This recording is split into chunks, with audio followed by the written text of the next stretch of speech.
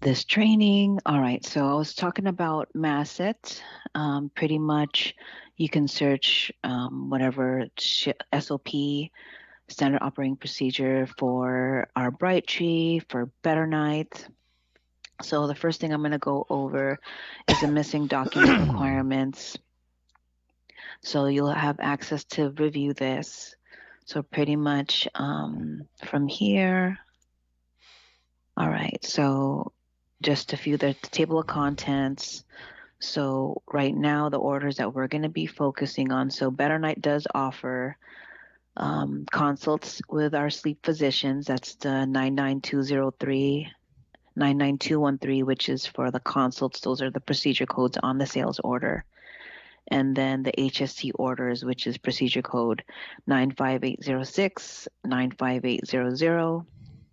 And then for the PAP setup orders for these procedure codes is E0601, E0470, E0471, and E0486. So again, this helps you find the qualifications or the document requirements for everything. So replacement PAP orders, machine evaluation, lost and stolen PAP, change in therapy, resupply orders, non-compliant restart, new insurance restart, and then we also do oxygen, which is you guys won't be working on these orders. This is for particularly when you're on call, you'll be processing those like live.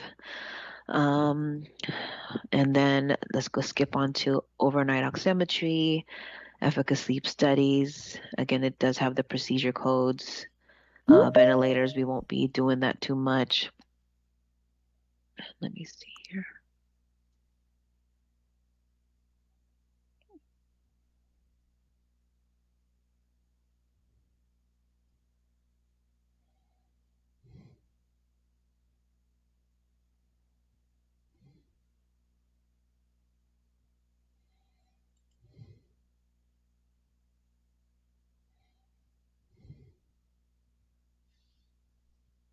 May was just able to join. I saw that she jumped in, and I'm not sure what happened to her.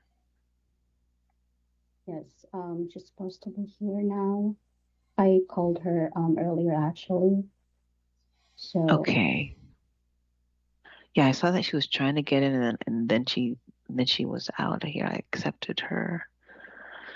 Sorry, guys. Okay, so again, this is the SOP, and then it has everything that the table of contents want to view.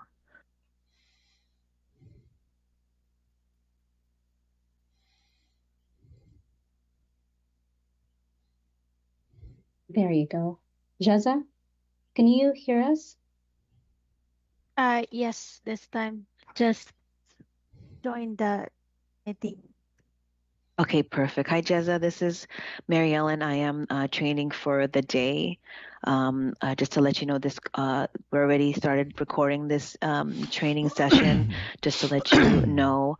But I did, when we first initially got on the call, I had everybody tell me what they did in Brightree and what type of company or therapy did you work on using Brightree. If you could just give like a quick, answer to that. Yeah, hi. Um, Actually, I don't have experience yet in Brightree. I just only um open it and training.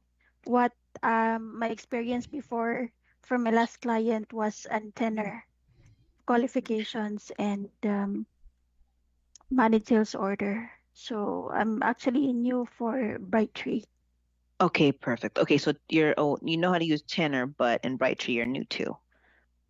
Yes. Okay, so but do you know how to enter or intake a patient and create a sales order? Yeah, we are on training with that. Okay, and then what type of company did you work at prior to and relating to like this type of company?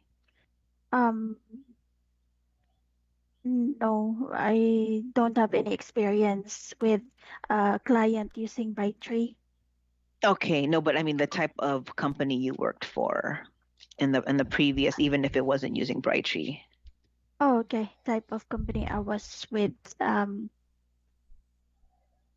it's DME also for, is it name of the company Yeah, or? no, like what type of like what the kind of assistance you did with patient care, Like I have some people that have experience with the CPAP or CPAP therapy or resupply.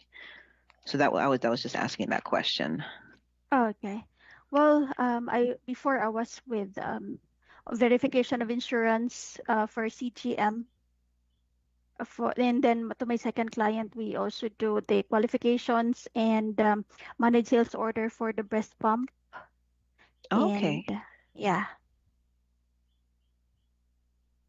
that's it.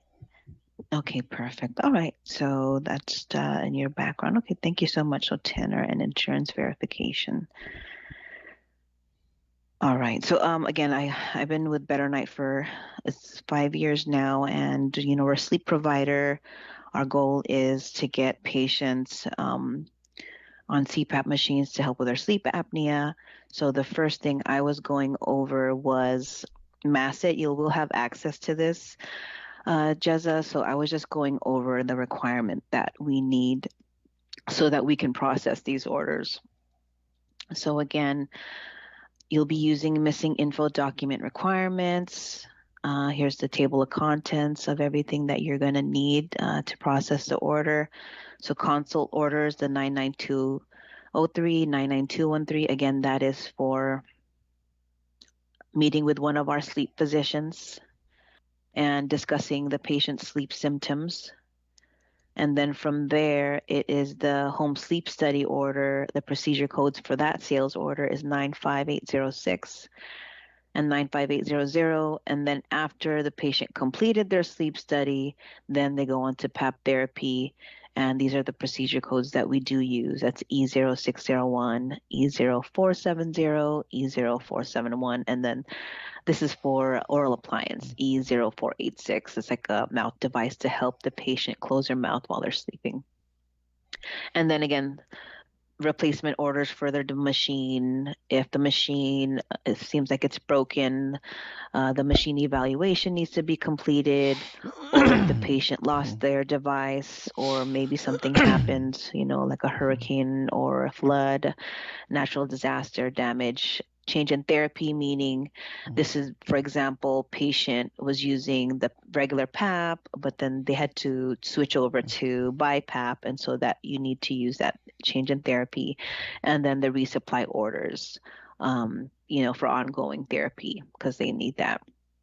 And again, we can go over that if more into detail, but right now we're focused on cleaning up our home sleep study orders. So I'm going to go to that slide. All right. Okay, so the medical payer policies for our top contracted providers are available in SharePoint. So it's just pretty much so that you can see what qualifications needed for every insurance provider that's out there. But again, we do have the standards that we follow. So the signature requirements, let's see here for requirements on orders. We do not need a date signed if there's an order date listed on the order. NPI is not a requirement for a written order as long as we have the NPI or the physician's name and signature, it will qualify. If the date of birth on the order does not match the actual date of birth of the patient, we should verify the date of birth with the patient, check whatever EMR system we have access to, and a note specifying where and or with whom the date of birth was verified should be placed in the patient's chart, and we are able to proceed with requesting an updated order. Again, if for more information to view, you'll use that physician electronic medical record signatures document to provide that for you guys. And right here, so first is, again, I was talking about the sleep study consults with one of our physicians. So pretty much to qualify for a consult, all we need is patient demographics, the name, date of birth, address, email address, phone number, and insurance if they are using insurance, because we do also offer cash pay. That note is if they are being referred to an OAT, which is an oral appliance, please assign it to the dental missing info team. All right, so what we're going to be going over today is the HST orders. That's the 95806, 95800. Right here it says we are unable to provide home sleep study orders for minors. So meaning minors are patients under 18. Some health plans require that the patients go into an in-lab, meaning they have to go to like the doctor's off or like the hospital to complete an in-lab sleep study. For cash pay, no insurance being used, the home sleep study order with the referring doctor's signature, signed and dated. And again, it needs to meet the signature requirements. And for SCMG, which is one of our local HMOs to San Diego, do you guys know what the difference is between an HMO and a PPO? Yes. Okay, perfect. So you guys know that information.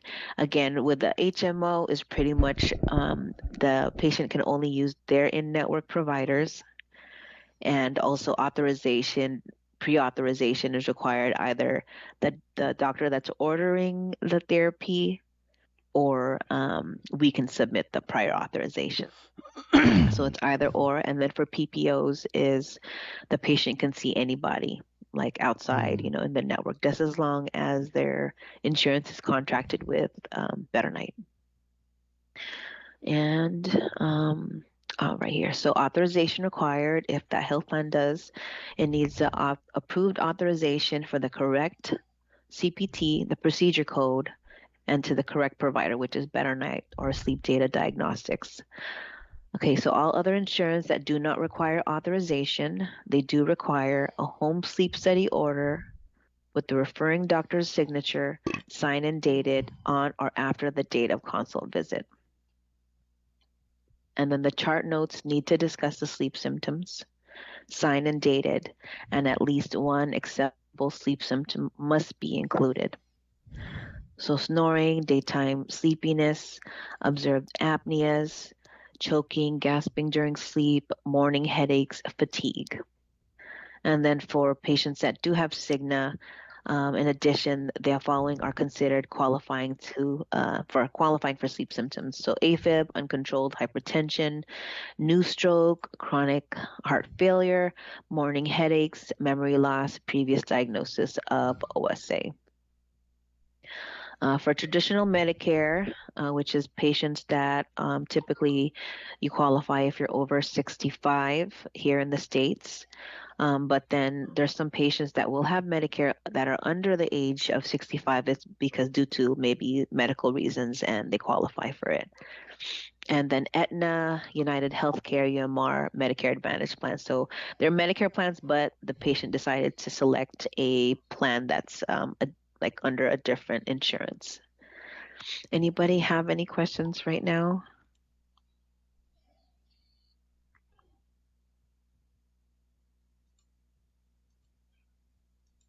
Regarding your example earlier about like verifying, let's say there's a discrepancy with date of birth, or if it's not on the system, are we just going to look at on EMR, or are we also going to do like outbound calls?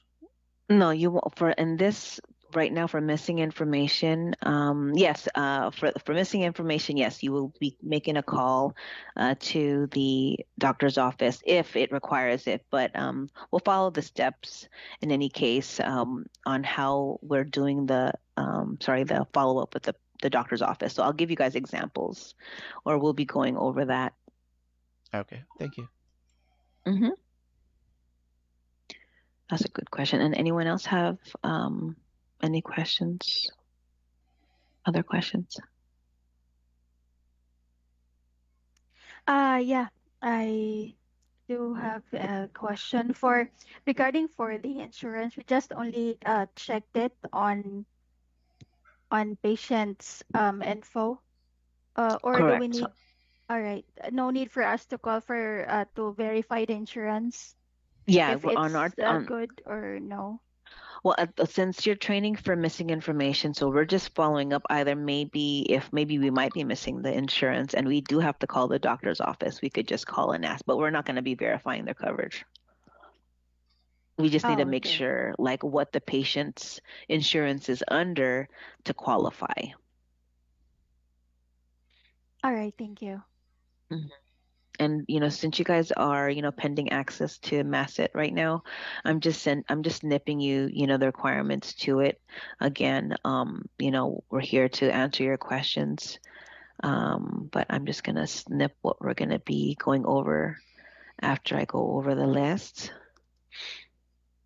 Okay, so I left off of the Cigna EviCore where the following are considered as qualifying sleep. So we'll go down to traditional Medicare. Again, we were going over that. The above PPO requires plus. Okay, so consult notes must be face-to-face or state telemedicine or have audio or video confirmation on the clinical notes. Again, these are for the plans that follow Medicare's guidelines.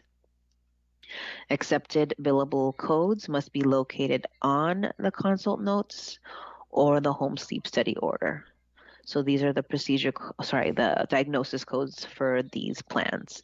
So G47.33, G47.30, G47.10, G47.13, and G47.14. So pretty much hypersomnia, that's excessive daytime sleepiness.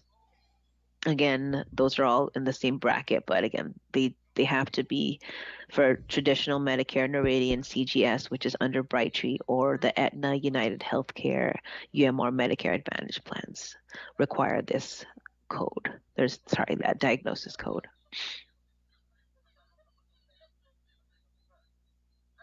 And then the other one was G47.19, other hypersomnia.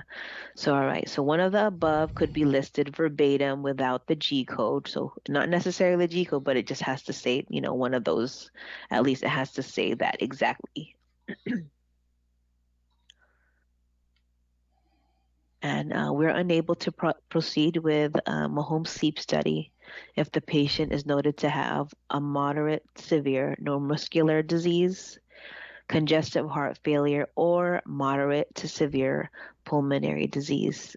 Congestive heart failure is an automatic disqualifier regardless of the severity. So this is when the patient has, pulmonary issues, and a home sleep study wouldn't work for the patient. They're going to need to complete an in-lab sleep study where they have like the tech watching the patient sleep versus at home where it's just you and you're just putting it on yourself. So again, we would notify the physician there. So it says fax notification to referring physician that the patient's being referred to for an in-lab study. And if we're unable to determine the severity of the notes, we're going to need to, make a note that we need to escalate that. And right there, so it's add clinical escalation needed to the sales order note. Set to Taj, and then the request will be reviewed. And if they come to the conclusion, the clinical review note will be left with the clinical recommendation, and the sales order will be sent back to the correct rep. So again, if you do come across any of those weird ones where it does have something in regards to pulmonary disease and you don't know the severity, that's when we'll follow up with the doctor's office. All right. Anyone have any questions after that? So far, so good here. Okay, perfect. All right, so we're going to get started. I know that I see Christina already started going over her list, and we have ours. So right here is the sales order numbers. They don't have it labeled. And then the date it was created. And it's showing what we're missing, I believe, or what we received. And then this is the therapy under the column G. So you guys would be working off of there. All right, so I'm going to get started. So you'd open up your Brightree.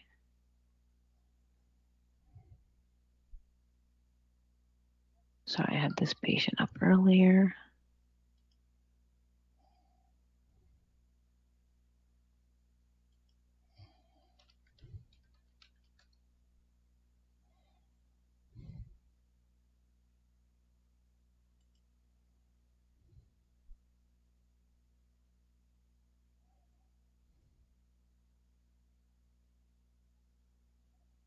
Sorry, yeah, that was my patient I was working on earlier. Okay. All right, so you can either, this is the Brightree on column N. So column N is, this is the sales order.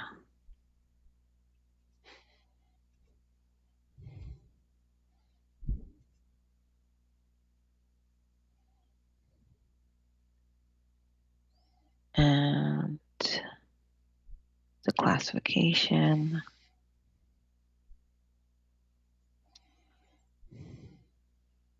And this is the patient's Brightree ID. So I'm just making a note there. Just in any case, if you guys are not sure, but that's pretty much, I pull up on the sales order so you know which one you're working on.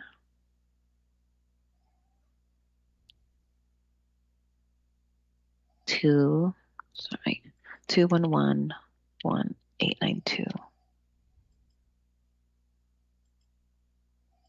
All right, so from here, order was created 121, classification diagnostic, WIP state currently missing information. It's been there 12 days in the WIP state. And it looks like Tinner created the order right there. All right, so from here, first thing I look at when I open up the patient, so you just click on the patient and I look at if there's multiple orders or if it's a duplicate. So I only see that order, but I'll check sales order just in case. Okay. So I go to the notes. I see that we just have a physician written order that came up. And it looks like it was whipped to missing information. So now we're going to qualify the patient. So first thing I do is, all right, so patient information here. And then I like to just check every tab, diagnosis code listed on there, doctors on there. So I'm going to go to the documents tab, qualifying for a diagnostic.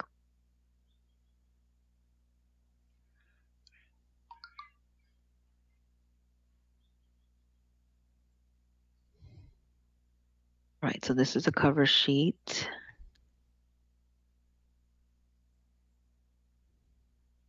It says to better night. And the doctor was, make sure it's the correct doctor. Sayana Shilpa was the doctor. And then I like to make sure, is it the correct phone number? 818-331-4386. And then the fax number is correct, 866-539-9507. It says, please evaluate for insomnia and snoring. So for me, I would check. So when I'm looking at this, it looks like this should have been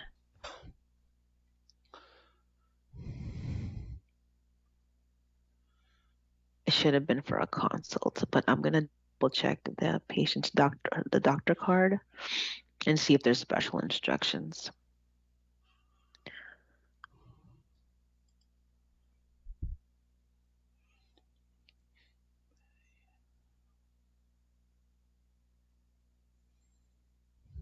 The sleep specialist, okay.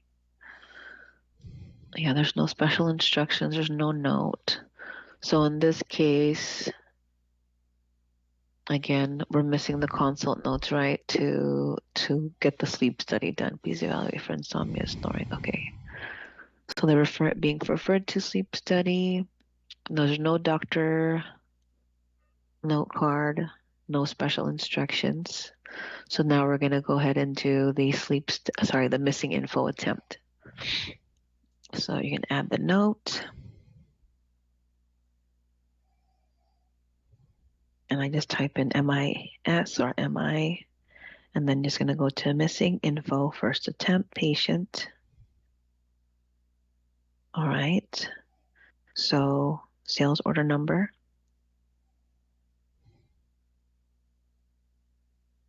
$2111892. And then we verify the fax number via the documents. And And it looks like it's gonna be, we're gonna be sending this through MyForms fax. And we're gonna pick the sleep study, and we verified, double check, I did see the insurance on the order. So that this is a PPO, Blue Shield of California. That's how I would qualify it for. So in this case, we do have the order signed and dated, right? Signed right there, and then the date 1/15/26. So we're going to go ahead and select the sleep study, and we need the consult notes.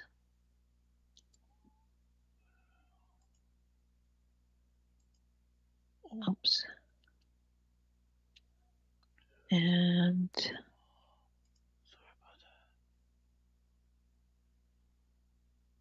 take that out.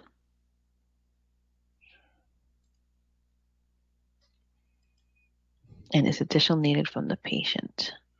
So we do not need additional info from the patient, right? Because we have everything we need from the patient. We have their insurance. There's no anything. So I'll put no here.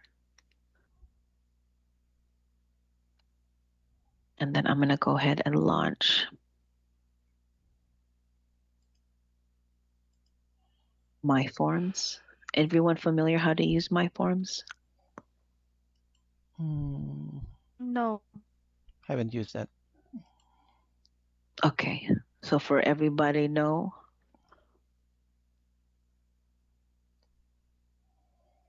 Okay. All right. So did you want me to go back? So from the sales order, I clicked MyForms, right? Launch MyForms. So right here, sales order is 2111892, and then the Brightree created that sales order. So the template we're going to select is Better Night, and then you're going to import the sales order.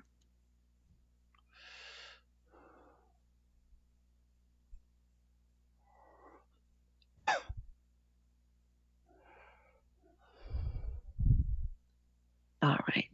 So from there, so it imported, that's the correct sales order.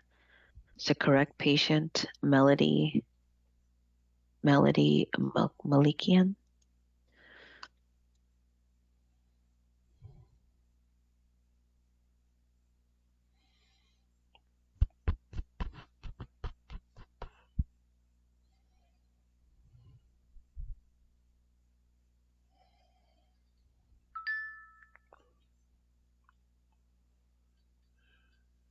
Okay, yes, we confirmed everything, right? So patient Melody Malikian. Yes. And date of birth is correct. That's 4/28/1983. And then we also, all of her information was added, looks like. Yeah, so we have her email, and then we have her contact info. So that's all correct. And then, so from here, from MyForms, is you're going to collect element. Light cleaning. And I'm going to type in missing info, or just missing, and it's going to go to, it's not going to be billing missing. We're going to select BN fax cover sheet missing information.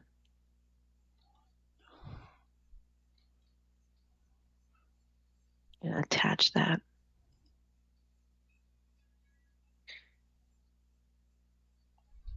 Oh, not sure. And then you guys see right there, it says you have 3 required fields, right? When you go ahead and go through, when you select the correct one. So I'm going to snip this, and then I'll show you what it looks like after when you've completed everything. Anybody have questions in regards to this?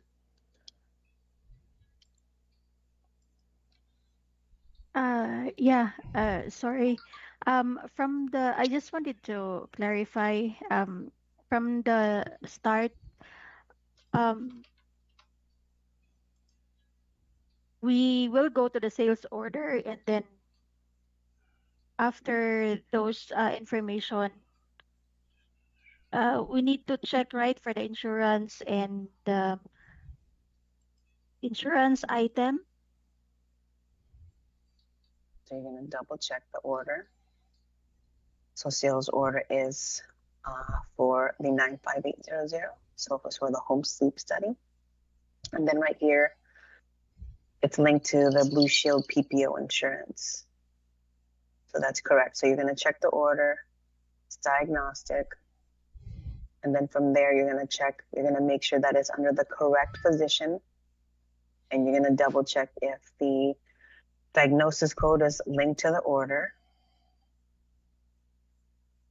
And then you're going to check the insurance if it was also included in the insurance. Because if it's not included and you click on the items tab, you'll see that there's nothing going to be, it's going to be blank if the insurance is not linked to the sales order. So it's really important that we get those items. So, because it's an easy view for us, right?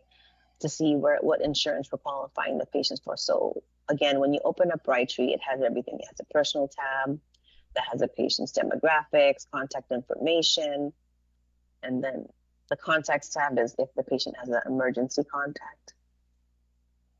And clinical, first thing that we do focus, make sure that we have the gender, ordering doctor is correct, and then the diagnosis code, and then from here is if the insurance needs to be added or updated, because sometimes we have a patient and it's a new year, right? It's 2026, and then their insurance policy changed and they got a new insurance card. We're going to need to go ahead and update this information here.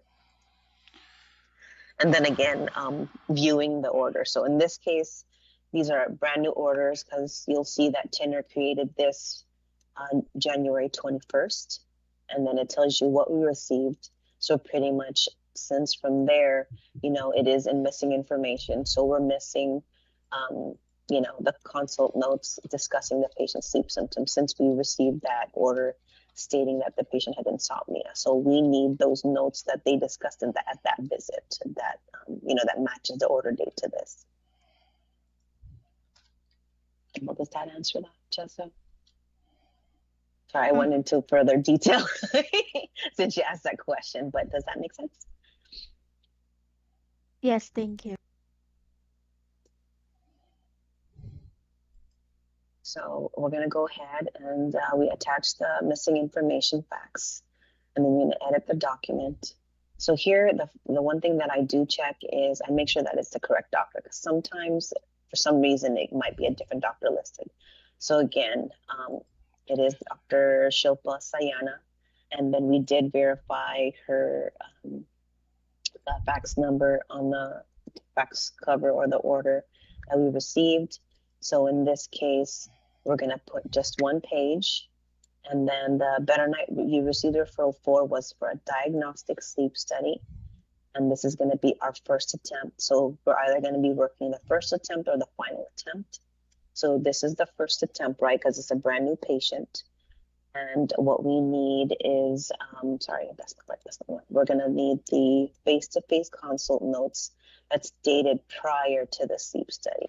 So you see that, for example, if we were asking for telemedicine, what we'd ask for is, all we need is if they did send over the order, maybe we'll get the insurance information. But for the most part, we're sending those consult orders to scheduling so that when the patient, calls in, they're like, oh, I want to use my insurance. So they removed that step from us, which is great. So, and then that's why we focus on the diagnostic home sleep studies. So from here is we're requesting the face-to-face clinic notes dated prior to the sleep study. So we're going to put NA because we don't have it yet. And again, if we did have like the PEP therapy order and we were trying to get the consult notes and we already received a sleep study, you're going to enter the date of the sleep study here. So this is for sleep study. Save and preview, everything looks good. So we can go ahead and send the fax. From there, you're going to go to recipient and verify that information is correct.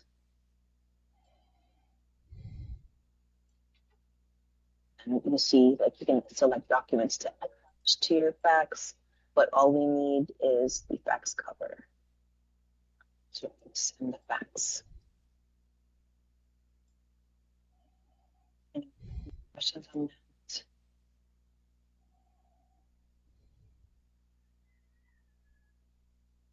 Copy of the fax confirmation.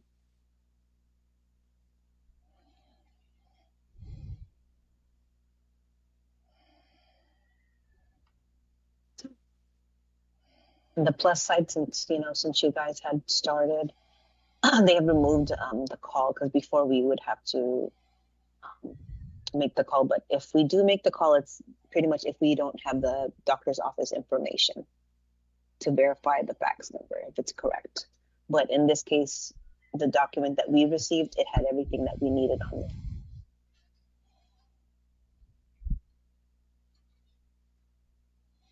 So let's this, because I sent you guys what it looked like before it, right? So now you see that the edit portion is gone.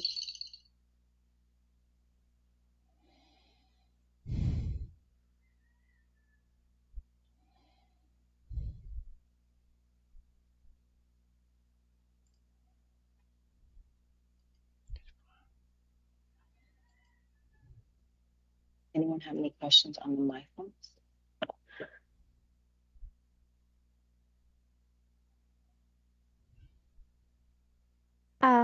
Yeah, sorry, I'm taking notes. So I just wanted to verify after to click the face-to-face study, what else need to check before we send the fax? Okay, so from before we faxes, all we had to do is, since we already had it selected, we were just sending it to fax. So I'll go back to, like, I'll give another example on the next order. But from here, it's already faxed over, right? I sent it over, I faxed the form, and it has that, the confirmation, and I went ahead and added that to our missing info note. So then the next step we're gonna go from there is, so we faxed it, I put it on the note, and then I'm gonna whip the sales order. We're gonna update it. So we're gonna whip it to manual missing final review. Again, we were qualifying for the sleep study. We requested the consult notes prior with the sleep symptoms. And then here's the sales order. You're gonna click edit.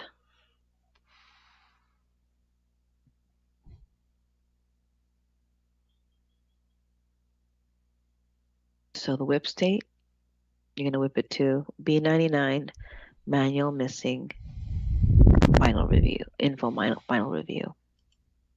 So you're gonna hit save.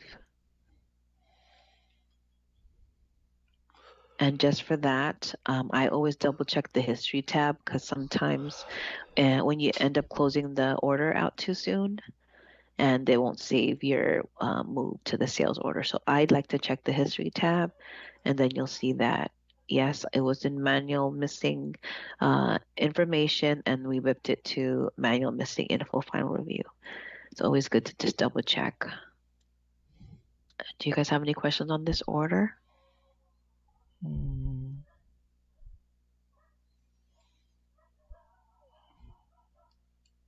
Everyone good? Everyone still awake? Do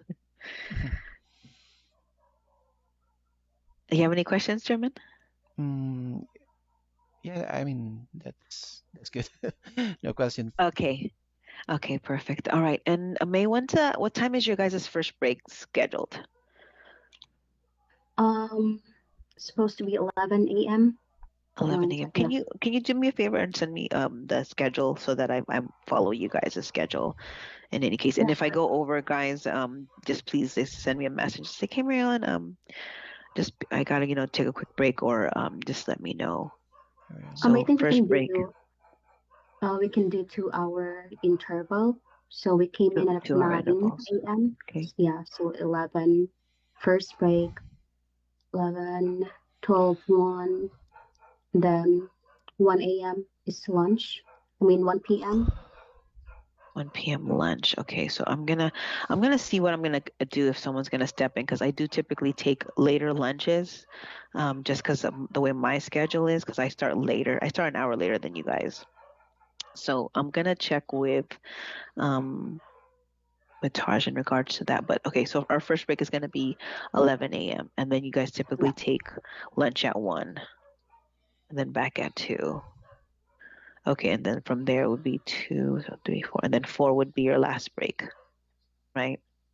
Right. Okay, so 1 to lunch. Thank you. Last break. Yeah, because I work until 6, so I'm one of the later person that's here. All right, so I think we can go over maybe a couple, maybe before we go to break. All right, so I went ahead. This one's done.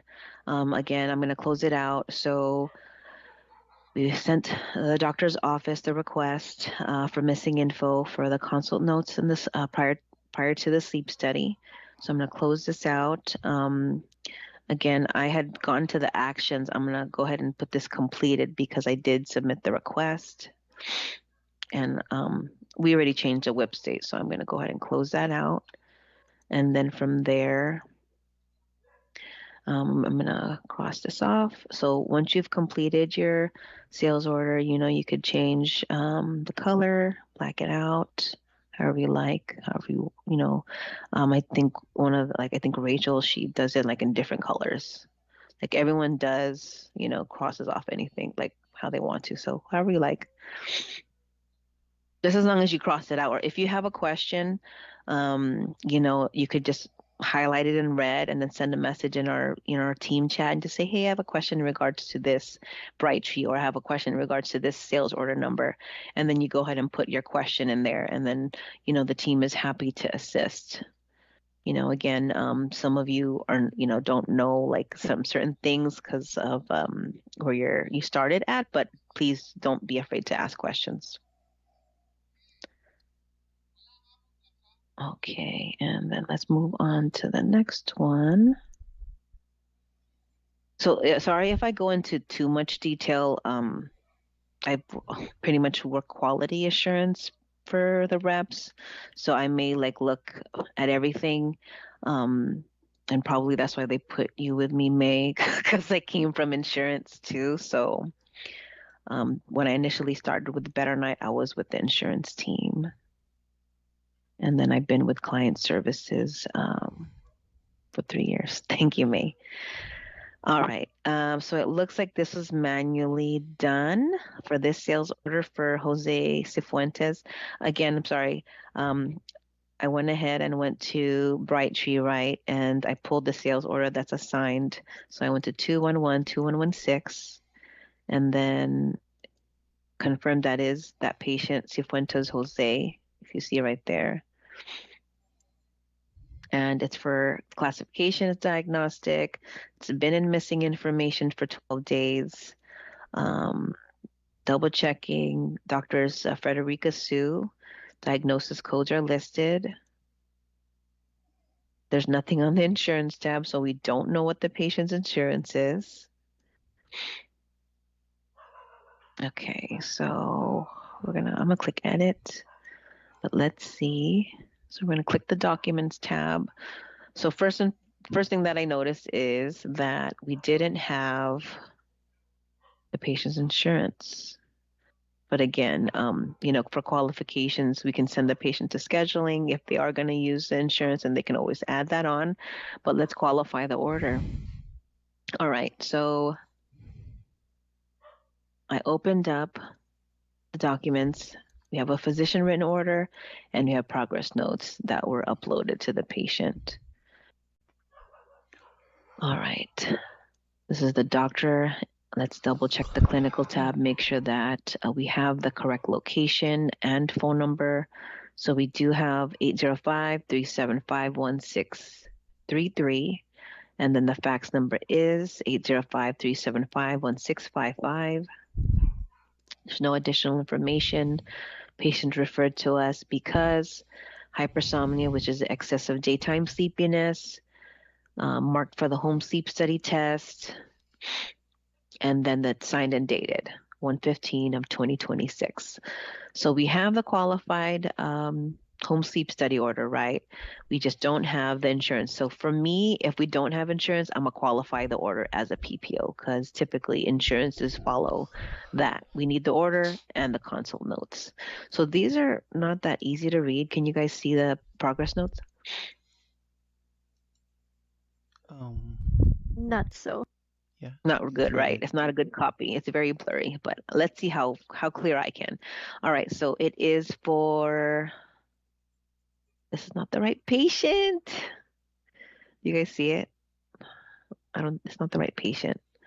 It says Vicky Shepard, date of birth 6/14/1949. Okay, so if you see someone else's documents in their chart, you're just gonna look up the patient and see. I want to make sure maybe they mixed the documents somehow, but it doesn't look like it. So we are missing the consult notes prior, right? But before I submit that request, I want to transfer these documents out of this patient's chart because it doesn't belong in here. So just to double check, that is it. I'm just triple checking. Yeah, okay, so what I'm gonna do is I'm gonna look up this patient. So I typically look by date of birth first just to make sure if maybe the patient was entered twice or so forth. So again, this was for Vicky Shepard, and date of birth was 9/14/1949.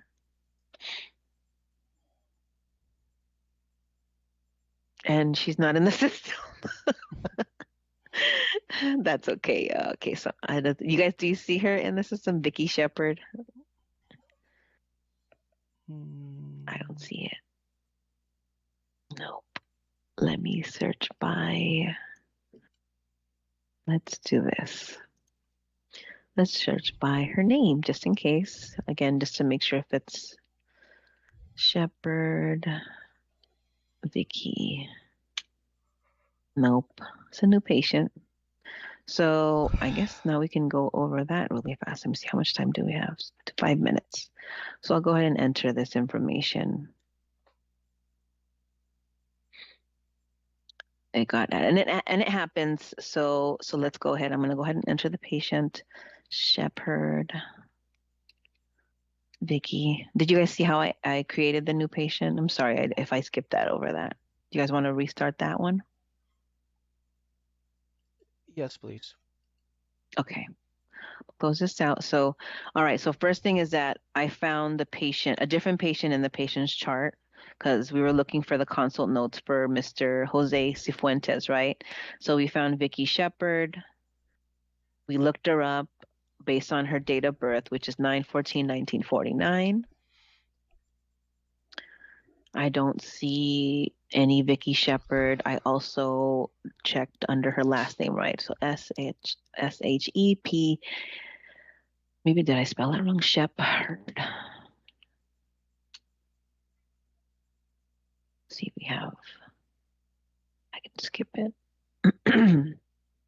So I searched her by just last name and I don't see her. Shepard. Yeah, no. So she's new. So from there, since patient's not in Brightree, hit new patient. SHE. Heard. Vicky. And date of birth is 9/14/1949. And then I'm gonna hit save. Yeah, it's like really blurry, like I don't see anything. Okay, so let's take a look if we can see what the notes for. But actually, let me transfer, sorry guys. So since I created her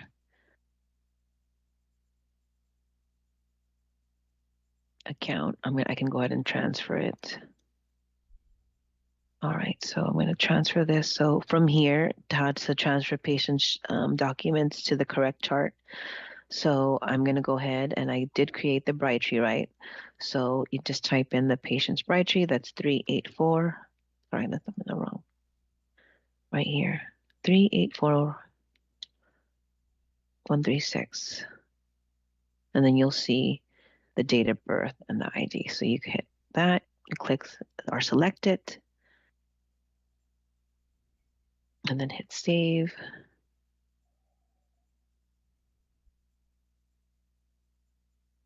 And then I'm just going to make a note here in the chart.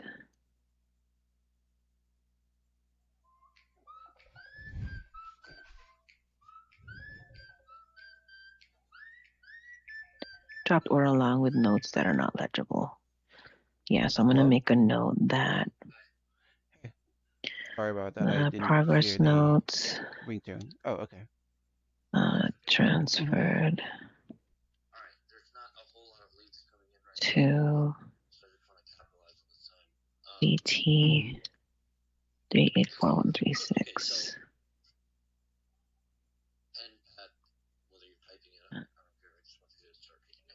Okay. Yeah. I just put progress notes. Okay.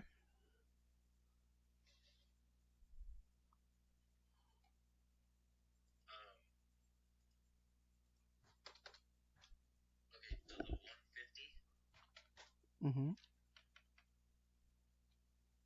I just put that. So progress notes for another patient were transferred to Brightsheet 384136. That makes sense. I'm just making a note that, so then, because there's history in the orders or in the documents also for every patient. So you want to make sure that you noted that there was progress notes, you did view it, and you send it to the correct chart.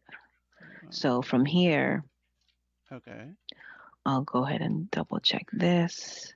So it's there.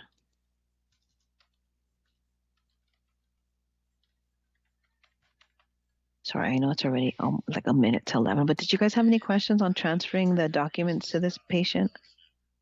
$100.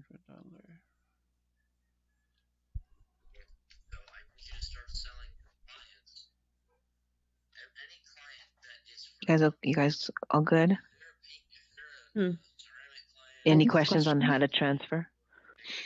Sorry, I didn't catch that. I just only check for. I just only have seen you make the notes, and then after that.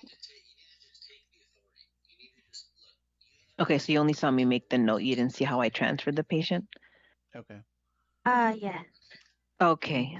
So well, in this case, since we found different progress notes for another patient in the patient Jose Cifuentes, I went ahead and created the chart for Miss Vicky Shepard. I'm guessing she is a woman, just based on her name. I'm sorry, I shouldn't do that, but in this case, for here is the progress notes were in this patient's chart, and then I went ahead and I just typed in the patient's Brightsheet that it should have went into. So for here, just an example, I'm not going to transfer it, but you just type in the patient's Brightsheet. 1.5 hours. Right here, 384136, and then you'll see from there you can transfer that to that patient's chart, and then you just hit save. For the full detail, but in this case, I already transferred it to the correct chart, the progress notes. So I created patient Vicky Shepard and transferred the documents that were uploaded in this patient's chart, and now it's under the correct one. So just to double check, you can see that her documents were transferred here, and then you can see who did it. 3 hours. Okay, 1.5. So I went ahead and uploaded these documents. So it'll show you that Brashana is the one that uploaded the patient in the other chart, and then I went ahead and I modified it and transferred it onto the correct chart that I created. Okay. Is that okay, Jezza? Or we can go into detail more later when we come across it. But does that make sense? That book for thank you. For perfect. Who is all right, so we'll continue on this one. I know it's your guys'. How long is your short break, May? 15 minutes. Okay, perfect. All right, great. So you guys, I'll see you guys in 15. Right. All right, can go on break now, guys. Thank you so much, Mary. Thank you, May.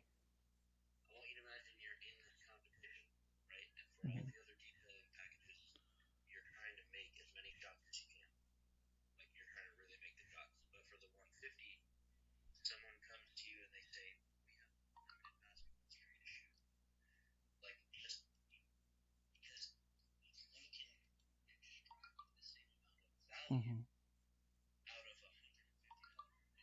Mm-hmm.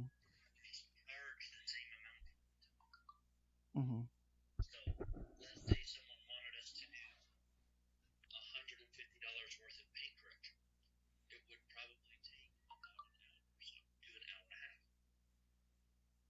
Right.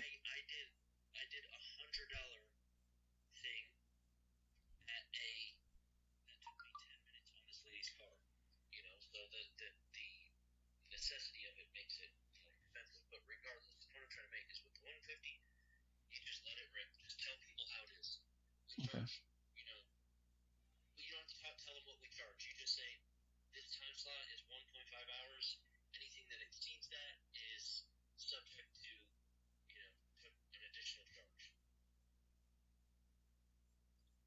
Okay. Got it. Yeah, that makes sense. I mean, it's much clearer on when you said that, when you explain it that way, hourly. Hmm.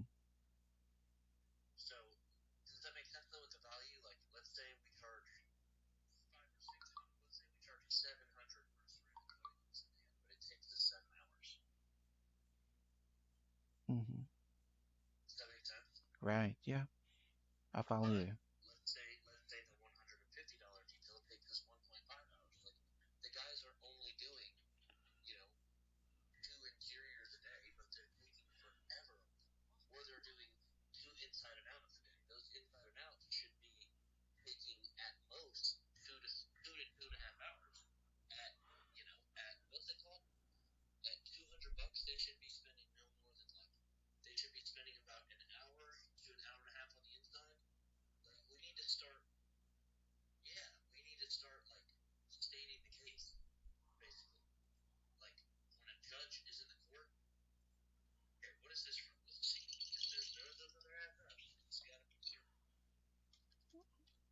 Hmm.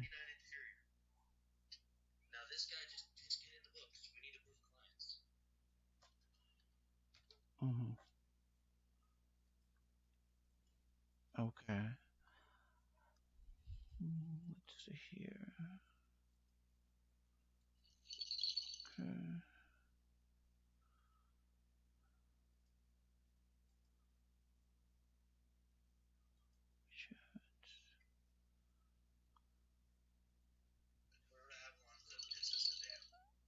Okay, this is for a 299. 199. Okay, 199. Okay.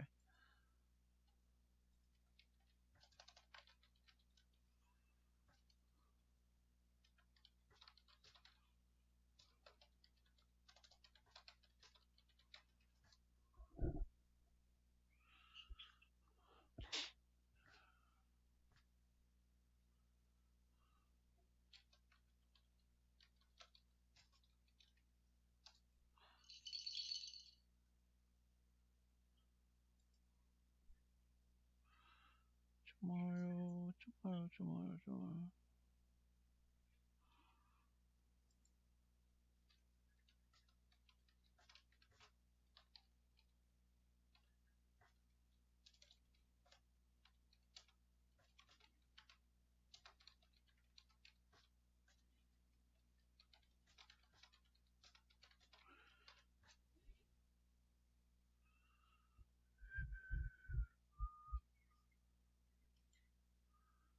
But I'd rather you know there's a reason why we do, to try to explain why we do it that way. Um, Mhm.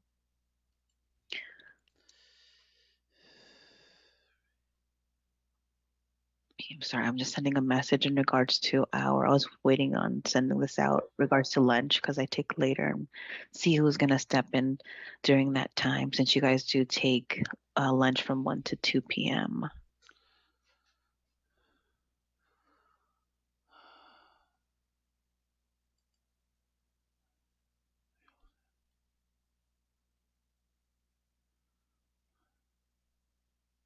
How familiar are you guys with the sleep apnea therapy, or do you know anyone that has sleep apnea or that uses a CPAP machine? Mm.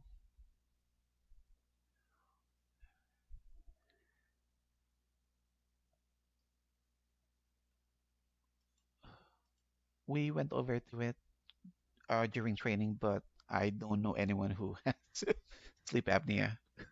Nobody personally. Yeah. What about anyone else?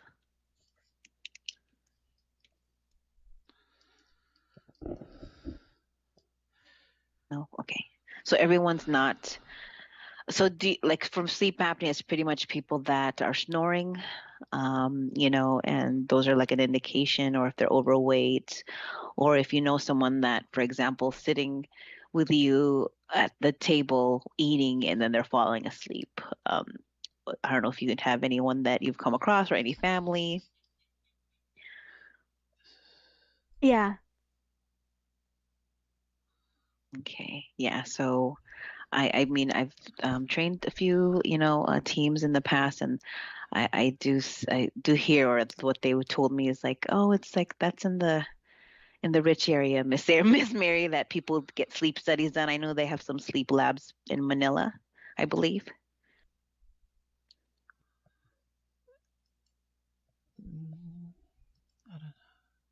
Yeah, they do have in Manila, and I know that they also have one in Cebu, specifically Cebu, Philippines, Okay, so in Cebu and Chonga. Manila. Yeah.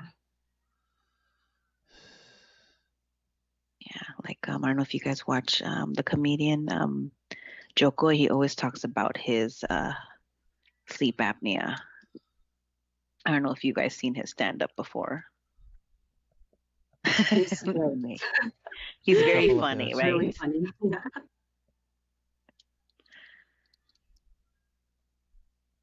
Yeah, so he talks about it a lot. And again, sleep apnea, the CPAP therapy helps you so that you're feeling well rested, for your day to day. And our goal is for our patients is helping them sleep so they can live like their best life, like versus you being exhausted all day long.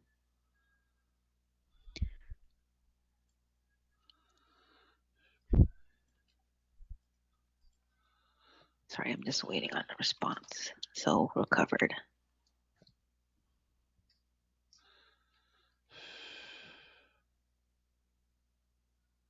Okay, so I sent that on and we can get back started. So I'm going to record again, screen record, so that you guys have,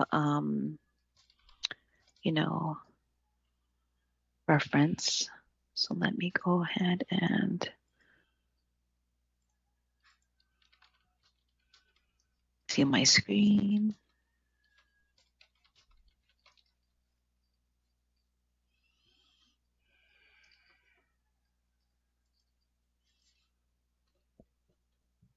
Okay, perfect. All right. So typically, Brightree does time out after 10 minutes, I believe. So it'll kick you out. So just log back in. All right. So we were working on that last patient that had another patient's documents in there. So what I'm going to do is let's go ahead and send the missing information for Jose Cifuentes, and then we'll work on the other one. Okay. All right, so let's go ahead. So Brashana is the Put one that this over uploaded here. the order. Again, just to start from the beginning, we did pull this order from the spreadsheet. It's for diagnostic classification. Again, we're missing information. We didn't have. Two. We're verifying. Is it for? We verified all the information. The or doctor, right? It's Frederica Sue, and then we did verify yes, it we is can the do correct SMS, but fax number it and the will, phone number. the limit But the only 100 thing is minutes we per don't day have will be insurance. But exhausted, again, and we will not we be can able to proceed send with any more requesting the documentation SMS. from here. So again, we are missing the same thing like earlier. We're missing the consult notes, right? Oh For no, that. I've actually So just again, find if you refer try back to to find ways your on how to do that, missing or but your you need to medical do it one by documentation that one. we need,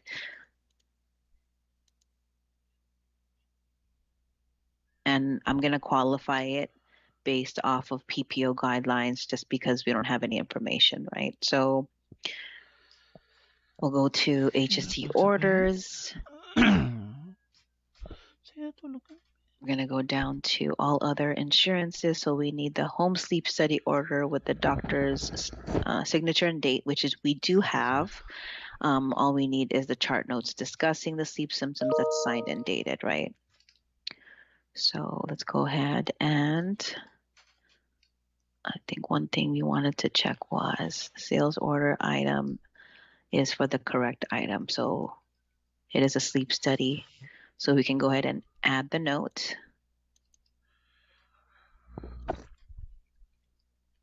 And we're going to go to missing info, first attempt. So I'll give you an example, screenshot this.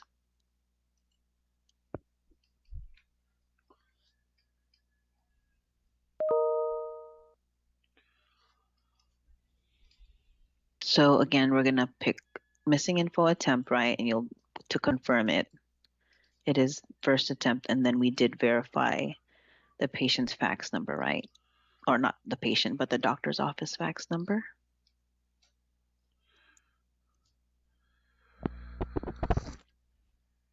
Okay. So enter the sales order 211-2116. And we did verify this information, so we're going to cross that out.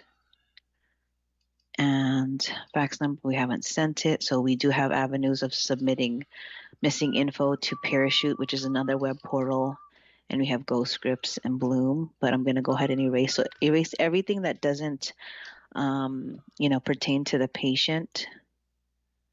And then again, do we need additional information from the patient? We do. We actually need the patient's information, but again, right now for the insurance, that's being sent on to scheduling when we don't have it. So I'm going to go ahead and erase, and I'm just going to leave the consult notes.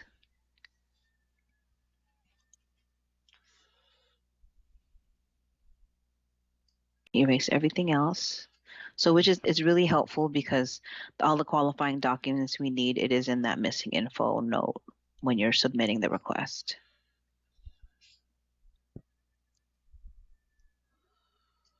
All right, so from here, since we're going to go ahead and submit the missing info attempt, you're going to click My Forms.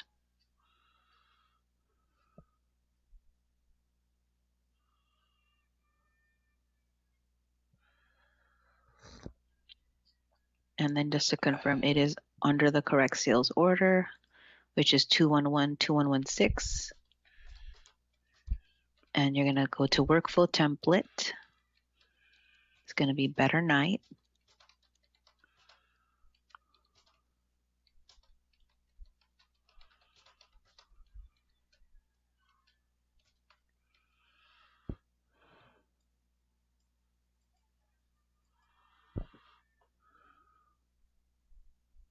And you're going to import the sales order.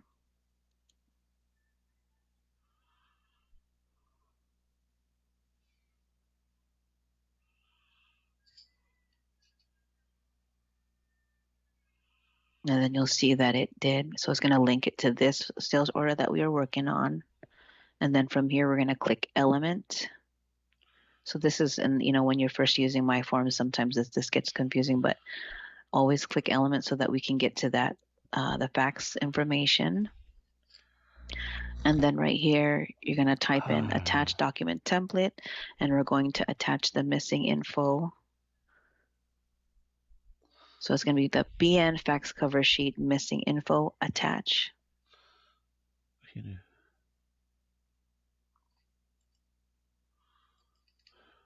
going to click edit.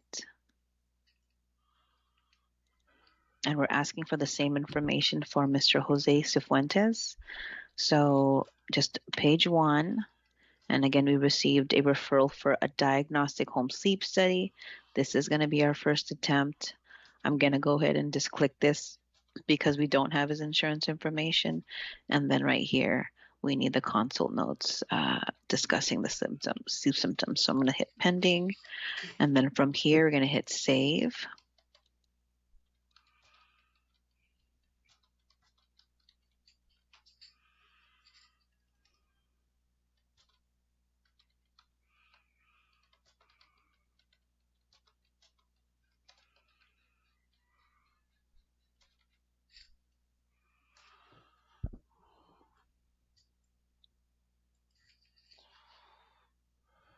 So you complete the form, and then you're gonna hit send fax, and you're gonna select the recipient. Make sure that it's going to the right doctor. Scroll down. And then if you're attaching other documents, it would be above the select documents. But the only thing that we're faxing is the document to be faxed, which is the missing info sheet, right? So we're ready to go since we already entered the patient or the doctor's information where it's going to. And then you can hit send fax. And then you're gonna highlight that. And you'll go ahead and add it to the patient's note.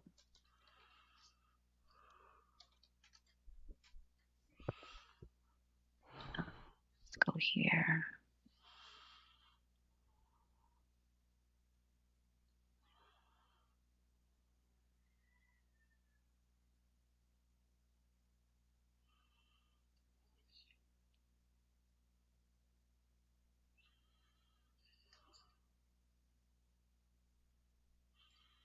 So we need to whip the sales order, right? To manual missing final review. Me? Gamit mo yung phone? May check na ako, may mabilis. Yung And then kaya, hit diba? save. Love you. Did I whip it to the right place? Yes, I did. But okay, just to double check, I hit save right and I whipped it. It moved the date needed. Hindi, may And then nakaano always ako eh. double check the Sige, history tignan mo. tab. It did get moved. You see today's date and then the timestamp, so that one's good. I'm gonna go ahead and cross this one off the missing info list. But I do want to check the patient's Better Night. Are you guys familiar that we do also have the Better Night portal that we have for our patients? Did they go over that in your overview? No. No? Okay. All right, so I'm gonna go ahead. I was just double checking it, so no, we don't need additional information. And we already faxed it over. And I whipped the sales order. Any questions on Jose Cifuentes?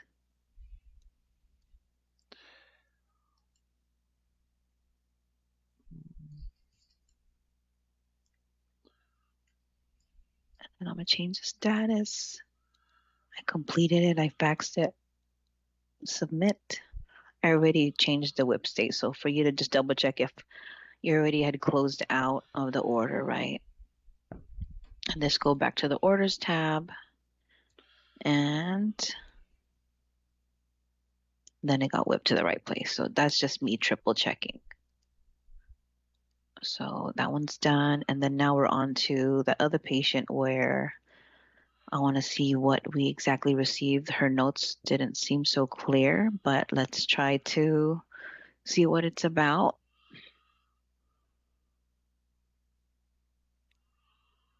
And if you guys see something that I don't see, please let me know.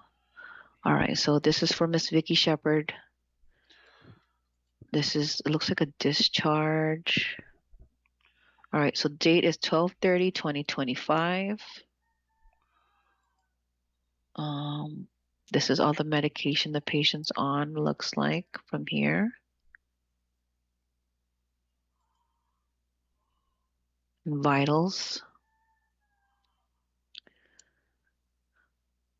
Okay, so patient was discharged to a skilled nursing facility. And I'm gonna look for anything sleep related. I just see foot right here. That's nothing sleep. Let's see. Foot. Okay, neuropathy. Foot fracture.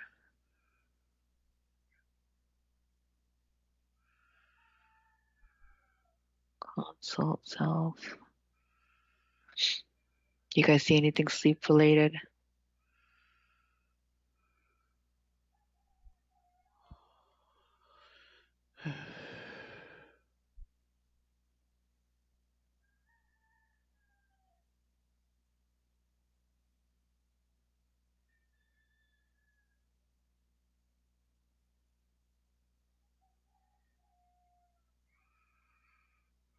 I don't see anything.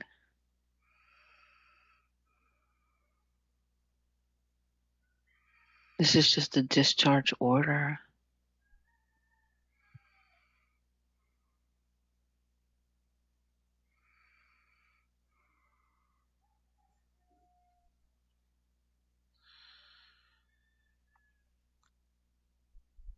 Okay, so let's see here. 805. So I'm going to do another step just because I don't know where this came from. Let me see if there's additional documents. So I'm going to go in Tenor and see if this patient's in there just because of intake. It goes into Tenor first. So, I mean, this is a great example because you will maybe come across something like this. So I'm going to type in the patient's name here, Shepherd, Vicky.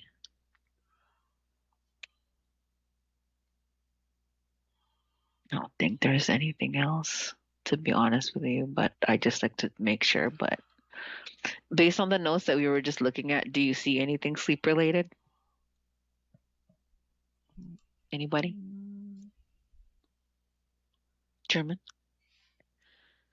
Are you referring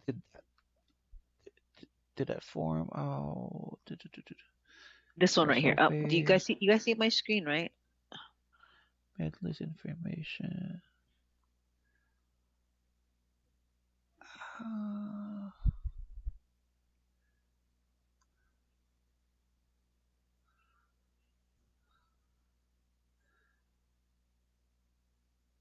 can't read it clearly, so I cannot. It's okay. Yeah, no, it's honestly, I don't see anything on here. So, and then I don't see anything sleep related. Am I gonna assume that patient is supposed to be for a consultation, maybe? Again, I don't have any other information on this patient. I feel like they just faxed this information. So I'm kind of at a loss, like, how are we supposed to proceed with this order? But I'm going to go ahead and update it to female. And you know what I'm going to do is I'm going to see if I can look up this doctor. That's what I was going to do. I was going to look up the fax number since I couldn't find. So for this issue, I couldn't find whatchamacallit, the patient's, how do you say this? The patient's information in regards to sleep relation. So I'm going to go ahead and look up the patient or the doctor's office.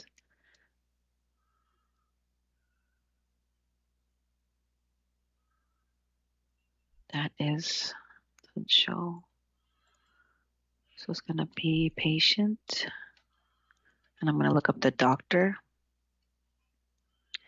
And I'm going to look based on the fax number we received, only just because it's kind of really hard to decipher what the order's for, right? 805, that's a phone number. Do we have the fax? We don't. Fax number.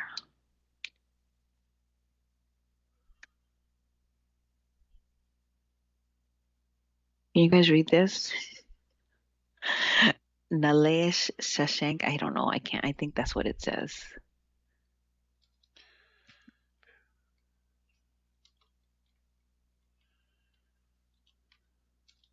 I don't see it. This one right here.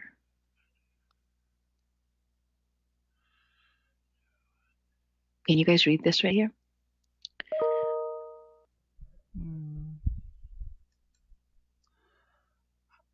Stephen Coe. Does it look like a Coe? K-O-E? I think it is. Go. I think it is. I think it's it might be KO. Stephen Coe. Right? I think it is. Yeah, 805 375 1611. Thank you guys. I just want to make sure if we have the doctor in our system. There he is. Okay, so I'm going to open him up and see.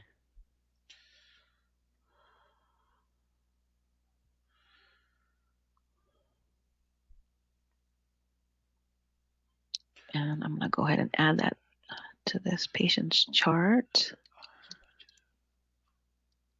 Co-Steven.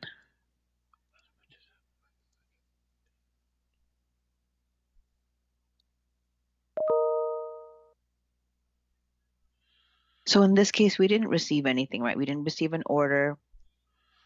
We didn't receive, how do you say this? We didn't receive anything else besides that. So what I'm looking at this, I believe this is for the consult, because right, for patient consult, all we need is the patient's demographics, but we don't even have that information either. And then that's the problem. Okay, so what I'm going to do is I'm going to call the doctor's office in this case. And I know typically we're not supposed to for the first attempt because we're supposed to have everything right. But in this case, they only sent us consult notes, and it doesn't say anything. It doesn't tell me if it's for setup or if it's for a consult. I would assume it's a consult, but again, I don't want to think that. Maybe they just forgot to just attach the documents. So what I'm going to do is I'm going to call the doctor's office and let me know if you guys can just thumbs up and if you guys can hear the call when I start calling. So doctor's phone number is 611. Thank you for calling Dr. Sue and Dr. Co office. If this is emergency, please hang up and dial 911. For Dr. Sue, please press 1. For Dr. Co, please press 2. You guys can hear?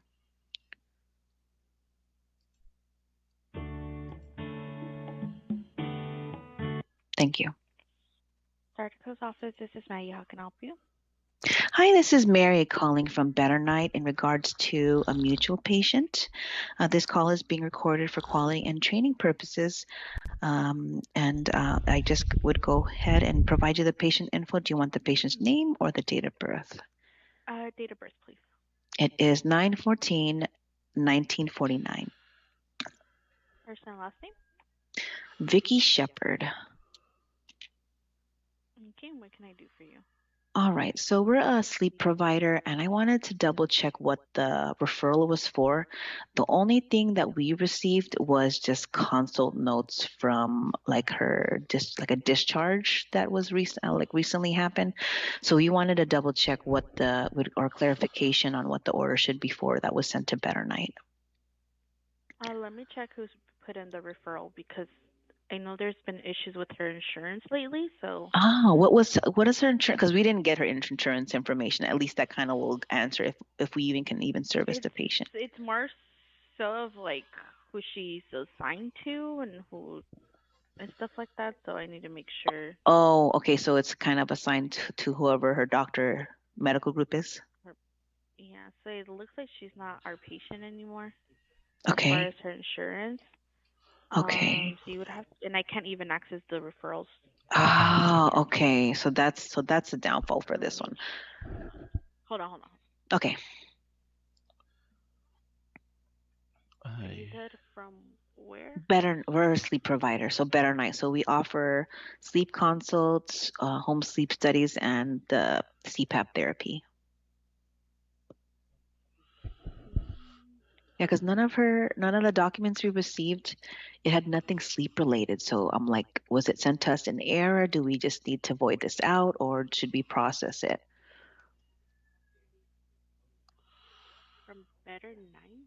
Yeah, it came from your guys' office. It was forwarded, her medical records or just her discharge. Looks like it was from last month, or sorry, December. It was from December, so we're just trying to get clarification on the order.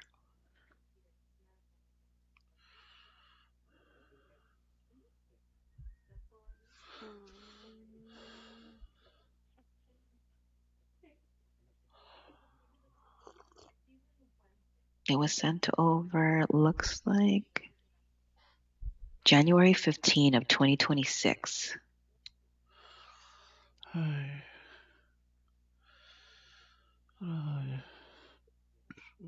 And so I feel like what happened is I see a referral for her. But it's for Dynamic Home Care, Home Health. Dynamic Home Care. Maybe it was sent to us in error, maybe? dynamic home care, because that's the only referral, right? And that's what type of from that date. from that date. Yeah, because this was faxed over on the 15th, and dynamic home care. Okay. Let me hold on. Check my fax long. Lemon Oaks. So maybe she just needed home care. That's probably all she needed, because it's since she's recently or she discharged, and they were needing just home care only, and it was sent to us. Because again, we're just sleep related. Yeah, I don't see anything that has to do with sleep related stuff, but let me put you on a brief hold. Hold on. Thank you.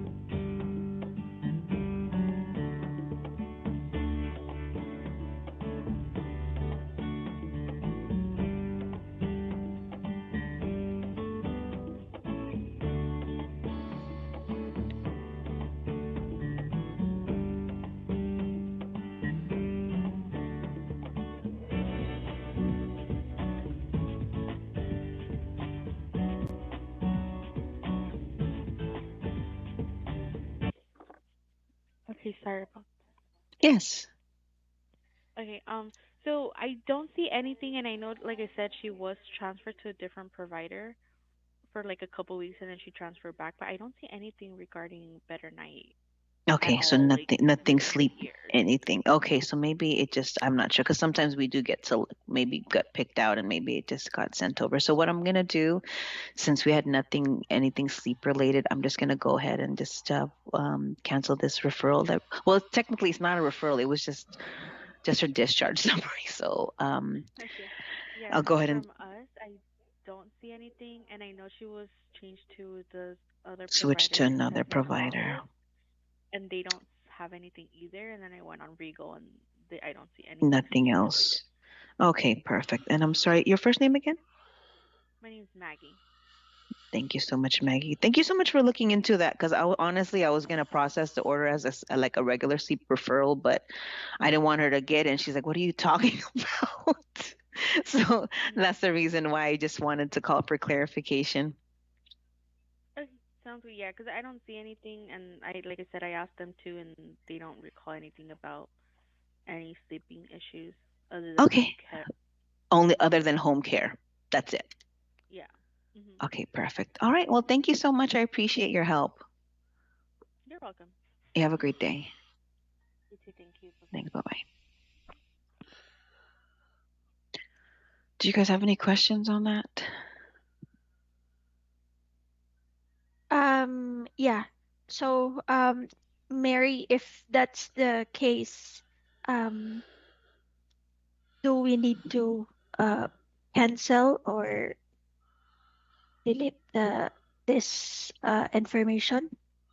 Yeah, what I'm gonna do is I'm gonna update the note. I'm gonna actually deactivate it. But I'm just gonna make a note here that which patient, because we found the patient's documents in another. So what possibly could have would have happened, that the patient's these documents were attached to another referral that was sent over to us.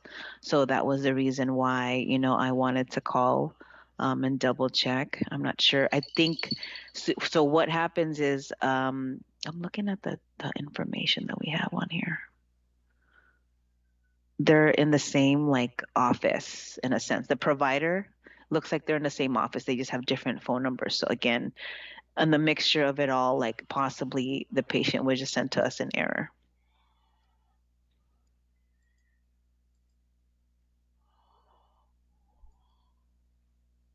And I'm going to document it.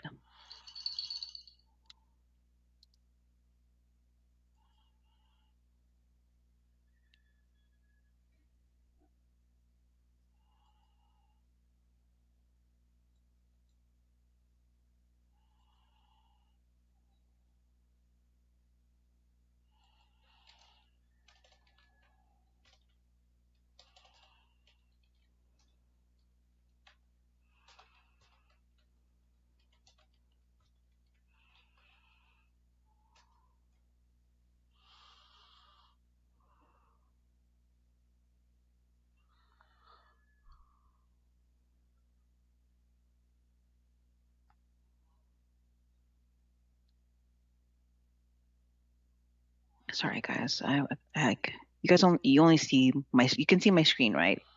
Just the Brightree only. Yep. Yes. Okay. Okay, perfect. So I'm going to make a note here in the other chart that we had. So in any case, since I was attempting the missing info, the reason why is because I had called, right? And to double check, but since it's not a missing info, and I'm going to go ahead and just make a note. So I'm actually going to change it to, I'm not going to deactivate it. I'm just going to change it to miscellaneous. Which a miscellaneous one. Sorry, it's right here. Miss patient note. And I'm just going to put, let's see here, outgoing call. Since I did make an outgoing call, right? And then found patient's document, or yeah, documents in another Brightree, which is, and I'll mark that where I found it, 382, 389. I spoke with Maggie at MD office. She advised to please disregard as the patient was not referred for sleep consult, or yeah, sleep consult.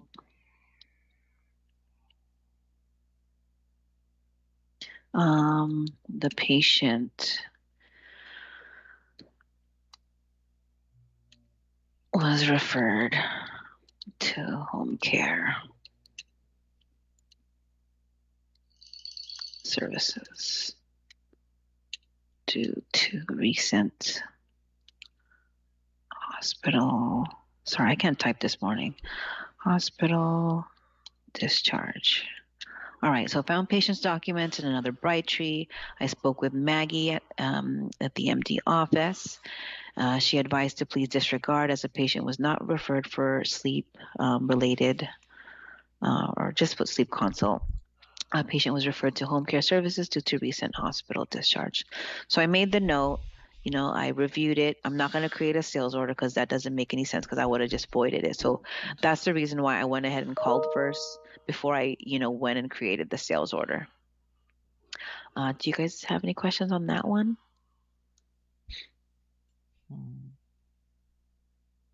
So I know yeah. that was a lot for that one. I wasn't expecting that. But just have a clarification regarding for that one. Well, every time, if that's the case, that we cannot verify the information of the patients on the doctor's office, we will just only put it in Make a note. miscellaneous, right? And then make a Yeah, note. just put All right. correct. So just go ahead and make a miscellaneous note. You can even put chart review, but in this case, since I called the doctor's office, and then I confirmed, sometimes I always do this just in case, because what if, for example, in the future, maybe the patient did call and says, hey, you guys, I should have been referred, but whoever gets the call, they can confirm that, oh, we spoke with Maggie at your doctor's office and she noted that to disregard, so it's not on us because we did call and we confirmed and we spoke with somebody. Okay, and then May, I did get an update from Taj.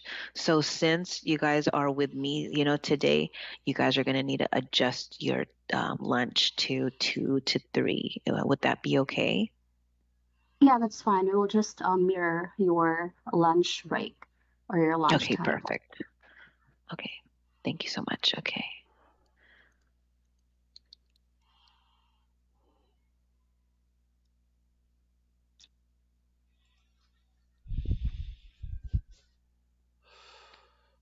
All right, so we got that clarification. So yeah, I'm got that one done, and Mr. Cifuentes is done.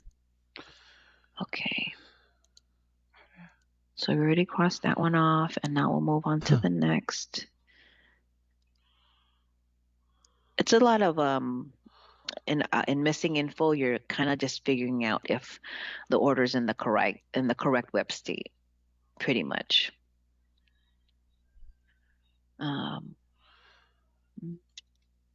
If I may ask, how many So how many patients do you do in a day? Like the average target that you should target complete? for missing information, target is 58 for missing information. Wow, that's a lot. Yeah, it's pretty well. Honestly, I will tell you this. Before they required calling every patient or every missing info attempt. That first attempt, they required a call. So they've adjusted it now, which it makes sense because a lot of times is we're working on the missing information and we submitted so many requests and nothing's going on. So now we're putting it on the doctor's office to make sure that they send us the correct information. So that's why we're here. We're just double checking if what was the referral for, and if we should be processing it. But I'm looking at this order. So let me see. So I'm looking at the order here. Sorry. So I opened this order, right? So it was classifications diagnostic. It says that right here, Tinner noted. We're missing the consult notes with the signature for home sleep study. But then I'm looking at the order. I see that the insurance team already verified the coverage. So that's when I go into it. I'm going into the patient's chart. And it looks like Defici, she qualified the order. So right there it says sleep symptoms were mentioned. Order was for HST.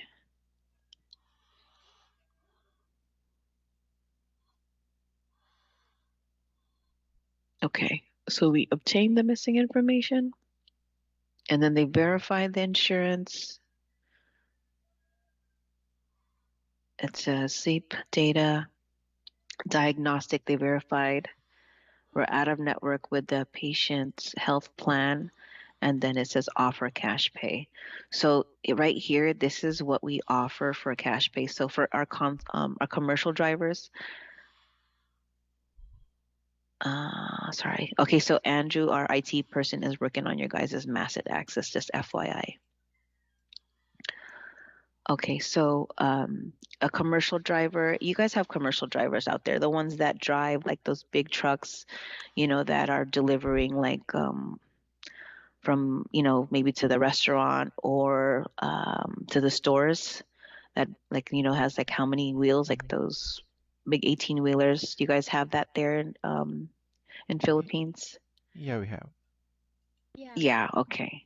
Okay, perfect. So for example, for the States, it's a commercial driver. So if a patient was a commercial driver and they drove one of those vehicles, they get a discount.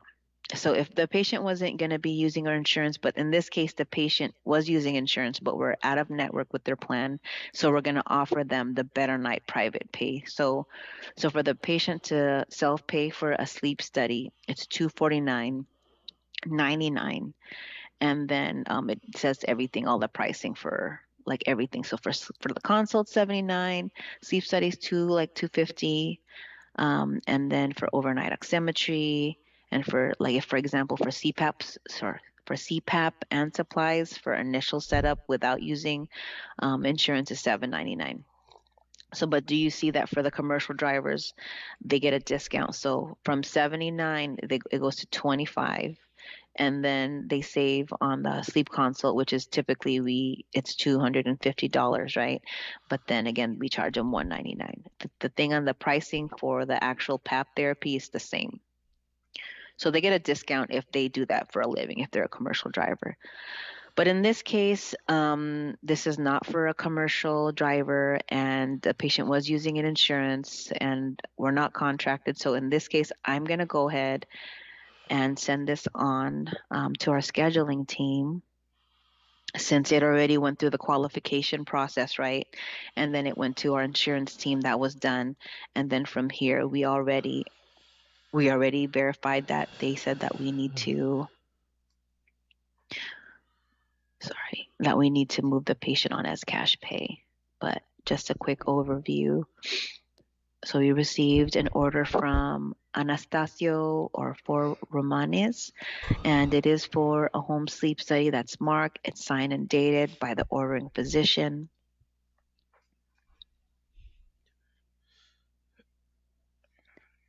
And I'm going over it just because, for missing information's sake, it came back to us.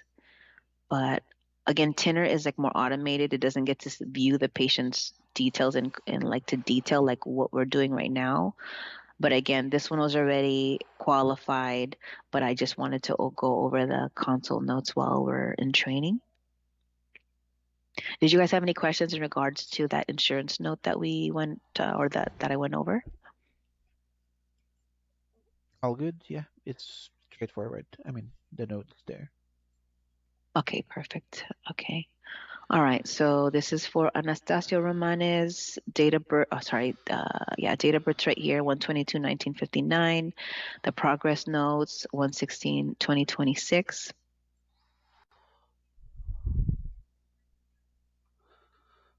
And then just to scroll over, this is all the medication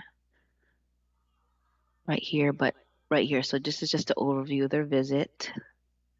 I was just trying to check if there's anything sleep related. But again, patient is going to be, so typically what we're going to look for is, right, anything that's sleep related. But since the patient is cash pay, I'm not going to ask for that, right? Because it's cash pay. We're not even able to use insurance. So I'm going to move the patient on. And I'm just going to make a note here. Did they verify it again? I'm sorry. Let me see here.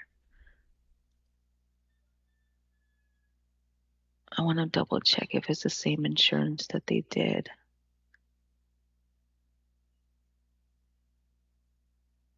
T2G 943 3117674. So I'm going to go off this one because, oh, no, wait, hold on one second. I'm sorry. I'm all looking at the date. I thought it was 2026 there. It's not.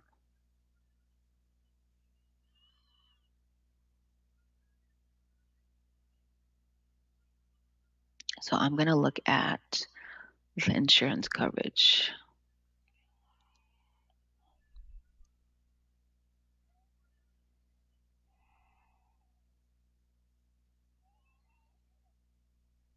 It's an HMO.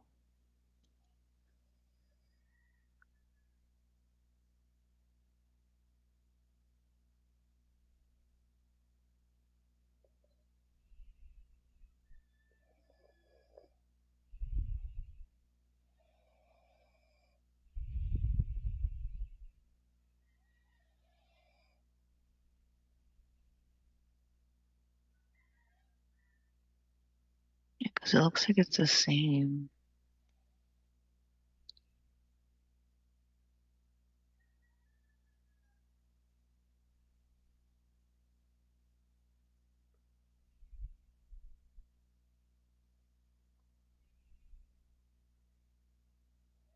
But she did mark that we could proceed. Authorization is required. Okay, so that's why. Okay, so I'm sorry for the confusion, but in this case, the reason why I was looking at that was because previously we are going to offer her cash pay, and then that got voided out. And then it looks like she might have changed her plan, and now they're submitting the request again. but we are missing the consult notes, right? Because it doesn't say anything sleep related on there. Yeah, I didn't see it. And a quick way to do it, sometimes I just do this. Sleep apnea unspecified.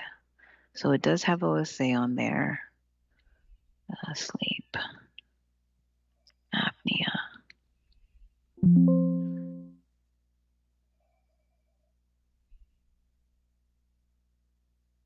Okay.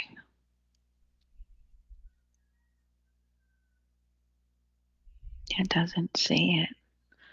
Okay.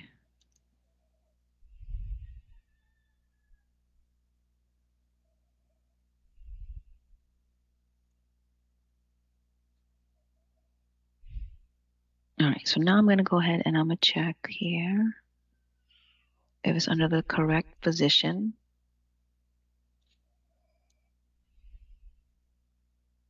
That looks like it's not the correct. It is. Yes, it is. Okay, so let's look at the contact information for 469-294-1402. Yes, it is correct. So it's under the correct one.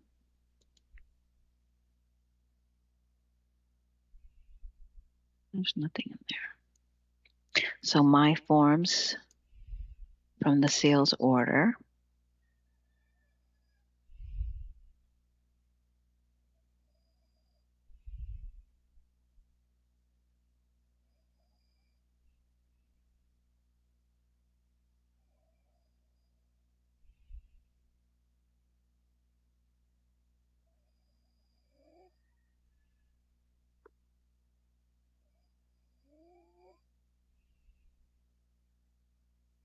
So import as a new workflow.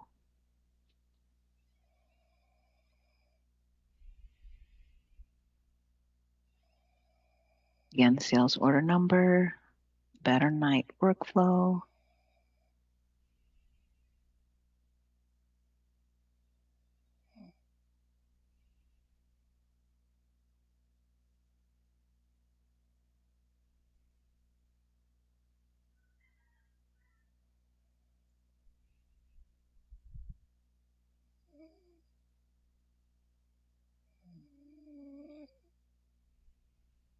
And then I did verify the fax number in the documents.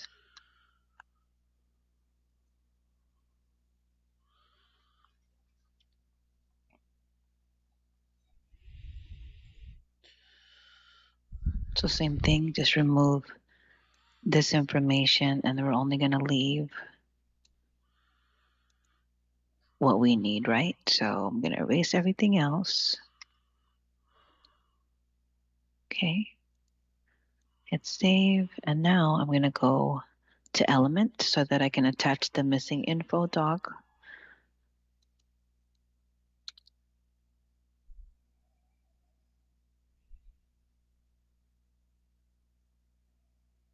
So it's going to be that second one.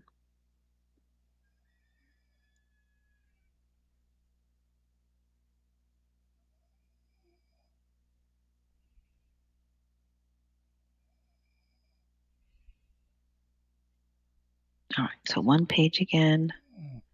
Diagnostic sleep study. First attempt. And then you can see pending. And then right here, double check everything.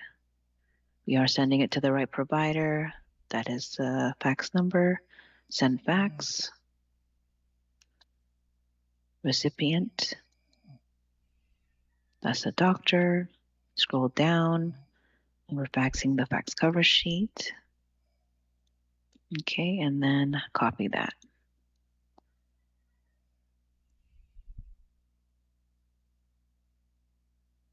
All right, so can you guys kind of get the gist of what we're doing? We're just double checking if we have the qualifying documents, and then moving it on either to sending the missing info request or moving the patient forward.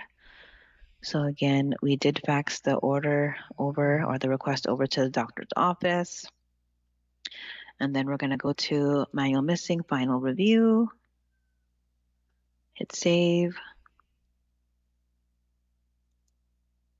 Double check. Yes, it was sent to the right place. Okay, do you guys have any questions on that one?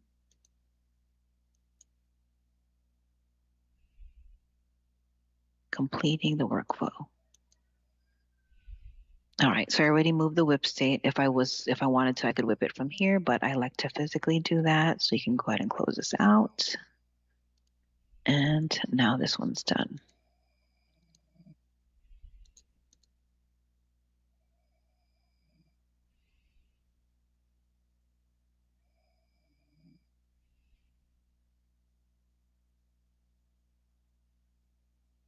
You guys okay?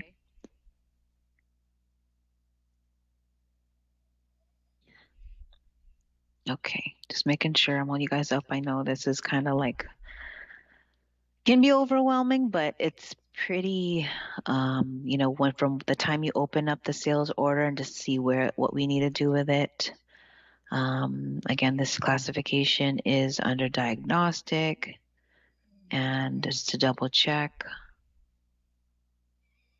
Dr. Holbrook, diagnosis is listed. Insurance is United Healthcare Commercial. And the items on the sales order is, looks like it's for a home sleep study. Open up the patient's chart.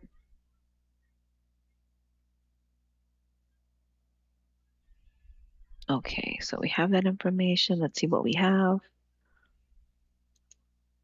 Okay, so we received all those documents on the 28th. And it looks like our insurance, it went to insurance and it says, case reviewed, no insurance details provided for verification. We need a copy of the insurance. Okay, so let's look at the documents that we received.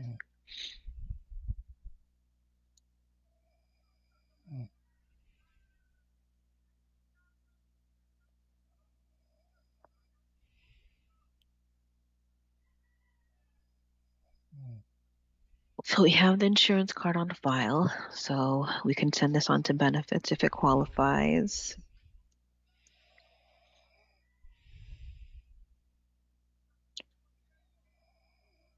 All right, United Healthcare Colorado referral.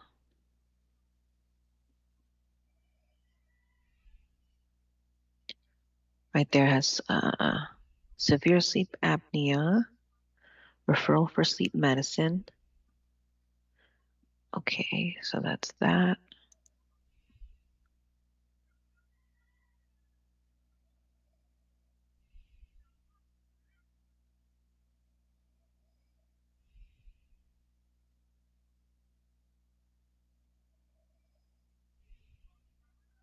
So this, I'm looking at this, and then this is the actual order for the consult. This is the order form for consult.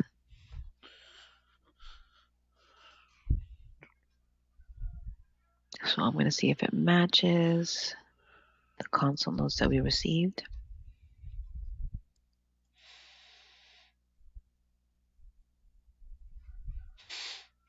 All right, so visit 10/3 of 2025 for Feliciano Mendez.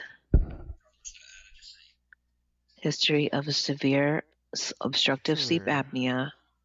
So patient is AHI. So patient, so AHI at 34 means this patient stops breathing 34 times while they're sleeping. This is an hour. Confirmed sleep clinic appointment for comprehensive study and potential CPAP BiPAP therapy. Let's see here. When was this patient? Does it say?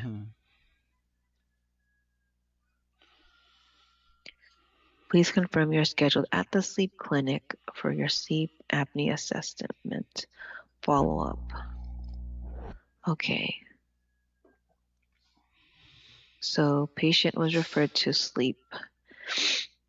Okay, let's see here.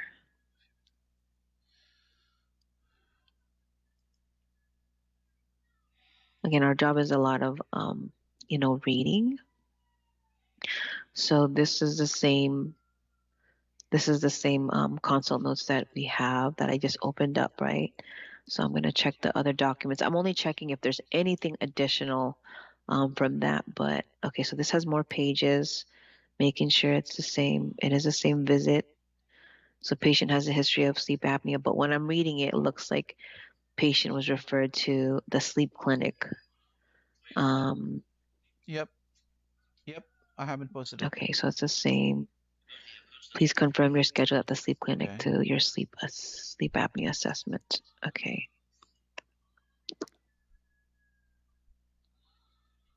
All right. Let's see here.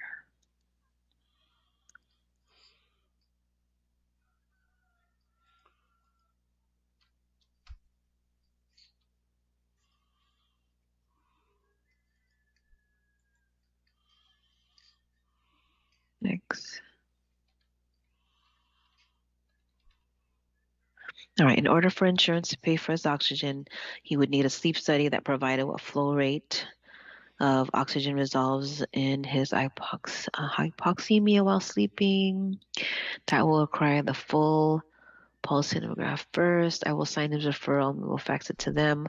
Unfortunately, we can't start oxygen without the sleep study unless he purchases it out of pocket. We wouldn't know what flow rate would work for him, and honestly, it might not work at all without BiPAP or CPAP to push oxygen. And when he stops breathing during his sleep, patient called stating he has attempted to get scheduled with Rose Sleep Disorders, who has referred for severe OSA. Patient is requesting a new referral to Better Night. Better Night has their own referral form, which is placed in the provider's basket, pending Epic order documentation. Patient states he had to leave family trip in the mountains. Patient did not check O2 at the time. Okay, so patient's on oxygen. All right, patient's wondering if we can be prescribed by Dr. Holbrook in the interim, such as oxygen on hospital sleep study where severe OSA was diagnosed.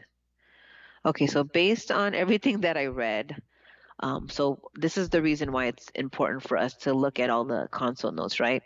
So initially in October, patient was referred to get to be seen by another sleep provider. So 10-3, right? And I scrolled down to the last page and they were referred to Rose Sleep Disorders Clinic. And then, but the last visit states right here that he tried to get his, get scheduled with Rose Clinic, but the thing is that he wants to use Better Night instead. So in this case, what I'm going to do, since the physician written order, it's for consult, we're going to go ahead and start him on that. Because it's not for the sleep study. It's to, get the patient on. Okay, so from here, I'm going to go ahead and update the order. So I'm going to put miscellaneous, it's qualified order.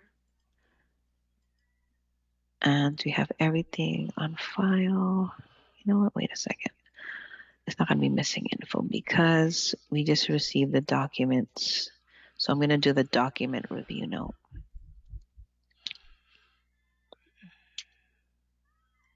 Document qualifier note. I know we were working on missing info, but upon reviewing the patient's order, it's for consult. It's not for sleep study.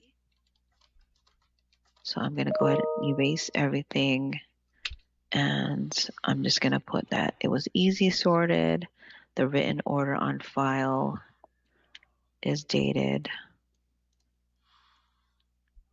1/7/2026. And then the consult notes that we have. So I'm going to add that information. So it really helps, like, for example, this document review, this is for qualifying. So if the patient was starting on PAP therapy, we would have the written order and then the consult notes prior to the sleep study and the sleep study results. But in this case, this is just for consult, right? So I'm going to erase that. And the consult notes that we do have on file is from 10-3. And then the other consult notes that we have on file were from 1/7 of 2026. So I'm going to follow the patient's last visit, which was 1/7, and the doctor sent over the consult order. So I'm going to update it. Oops. Hit save. And then since I'm updating the patient's sales order, I'm going to go ahead and mark this right here to delete the item. You can either hit the X or you can go to actions, the drop down, and you're going to delete the selected items. And since the insurance wasn't linked to the sales order, now I'm going to go ahead, before I add the item back on here or add the item, I'm going to go ahead and include this payer level on the sales order. Click items, and I'm going to go ahead and add the consult 99203, quick add. And now you see the insurance is linked, right? And then I updated the sales order to sleep study. And I'm going to send it on to our insurance team so they can verify the patient's insurance coverage, which is insurance benefits intake. And I'm going to hit save. And then just to double check, history tab is sent to benefits. Did you guys have any questions on that one? I know we've had a couple weird ones where it's not kind of straightforward. We've had kind of changed things. Mhm.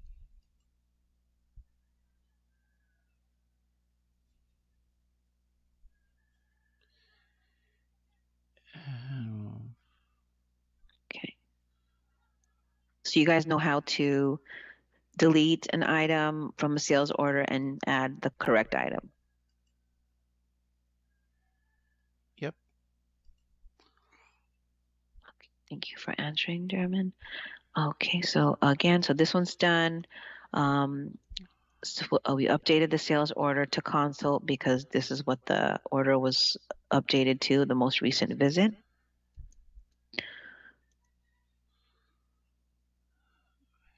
And okay, so I'm going to update that.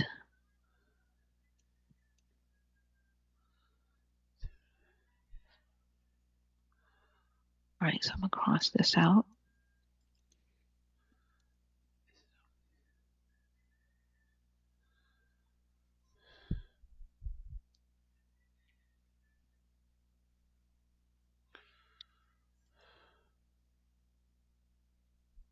Debbie Blankenship. And the missing patient demos pending Better Night Portal. So we have patient's insurance. 699. Dr. or provider Sataj Dillon. All right. 699. So now we'll go ahead and open the patient's chart. 699. We don't have anything, right? We have no demos. We just have the patient's just name and insurance.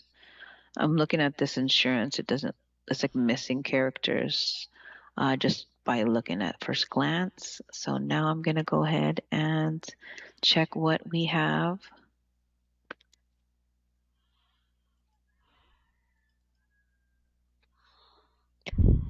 Okay, so they sent over an authorization for sleep study. 699. Looks like so Santu Physicians is the medical group. How I know this is an authorization, it's because of here it has an authorization number and then it has the start and then the stop date. And then it's approved to Better Night.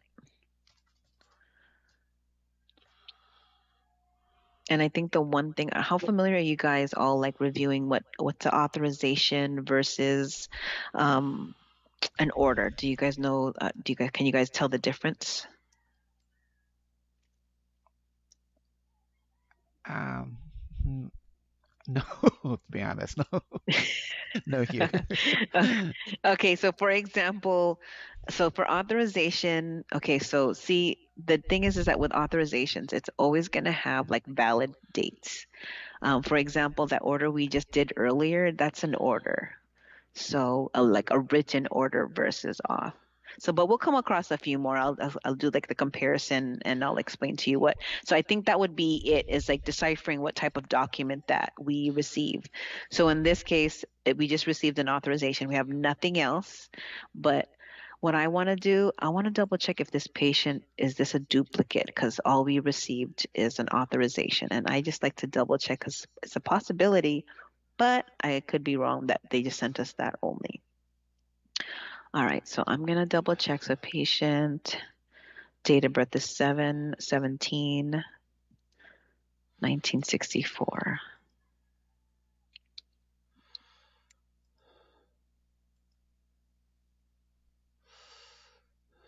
No, it looks like she's the only one. But let me also check. She has an interesting last name too. So I'm going to search by her last name.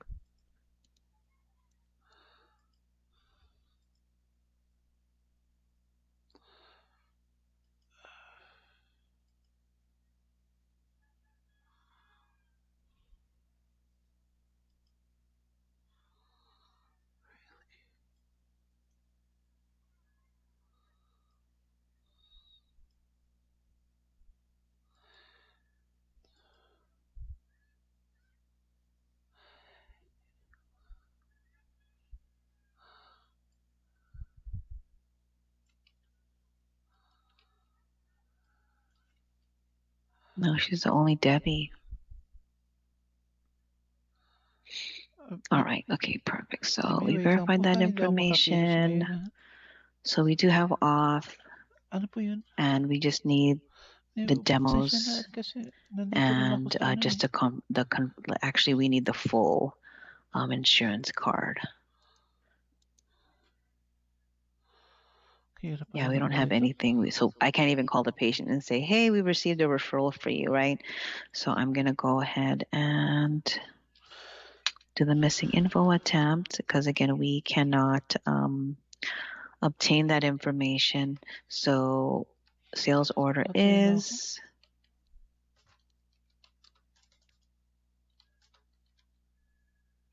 211-2606.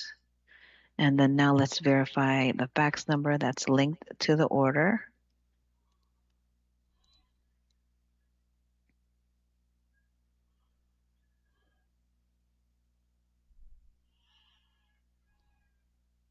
(754-1592). Fax number is 924-1003. So we did find it via documents because it's listed, right? And then actually, let's double check one thing. I wanted to see if there's a special.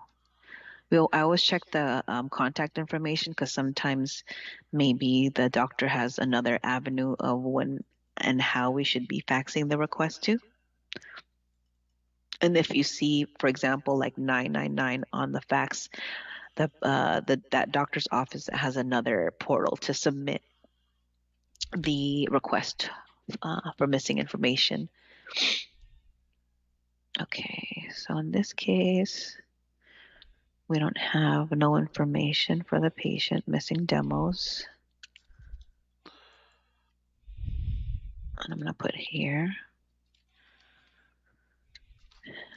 And then I am going to put, I'm going to go ahead and mark this already because that's where I'm going to send it to right after. And then delete everything. And what we need is the patient's demos and insurance for the sleep study. Right, sir. Oh, yeah. I'm still downloading for some reason. So since we identified, it's kinda we slow. have the authorization. So in this case, the patient has an HMO because we automatically got an authorization for this patient, but we do need to verify the Sure, yeah. patient's insurance coverage. So again, we're going to reach out Okay. to, or we're going to fax over the request to the doctor's office. So we're going to go to My Forms and launch that.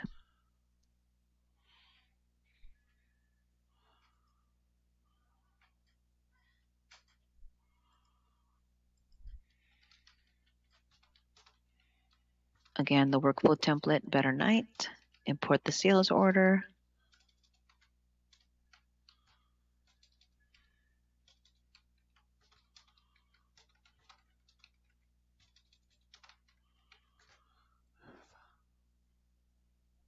Okay, it was imported, element. And then again, we're going to go ahead and put our fax cover for missing info. Second one, attach.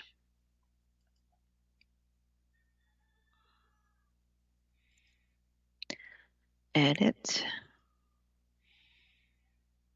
So one page, sending to Sartaj, and that's diagnostic, first attempt. And we are requesting patient's demos and insurance information. And then we're going to hit send fax, right? So we've completed the form, select recipient, it's going to be the physician, and confirm that fax number is correct. Scroll down, we're going to be faxing the fax cover with the missing information, send fax.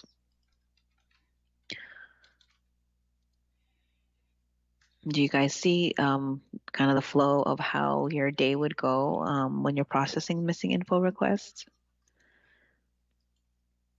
Yeah. I mean, Yes. Yes, miss. It's pretty, you're just looking at the order, seeing which way it needs to go. Again, this one we can't do too much because we need the patient's demos. If we did have the demos and the correct or the insurance information, we could have whipped it onto our insurance team. But in this case, we're waiting on that information. We can't call the patient because we don't have demos to obtain the insurance. So it's going to go to manual or missing info final review.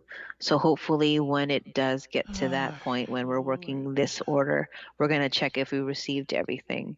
And then from there, then we send the final review fax. Okay, so that one's done. So now I can go ahead and, sorry, double check the note. I'll go back to the sales order just to make sure I did whip it to the correct whip state. And I can go ahead and cross that patient off of our list. And then after lunch, it looks like we're going to be going over resupply and what else do we have? Resupply, PAP setups, and replacements.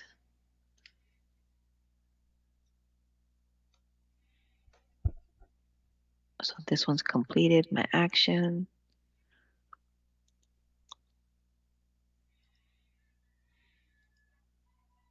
And then I already updated the whip state, so I can close this out.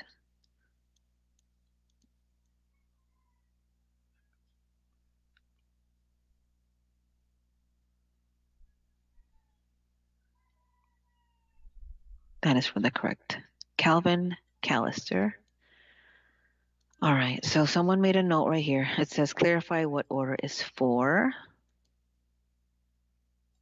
And this is Better Night Medical Group. Sarah is from our group where all of our sleep doctors are, scheduled to be seen. So looking at the insurance, it's Noridian, so which is Medicare. Patient has Florida Blue as their secondary.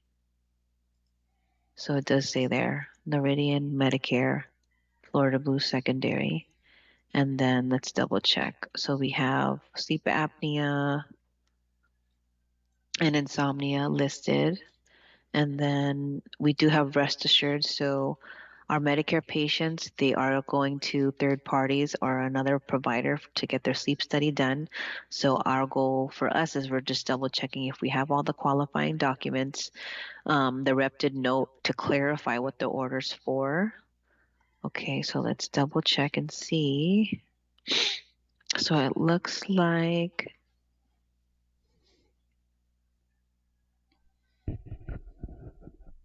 okay.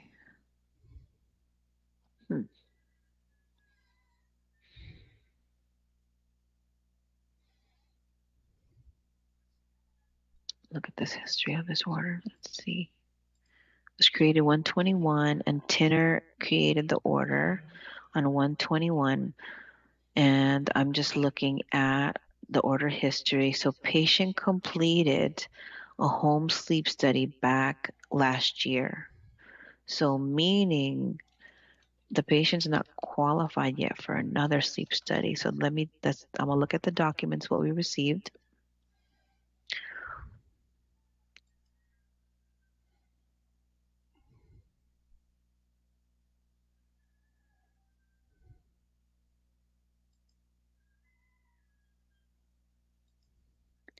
All right, so patient did complete a sleep study last year, 720.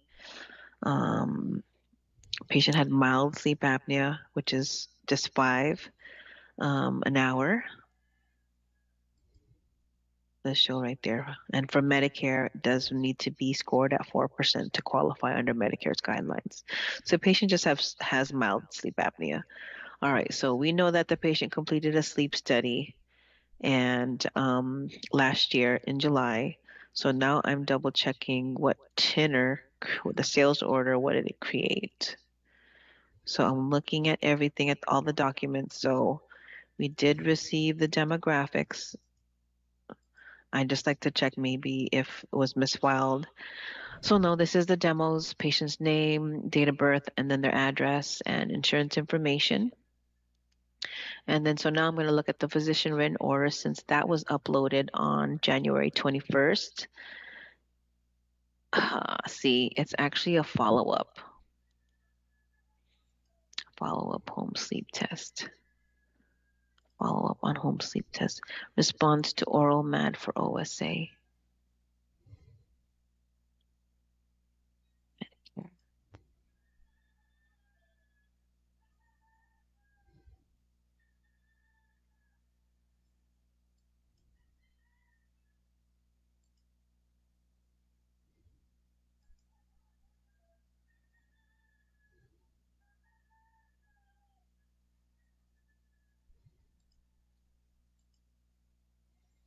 So it isn't for I think for this one, it's supposed to be a consult. So that's the reason why our Better Night medical group rep, she sent it back over. So it looks like it was Tinner created it for the wrong classification like earlier that we did. So I'm going to go ahead and I'm going to go ahead and update that information. I'm only saying that it should be for consult because Medicare typically only covers home sleep tests, that's yearly, unless there's something going on with the patient. But in this case, I'm going to go ahead and review the document, and it's going to be a consult.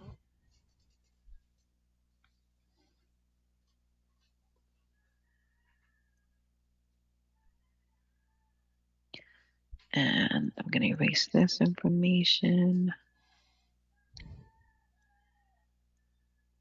1/16 of 2025, signed and dated.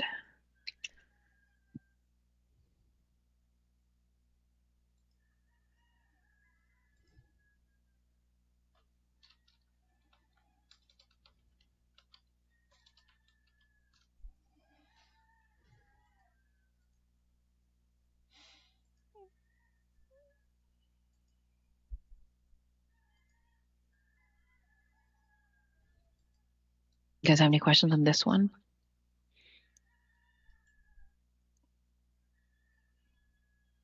Nope. All good. Okay, perfect. So yes, I'm updating the order again. It's going to be to Better Night Medical Group consults. And then I'm going to send it to insurance benefits intake. But one thing is I need to update to the item on the sales order. So I'm going to go ahead and click all, and actions is going to be delete selected items. And then I'm going to update it to 99203.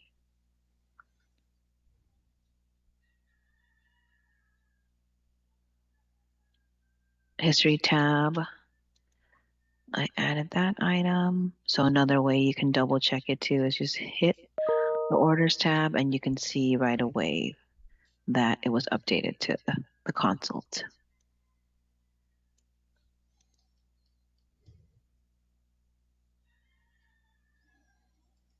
What's this in the note?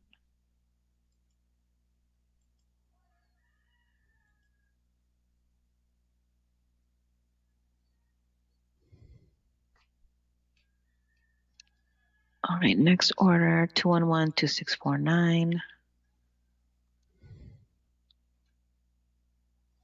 Moss Pearson.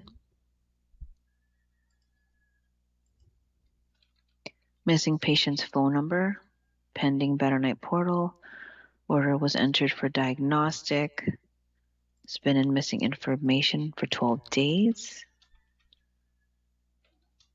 Okay, so it has a sleep study listed. No insurance. And the doctor is Thomas Lee Watson. So now let's double check everything. Okay, so all we received was a prior authorization based on the Tinner note. So it might be the same as what we came across earlier. All right, so patient, this is an authorization, referral authorization. Greater Tri-Cities is a local HMO medical group to our corporate office, which is in San Diego. All right, so this is for SD Diagnostics, approved to. This is for 95806, and the authorization number is right here, valid to 1/14/2026. Okay, and we just don't have the patient's information right there, but we do have,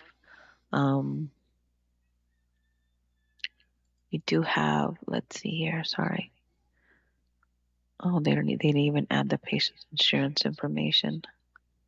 So since I have the insurance information on here, I'm going to go ahead and add it to the patient's chart. So I'm going to go to the insurance tab, add the policy.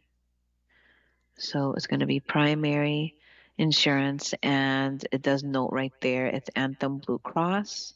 So I'm going to type in Anthem Blue Cross, and I know authorization is required through their medical group. So I'm going to go ahead and select Anthem Blue Cross of California, authorization, and I'm going to start the effective date on this 1/1/2026. Pasting the policy number, and it's going to be self for the relationship. It won't let you save the insurance without updating the relationship. So hit save. Okay. So in this case, the only thing that we're missing is the patient's contact number. I'm not going to hold it for that, but let me see if I can find this patient. We do have access to like a main EMR system where we have all patients in there. I just like to do that extra step just in case we might be able to find patients' demographics by chance.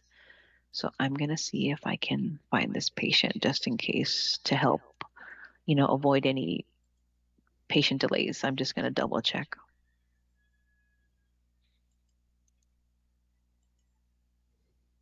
So this is Pearson. So since we have access to this EMR, a lot of our doctors, we don't need to send them a missing info request if we can access the patient's information. They get kind of upset with us when we send a missing info request and we're able to pull the information. So it looks like he's not in the system. Let me see. Nope. I tried both male, female, just to make sure, but it's not in there. Okay, so patient's not in there. So I'm going to go ahead and missing patient's phone, pending Better Night portal. Okay, so I'm going to qualify this order since we have the authorization for that procedure code. And that's what we need for the insurance. So actually, I need to update the order.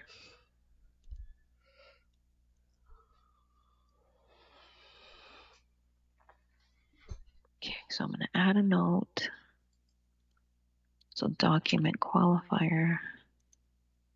So it does qualify for home sleep study. So I'm going to delete that consult portion.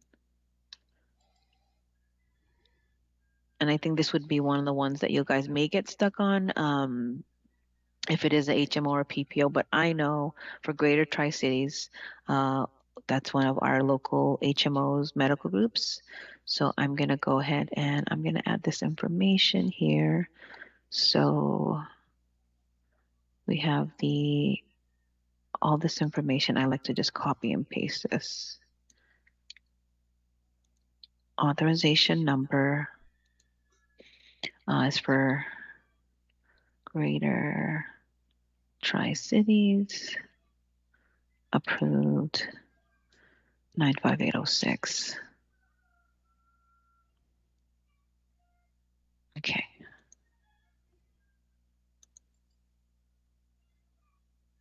So it's qualified, and I just need to go ahead and update the item on here. So I'm going to just delete. I'm going to delete this 95800 because again, you know what, actually, yeah, so now delete that. So you see the insurance is not added, right? This is just patient ID. And I went ahead and added it. So now I'm going to go ahead and include this payer level on the sales order. So I'm going to snip that just for you guys' reference.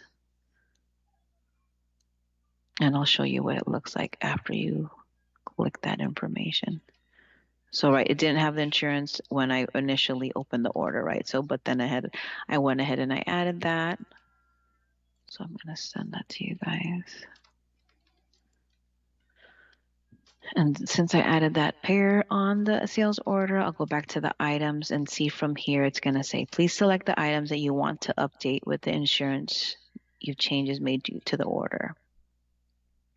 So you're going to go ahead and you're going to select that. You're going to mark it.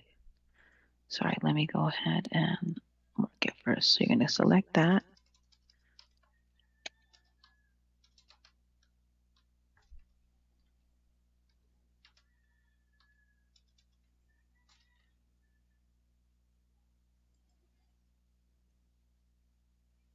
I hope this helps you guys, like these little snippets that I send you. All right, and then you're going to hit save. Okay, and then go to your items tab and you should see the insurance. See now you see the patient's insurance. All right, so now I'm going to add the approved authorization procedure code 95806.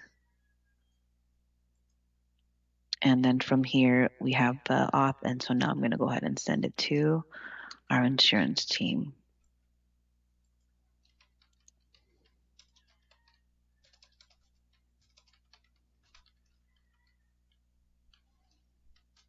You guys have any questions on that one? Yeah, Mary, I do have a clarification. The code that you put on the notes, is it for the authorization or for the item? So the authorization is for what the sales order is for, right? So if you receive an authorization, it must match what the item on the sales order was for. So for this one, you know, when we had opened it up, it was as 95800, right? But again, if you look at the prior authorization, they only approved 95806, which is right here. So we need to make sure, based on these HMOs, it needs to match what the prior authorization was approved for.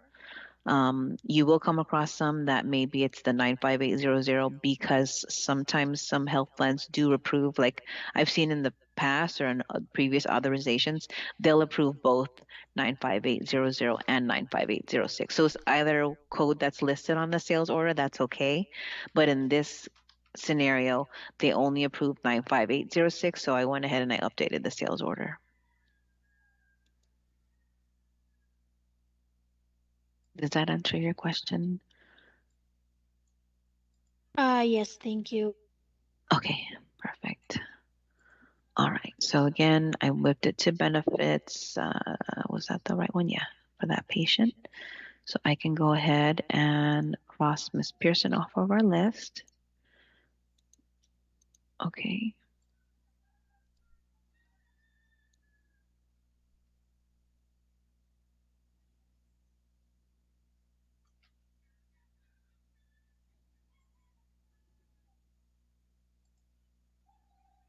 Okay.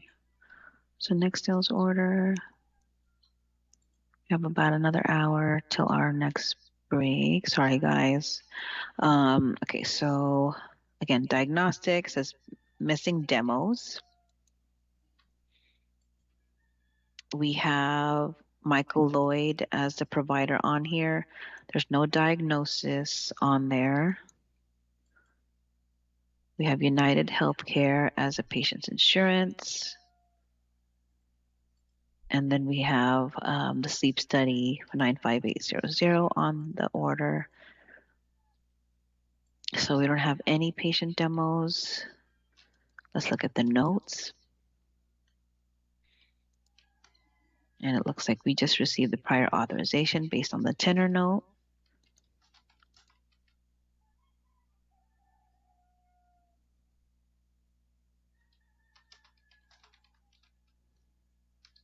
So you see it was approved for 95806.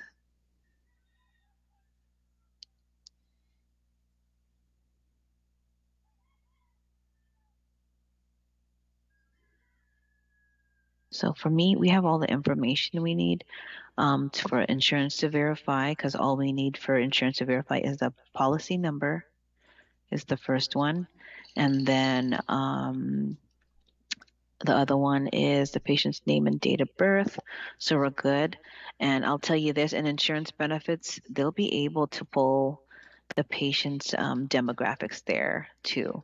So that's why I'm going to go ahead and move this one forward to the insurance team. And then again, I'm going to go ahead and use a document qualifier note. And again, this is for the authorization we received with Sante Physicians, because we are in network with this provider or HMO. So it's qualified. I just don't have the patient's demos, but again, we have the authorization approval.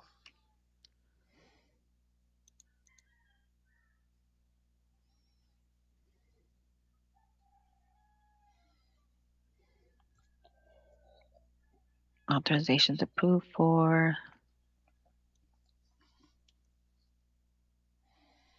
95806. And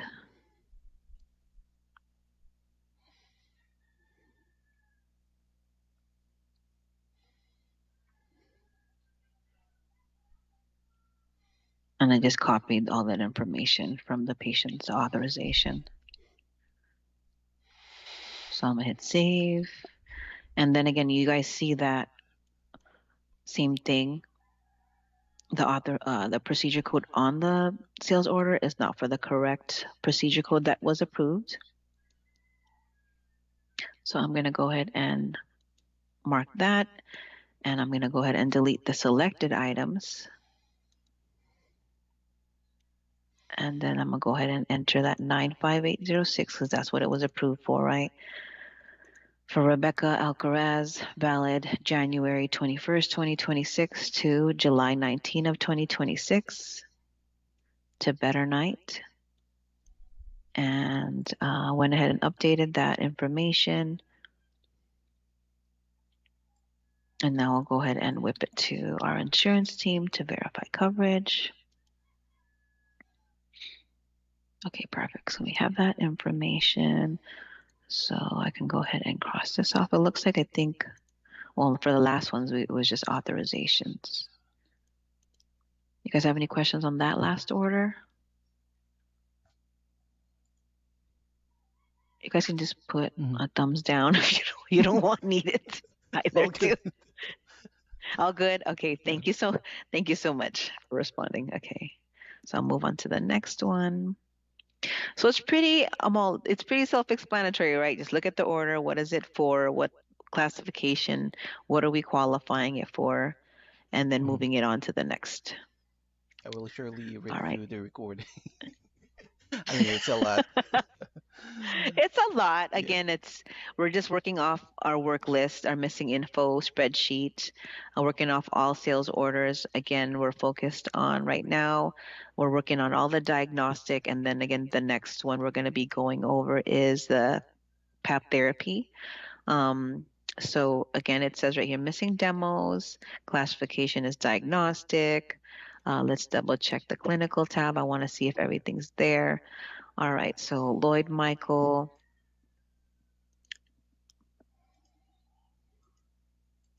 We have Anthem Blue Cross and the items on the order for sleep study. No information. And all we received was a physician written order and prior authorization.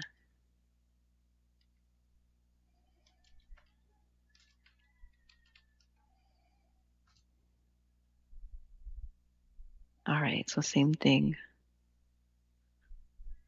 I feel like it's just this office. They're sending us, it's the same thing for 95806. Okay, so I'm gonna go ahead and I'm gonna move this because it's not a physician written order. It's actually a prior auth.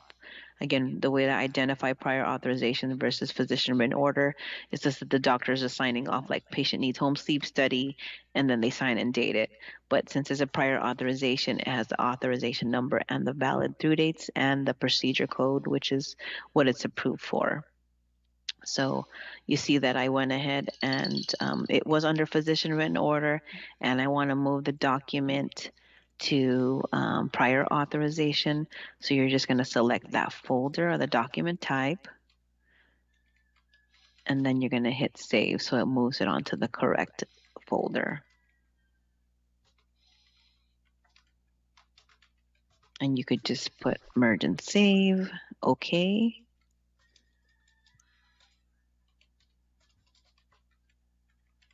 And then there, so you have the documents in the correct folder.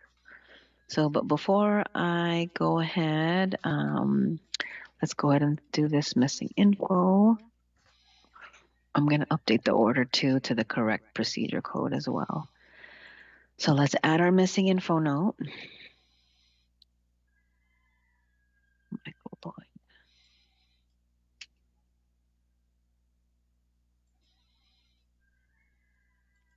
And that is 211-4733. And just to double check, I have the fax number listed on the order or the prior auth. Looks like it's different.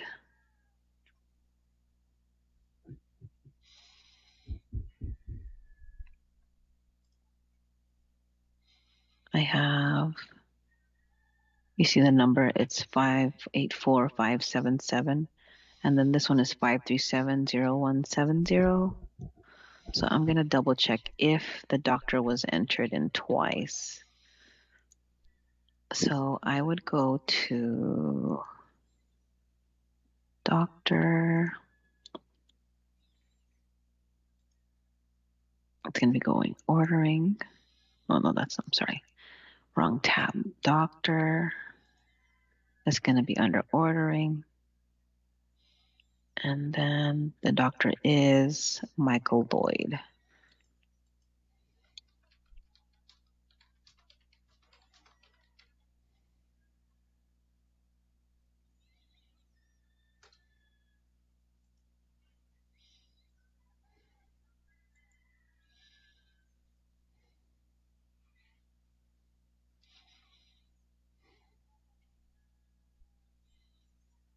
And I'm just trying to verify again, if the doctor was entered in twice. No, it doesn't look like it.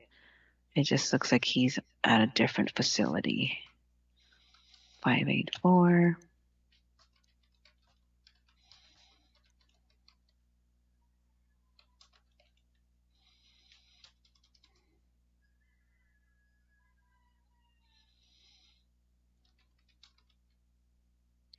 And another way to check on the web if he, some doctor's offices have multiple addresses because they have different practices. So I'm just going to check the NPI registry, which is you can find the patient's NPI under this NPI. And look, so the phone number that we have, that's the right one. So what I'm going to do is I'm going to update it. I'm going to update that information.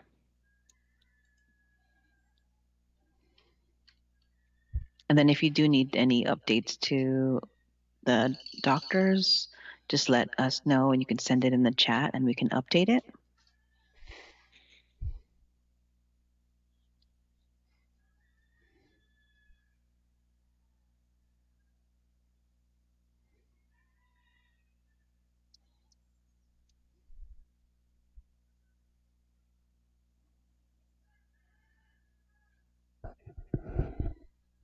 Okay, same postal code and zip. And then I'm just updating the patient's, or sorry, the doctor's contact number, and then also the fax number before I create that missing, the My Forms before I pull that up. So that's going to actually be 888-774-0477. And again, I did confirm that both on the documents, and then I confirmed it via web search, right? So in this case, we just need, we don't have that because we're missing the demos.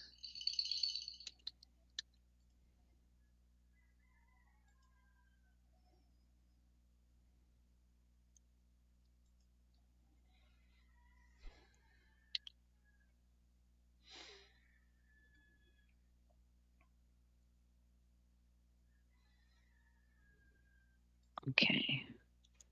So I'm gonna hit save for Miss Hope Aguayo. And then I'm gonna go ahead and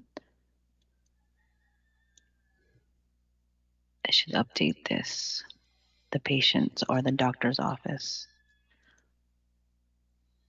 So see, it did update the document, right? You guys saw me save it under the correct contact info, 559-584-5770, 888-774-0477. So I'm gonna go ahead and launch the My Forms.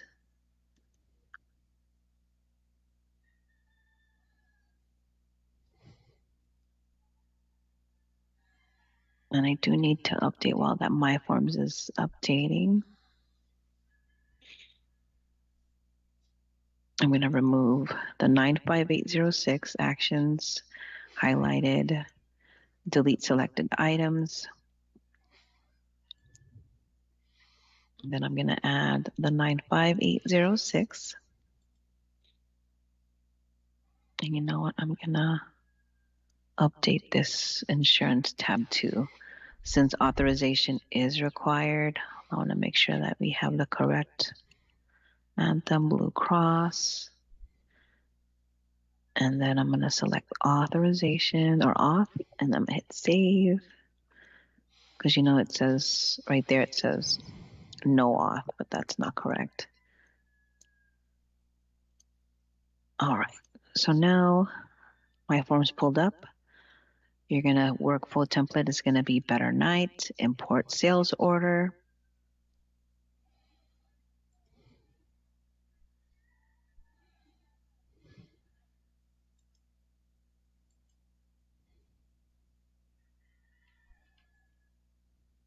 Imported element, attached document template, which is going to be always that missing info, cover sheet, attach.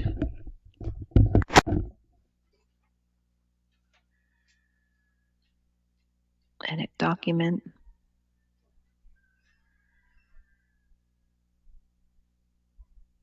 And then you'll see the fax number was updated. So we have one page. We have the diagnostic sleep study, first attempt, We need the insurance information and the patient's demographics. Then hit save.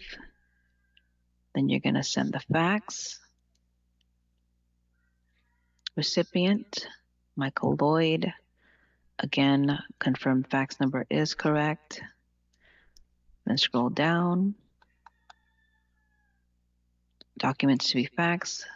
The Better Night fax cover sheet, missing information, send fax. And so I can go ahead and copy this and attach it to the note that we're going to be saving. Okay, so you guys, now you get the gist of which note would be using for first attempt. So it's missing info first attempt.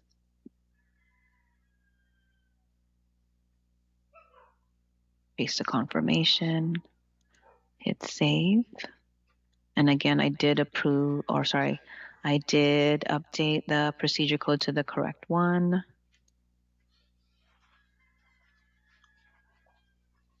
And let's move it to manual missing info, final review. And just to double check, I whipped it to the right place. Okay, perfect. So that one's good. Actions, change status. I faxed it, then submit. Updated the whip state. And now I can cross this off.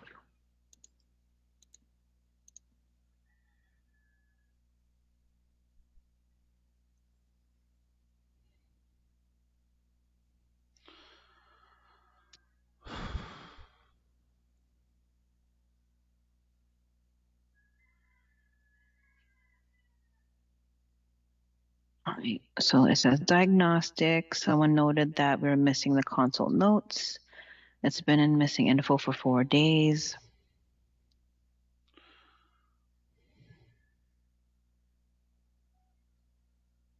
Tinner moved it to manual missing.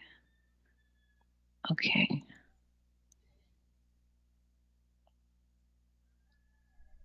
Benefits verified. Patient has SCMG. Looks like the patient called us on the 26th, and it says patient was calling to get status of HST. We are processing the insurance.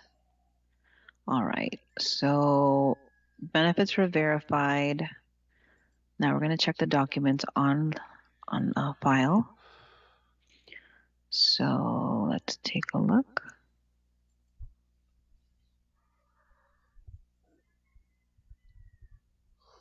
So this is actually this is an old authorization. It was from 11/26 of 2025. So what was sent over to us recently was a physician written order.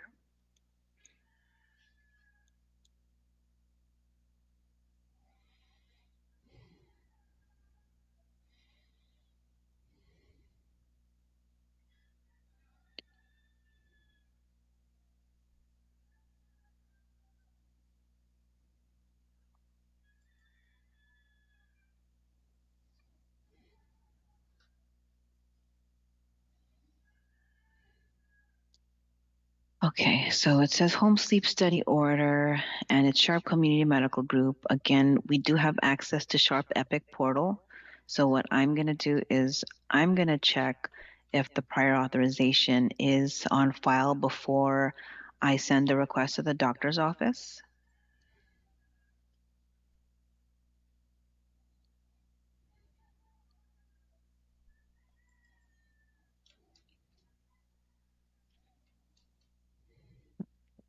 Select.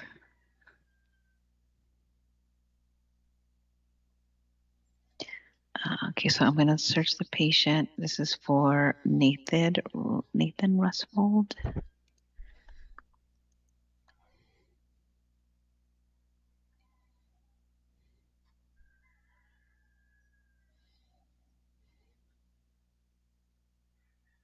I don't have half here. That's interesting. 13 and a half.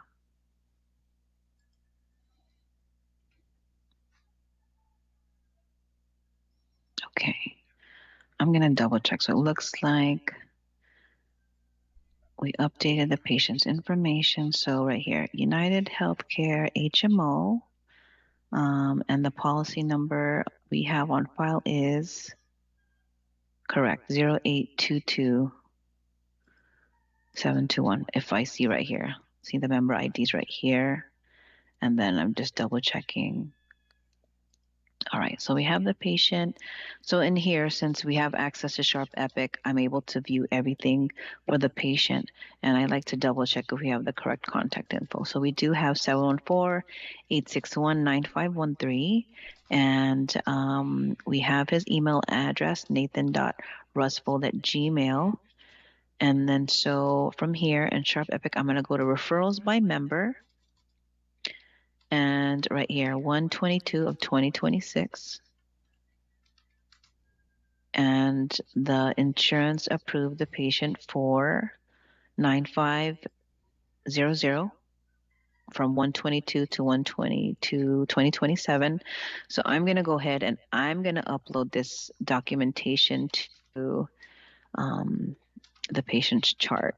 So I'm not sure if you guys are going to have access to Sharp Epic. That's something that we'll follow up on.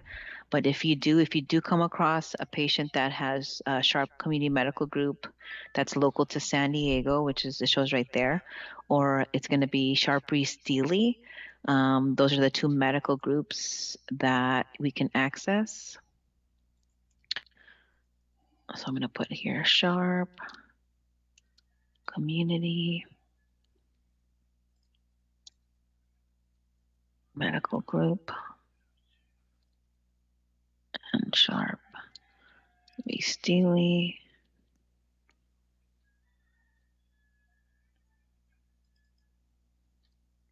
Can access patients, demos, and other missing info or missing documentation. I'm putting it in the chat so you guys have it. Sharp Epic portal.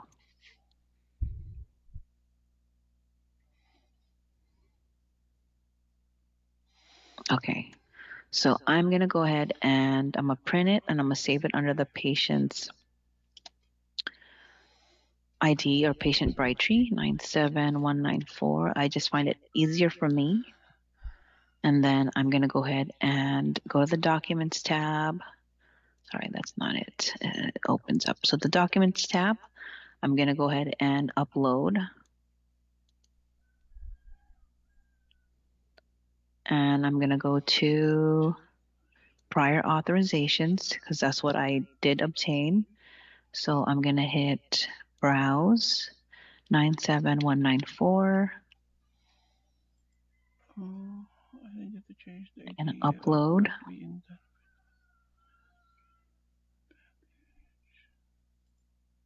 Okay, so document successfully uploaded, and I'm just going to double check. Everything's good to go. So you'll see that again, any upload that you do is going to have it on the Brightree documents history. And right there, I uploaded at 112. And just to make sure we have the right document for the right patient. Right there, Nathan Rusfold. You have the authorization approved for 95800.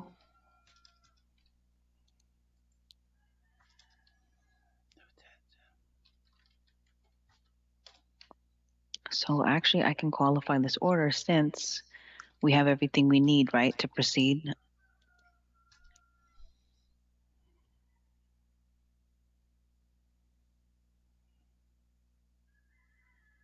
All right, so authorizations on file.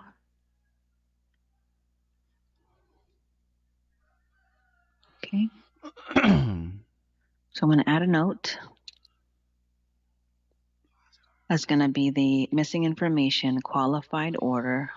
I like to unlock it because it'll not let you edit when you lock it. So I'm going to go to whip review. Documents are on file. I'm going to whip the sales order. And I uploaded that document from Sharp Epic. So we do have that option, uploaded documents from Sharp Epic. And then I'm going to whip the order out since benefits were already verified, right? 2115, 226. I hit save.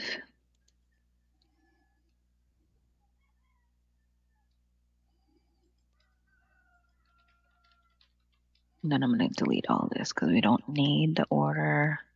Orders qualified. And I can send it on to scheduling. And I just hit S. So if you don't, you can just scroll down. Since it's right here. So it was in missing info, right? And then we're just going to go to scheduling right here, scheduling 0. I'm going to hit save. And I'm going to double check again the order. It is for 95800. And I moved it to scheduling. And I'm going to go ahead and I'm going to check the Better Night portal if the patient is on there. So the Better Night portal, the patient has access to self-scheduling so that we don't have to make that manual call. But I'm just going to see if he's on here. He's under TOU. So no, I'm just going to leave it like that. And so that order's done. Okay.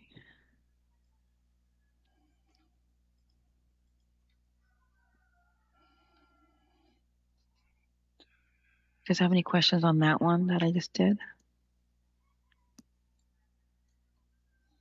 I know it's a lot of information, guys. Yeah. Are you guys up over there? Because Yeah, we're I still only up. have Guys, are you still awake? Still here. May, are you okay? Well, do you have any feedback or do you have anything else that you want me to go in like to detail? Not really, but guys, if just to let Mary know if she's going too fast, okay? Everyone? Hello, Yeah, guys. please let me know. Jessa, It's Erica, it's Martin? kind of, but it's fine. I mean, we have the recording after this, so for sure we will look into it and review it thoroughly. I believe Mary Ellen has a lot of things to discuss, so don't want to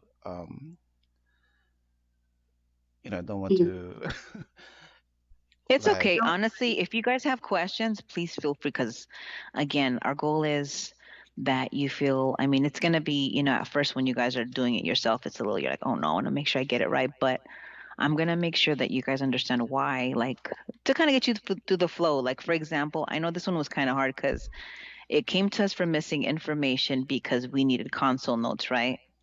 But when we verified the benefits, the patient has Sharp Community Medical Group. And again, we do have, or we are contracted with this provider. And again, we have access to their EMR system. So it's kind of like it makes sense. Like we have everything we need. We don't need to hold the patient because we can obtain the demos, we can obtain the authorization. So if you do see any patients that have any Sharp, anything on there, let's just double check Sharp Epic and see because we don't want to fax that order to the doctor's office and they're going to typically what happens is they'll call me and they'll say, Mary Ellen, we received a missing info request and don't you guys have access? And I have to say, oh, sorry, it was missed. So I will tell you the reason why I train like this. I give a lot of information because I get a lot of the escalations from the doctor's office. So, and in this case, I'm putting more information in here just because, I get the complaints from the doctor's office. So it's just helpful for me, and I think that's the reason why they have me reviewing, the orders with you guys, because again, I'm looking at everything. But yeah, so please let me know if I am talking a little too fast or if there's something that you want me to go back on, please, don't be shy about that because this is your opportunity to ask me and you can say like, hey Marion, can you go backward and explain that to me? But bottom line is we're just trying to get our patients, like if they need a sleep consult, they can schedule an appointment with one of our sleep doctors if that's needed, because they can self-refer. But in this case, like for example, this one, the patient already saw their doctor and their insurance approved them to see us. So that's the reason why I went ahead and I, again, this one, we moved this one because insurance was verified. Copays listed on there.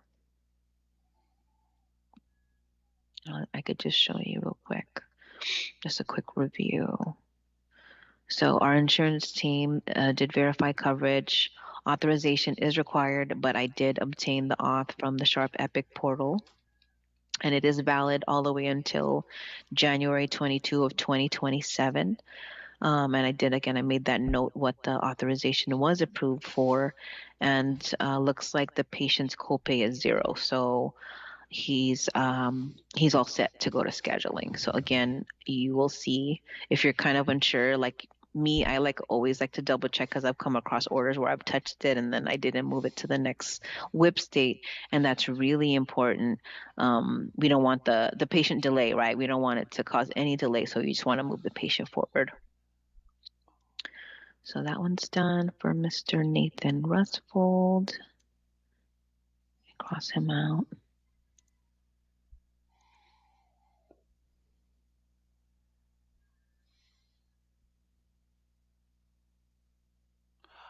Oh, oh, sorry. Okay, so 211-5276. Missing patient's phone number and auth is for 95810 95811. I will tell you right now, Okay. we don't, service 95810 and 95811.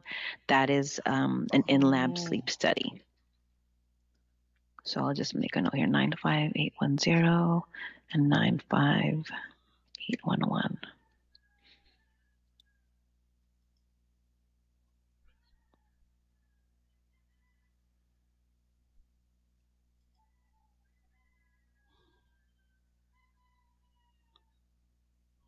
So that we can't use those for home sleep studies.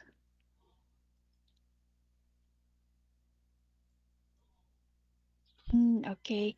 So if that's the case, Mary, what we gonna do? We're going to submit the request to the doctor's office for them to update the authorization. So I'm going to go ahead and I'll open up the patient. So Tenor, created the order. And again, we're missing the patient's phone number, and the authorization is not approved for the correct procedure code. So I'm going to go ahead and I'm going to look at everything, make sure, they're saying that they're missing the patient's info. But in missing information, we're just, doing the quality assurance on the order, making sure maybe that missing information is in the documents and it was overlooked, right? Perfect. Let me know if you guys received or if you guys can confirm with Taj and just say like received in the chat so that he knows that you got it. Thank you, team. And give me a second. I'm just going to get a quick sip of water. Sorry, guys. I've been talking a lot.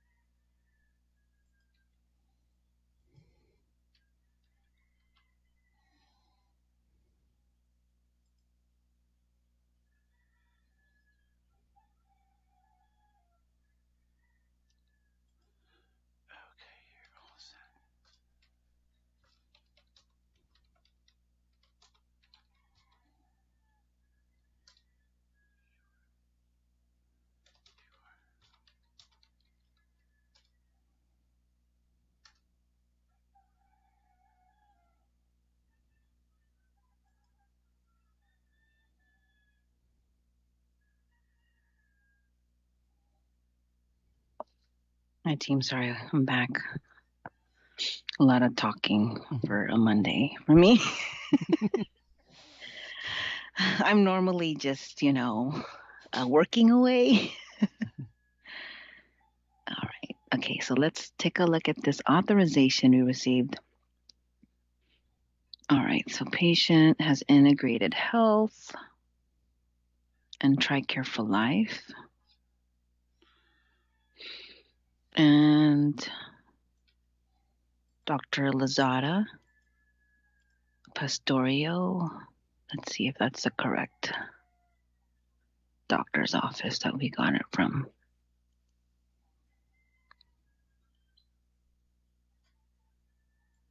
So we have, it's a different address, 427-1144, and it's 427-1185.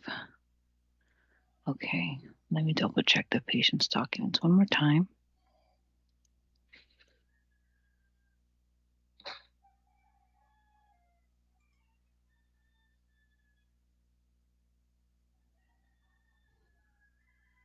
By the way, Mary, I tried to accept the MASET, but it seems like we need to have the password, I think. Hold on. Can you just reply to Taj and say, hey, it's asking for a password? Just Okay. say add Taj. I'm trying to access. It's asking for a password. Which should we be entering?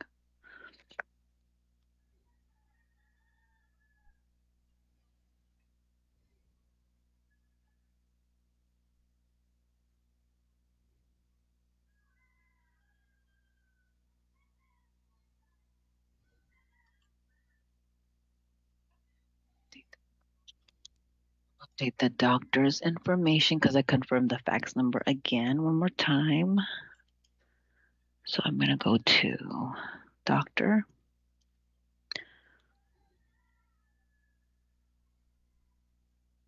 And I'm just double checking if maybe the doctor's entered a couple times. If not, I'm going to update the contact info.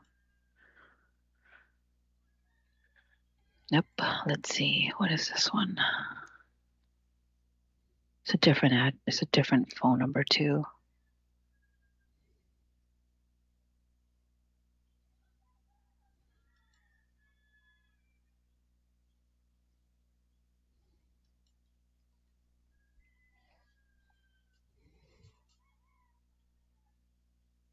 Okay, so I'm going to update this one because it's old one.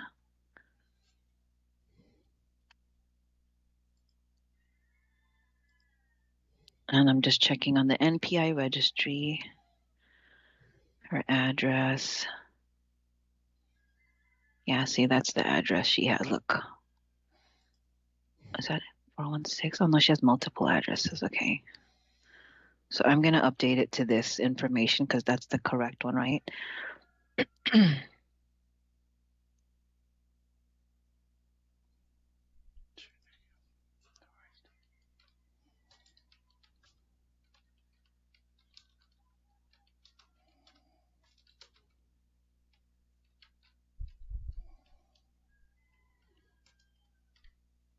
Does anybody have family in California by chance? None for me. No. None. Okay. I just like to ask. I had a last group that I had trained. They said they had someone that was up in like Northern California. Are you from California? Okay. I am actually. I work. I used to work in the corporate office in San Diego before they moved me to do remote work. And I will say, I am my parents were, I will say, like first generation to come to the States. So yeah, I've never been to Philippines, but my family's from Philippines. Whoa, really? That's a fun fact about me. Yeah, I mean your name is pretty You too. Filipino. So, yeah. Yeah, unfortunately, I haven't. I would love to come visit sooner than later. It's just really expensive to just do anything, really. Let's see here. Okay, so I'm going to go ahead and just to review the document that we went over. All right, so we did receive authorization, and again, and you see right here, when you see Polysom, it definitely is for an in-lab sleep study. So again, we only use 95800 and 95806 for home sleep studies, but I'm looking at it, it was referred to Better Night for a sleep study, so they just approved it for the wrong code. So from there, I'm going to go ahead and put in that missing info note.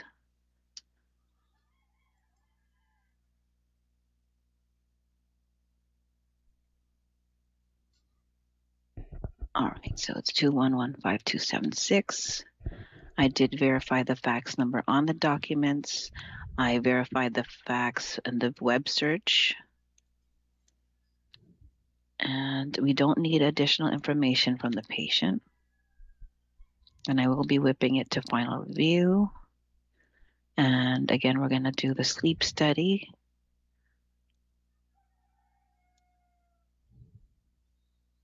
And we need off.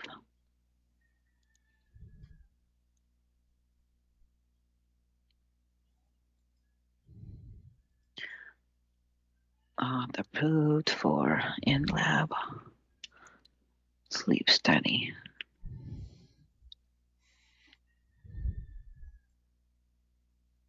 Okay, so I'm going to go ahead and open up the My Forms, double check. I did update the phone number on file.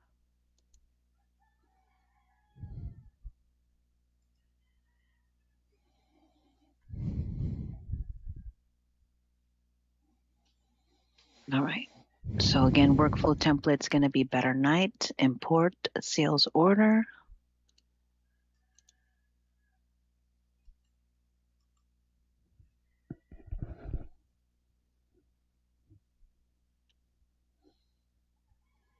Okay, so it's imported.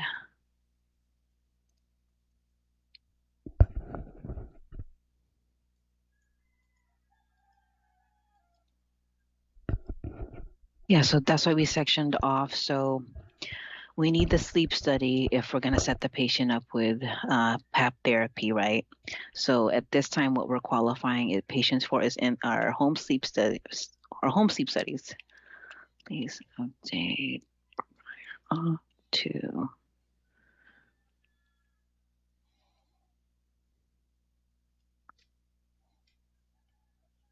All right, so again, we go to Element. And we're going to go ahead and add that missing info. Fax cover sheet, attach.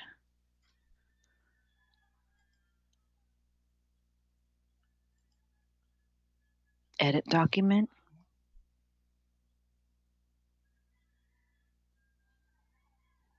One page. Diagnostic home sleep study. Our first attempt. And then since we don't have prior auth listed on here, I'm just going to mark other and then auth approved for in lab sleep study. Please update. Let's see here.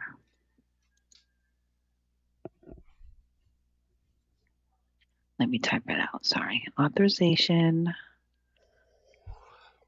approved for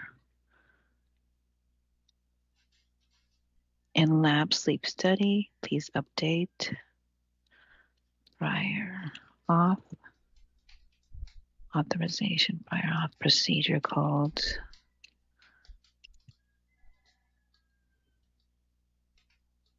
to 95800 or 95806.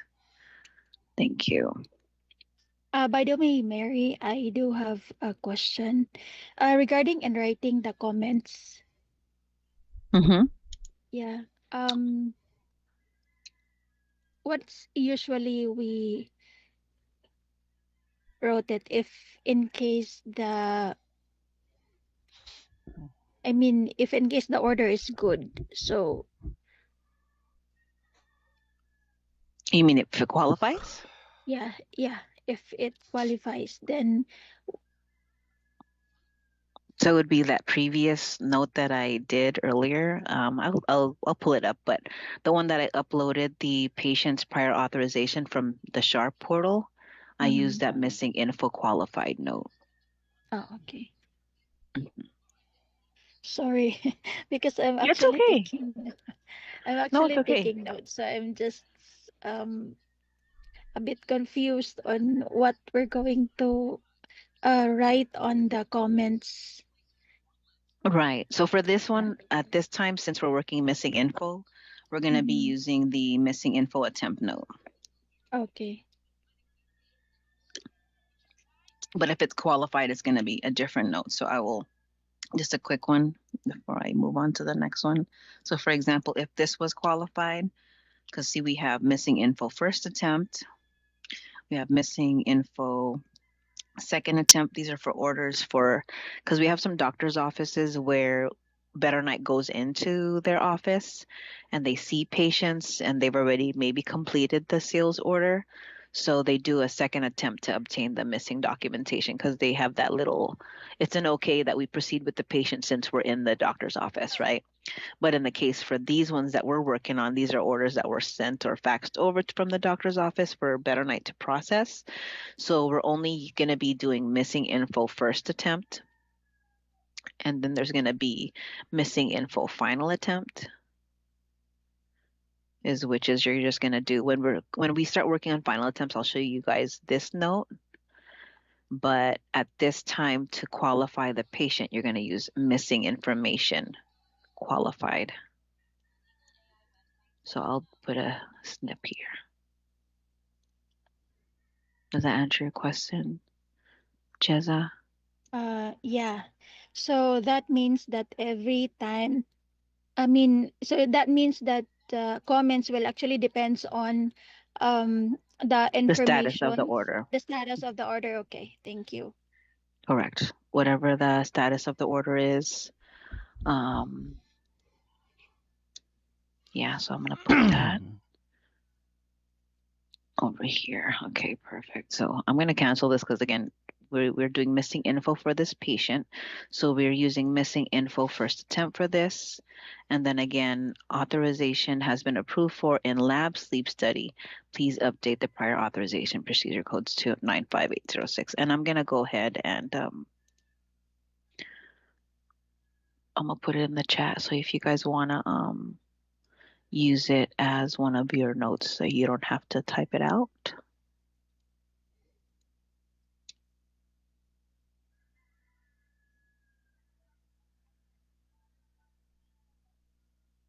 Oops, sorry guys. And let me know if there's anything else I can snip that you'd like while I'm in it. Again, I just like to provide it for you guys in any case.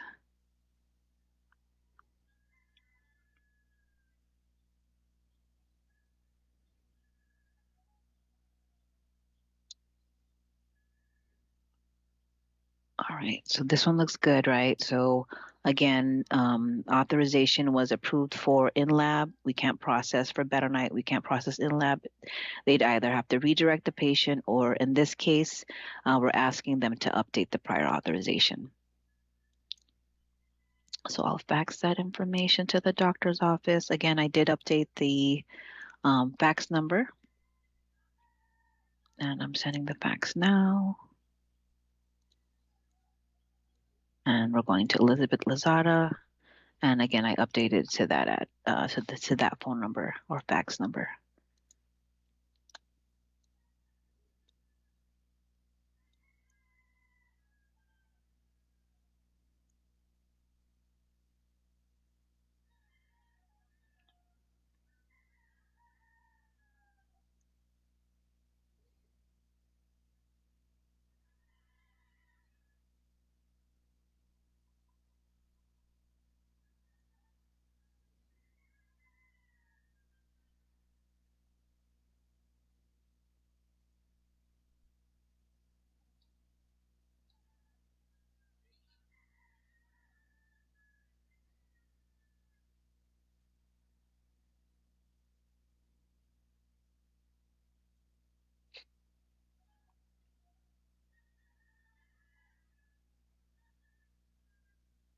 Okay, so change the status, completed, submit. And then again, I did update the whip state just to be on the safe side. Complete. Okay, perfect. So Mr. Sala is done, so I can cross that off. All right, so we've done. I wish we would have went through more, but again, we had some weird ones that came through. But we have about what? We have 20 minutes. I can do one more order before we go to lunch. And again, thank you guys for adjusting. Again, I do start later, so they're just like, we just want you to follow. We want you to follow your schedule so that you guys are not just sitting waiting for me. Okay, so that one's done. Any questions? Do you have anything else on that, Jezza? Do you have any questions on the last one that we just did? I'm good. Thank you. Okay, perfect. Thank you. All right, so next one, I think we could do one more, I hope. All right, so again, this is for diagnostic. And let's check the clinical tab. So we have William Schenkel as the provider. Patient has Medicare and Blue Shield as secondary. And you'll see, yeah, patient is 213-1945. Again, our Medicare patients are typically over the age of 65. And let's take a look at the patient's documents and what we received. See if it's correct or if we should be processing this patient. Okay. All right, so we received it on the 22nd. And then we got a call, looks like the 23rd. It says April called to check if we received anything from her husband's doctor. She wasn't listed as the emergency contact. So again, we cannot talk to any person in regards to the patient's chart unless they're listed as the patient's emergency contact, right? Or for HIPAA, it has to be the patient. So it says emergency contact before I needed to speak with patient to get approval, spoke with patient, and he was able to get approval and added the wife as the EC. Created sales order, whipped it to missing info. We're missing consult notes and dated HST order. Informed them that we need docs completed. Okay, so all right, so she updated that patient's information. And it looks like Shaitali was the one that created the sales order. And let me double check. I want to see if there's any duplicates. No duplicates.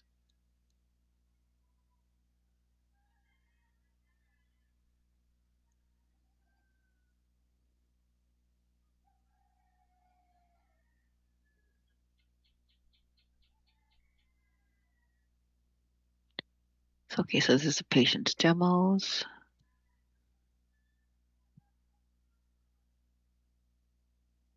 Same thing.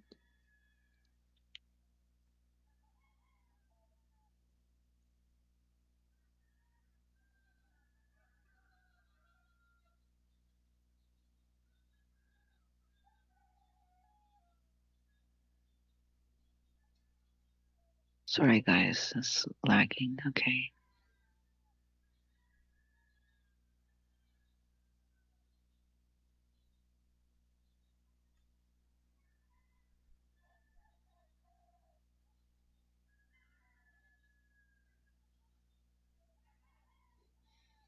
I wish they didn't send us stuff. They sent us stuff that we don't need. So that looks like for labs. Okay, so these are diagnostic labs.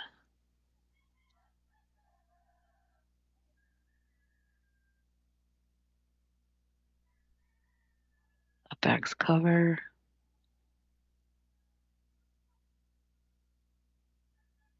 Demographics. Okay, so the patient's medical or meds that they're on. Okay, so nothing in that stuff we need. Okay, so let's take a look here.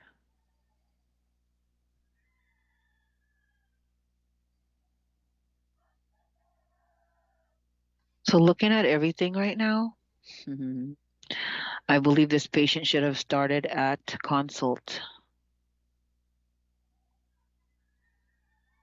So I'm going to update the order to consult. And one thing I would say, so we don't do the sleep studies for Medicare patients. We do refer them to SNAP and to Rest Assured.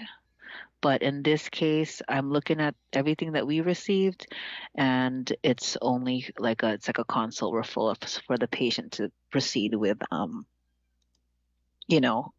sorry, with the sleep consult.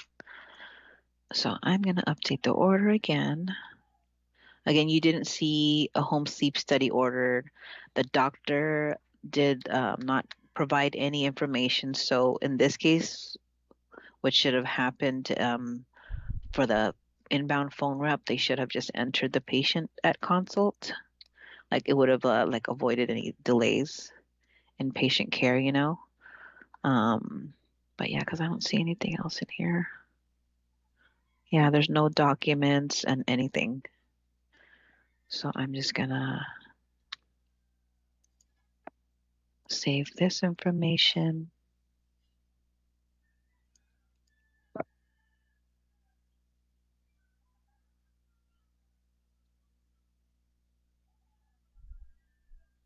Updated sales order to consult.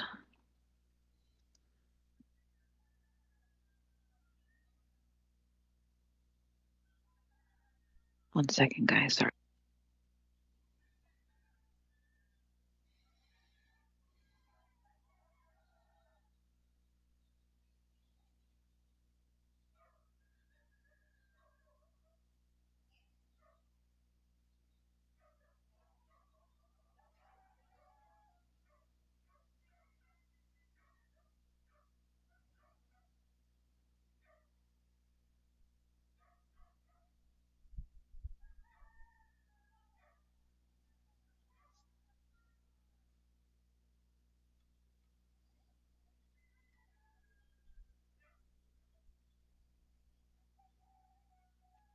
Okay, team. I know that I had you guys on mute. Sorry, I had a call. So I updated the consult order. And now I'm going to go ahead and send it on to our benefits team.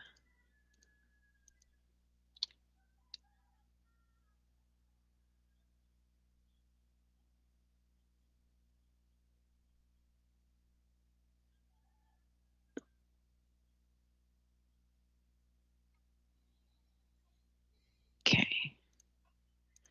So that was for We'll See Billy.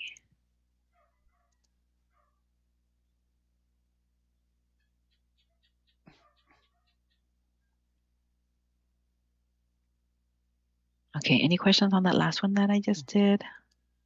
Since we didn't have anything, we didn't have an order on file, we didn't have no consult notes, and I went ahead and I updated it because sometimes, again, when we do go over information with the patient and they're like, oh, I was supposed to get a sleep study, but again, in some cases, patients are referred to see one of our sleep physicians for them to order the sleep study. So in this case, the doctor's office sent us information, the patient followed up, or the wife, and was following up on the sleep study, but we didn't receive any documentation. So I went ahead and changed it to meet with one of our sleep physicians. Okay, so that one's done.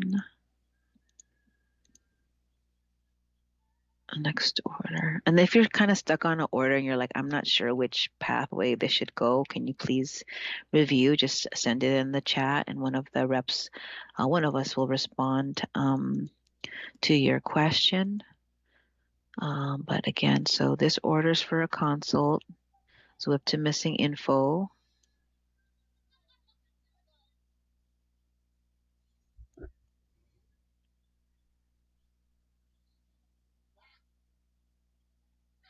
Patient has Aetna. I'm gonna look at the sales order history. Okay, no history. And let's see. We verified benefits for the home sleep study, which is a 95800. No authorization is required. So now let's qualify the order. So since we already did the benefits, one second, guys, sorry, inbound call.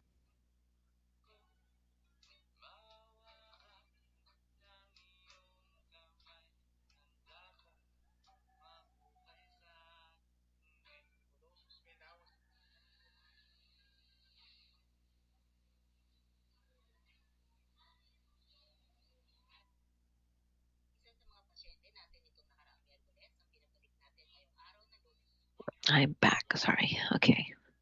So now let's look at the documents we did receive for the patient. All right, so dated 1/21 of 2026 from Anna Newman, home sleep study order, and it was electronically signed. So now so we have a qualified physician written order. And now we're going to look for the consult notes. All right, so appointment date 1/21 of 2026. So we're going to look for those sleep related symptoms. Right here it says fatigue onset January 22nd of 2025.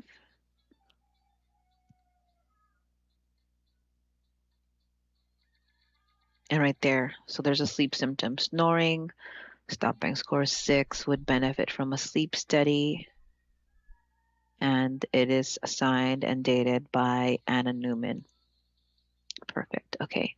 So just so this, in this case, since it's qualified, right, we can go ahead and use the missing info qualified note.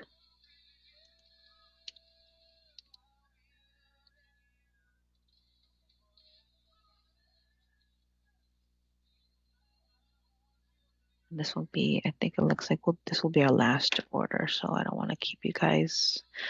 All right, so WIP review documents are on file. And I'm going to go ahead and add the sales order 2115635. And authorization is not required. Delete anything that we don't need. So benefits were already verified, right? So benefits verified. Patient's copay is $192.26.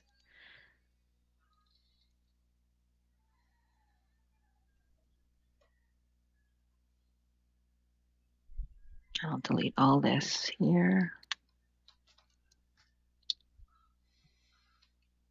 And I'm going to move it to scheduling. Save.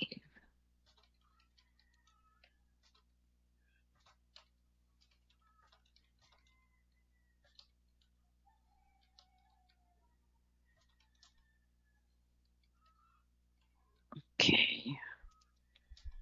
So let's double check. Our night portal.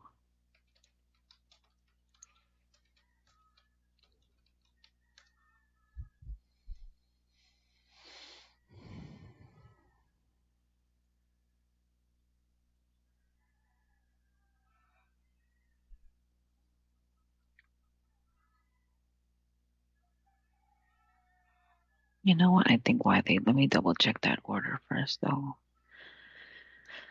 I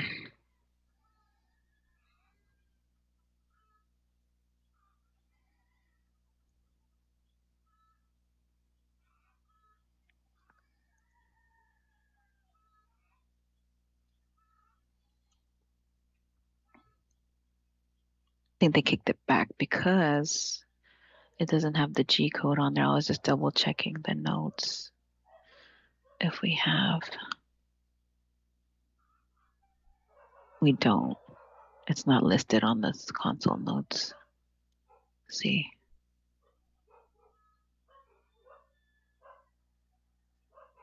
And so I'm going to update it. Sorry, guys. My mistake for that one. Since it's Aetna, they do follow that Medicare guidelines, right? It was on that, on the description there. Missing info.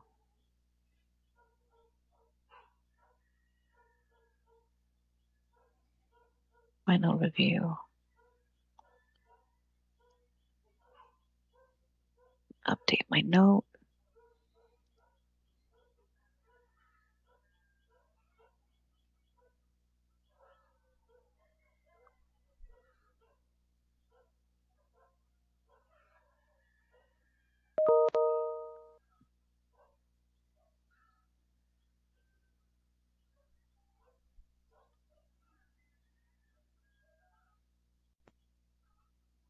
It's 1:56 my time. I'm gonna go ahead and this time I'll update that order though for sure. But did you guys have any questions? I know that one was not corrected, but I'm gonna change that one. But did you have any questions on the last few that we did before I let you guys go to lunch? All good here. All good. All right. If you guys have anything that you want to go into detail, while you're on break or just, rest your mind for the hour, but please let me know and I'll see you guys in an hour. Thank you, Okay, Mary. thank you, Mary. Thank you guys. Enjoy.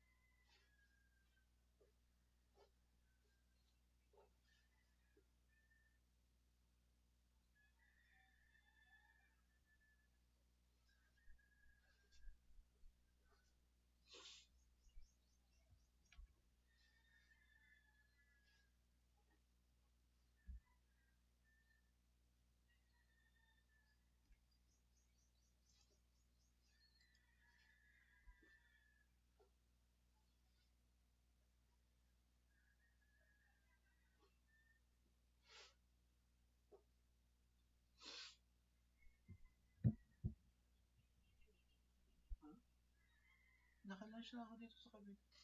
Hindi rin ako pwedeng ma-edit kasi sinasunod. Ha?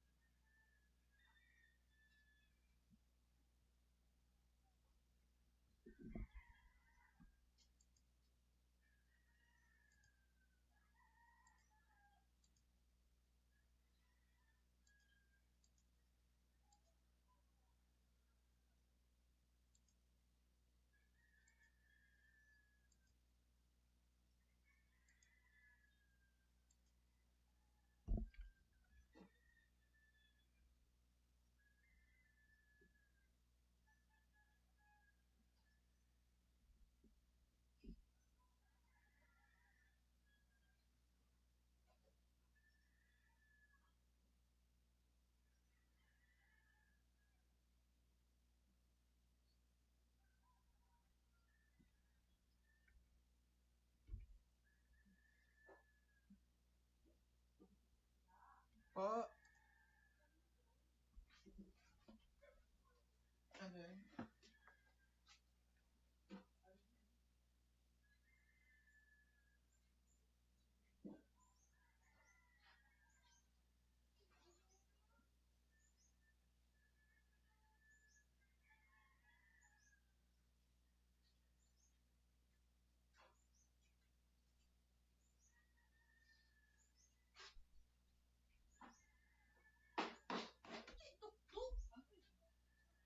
Speaker yan. Ay,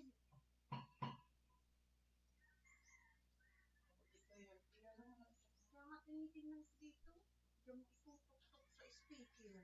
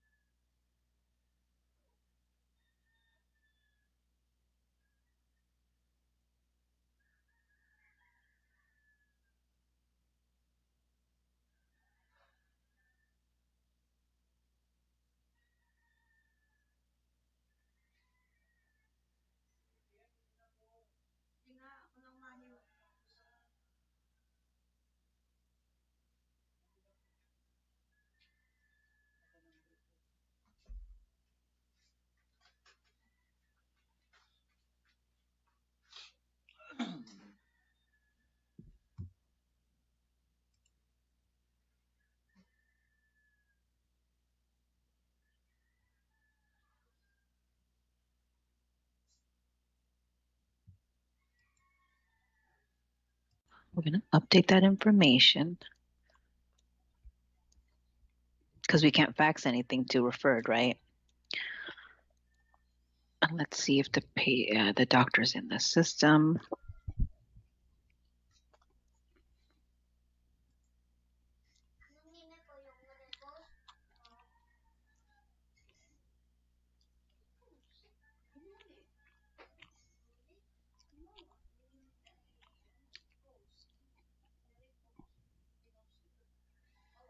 That's her, Anna Newman. So of course, before we can send missing info request, we need to add the correct ordering provider to the sales order and also the patient's chart. So I'm going to go ahead and I'm going to update both of that.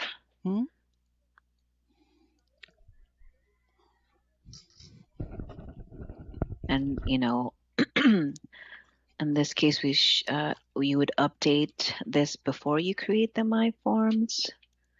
But you can always update it in My Forms in any case if it's not pulling the correct provider.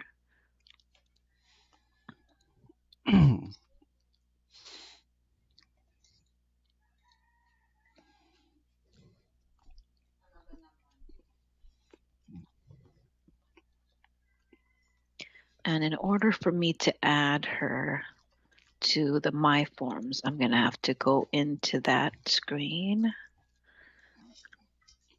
We're going to go to patient info. Bakit?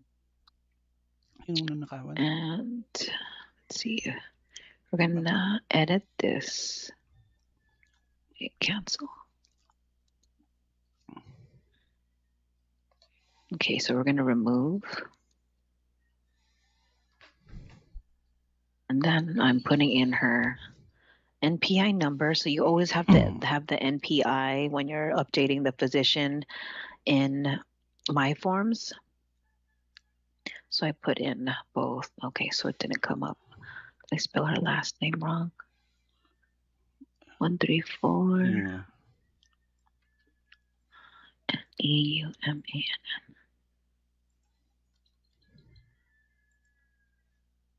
Maybe because she's not PICO certified. She isn't. Let me double check.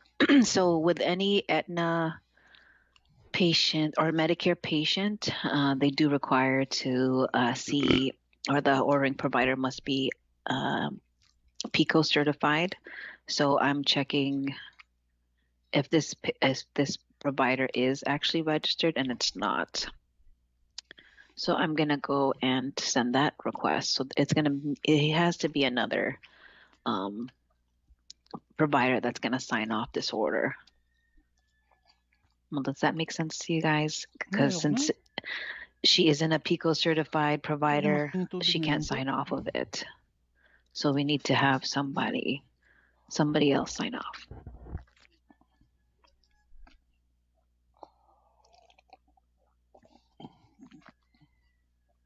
Konti tubig.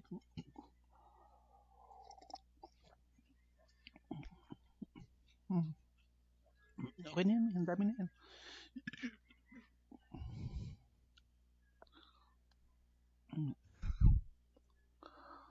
So I'm going to update this. You guys can still see the fax cover sheet? Yep.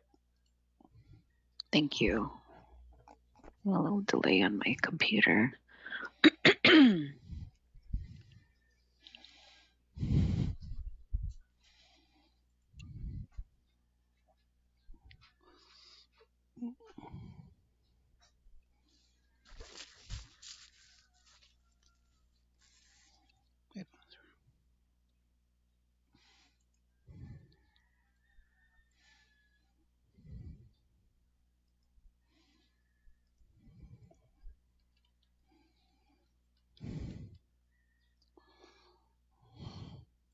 Sorry, guys. My computer's being a little glitchy. So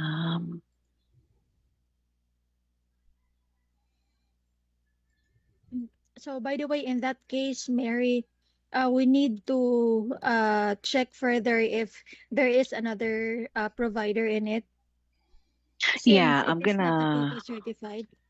Right. So, because the person that signed off on, so she's probably just like a supervising physician assistant, or they have actually a provider that is overseeing her, and I don't see it in the doctor card. So what I'm gonna do is we're gonna go ahead and ask for them to have one have PICO certified physician sign off on the order, because again it has to be based on like their guidelines. So But since I don't have, go ahead. yes, what will happen if there is really no doctor on the They on don't the have one? document? Yes, if this is the only, like for example, if this is the only doctor that is on the file, and then while checking there's no other, do we need to call or check it with the doctor's office or something? Yeah, we can call the doctor's office if there was nothing, but in this case, what we're gonna do is we're gonna send it on to that provider's office, because they do. So pretty much, she's just an assistant. There is a physician there. They just don't have it. It's not in the patient's chart. Like I'm looking at it, and we only have the physician assistant. So whoever's supervising over this physician assistant, they'll sign off. But I'm gonna make a notation on the fax cover that to please make sure that a PICO certified physician is signing off on the order. Let me go ahead and I'm gonna make this notation.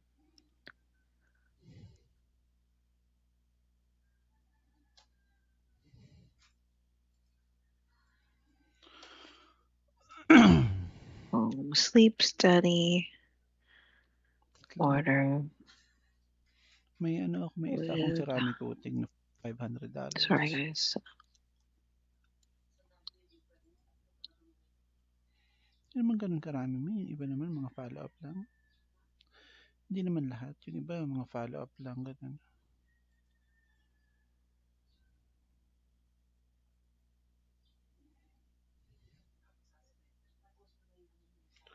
Yung pinapopost niyo, posted na yan.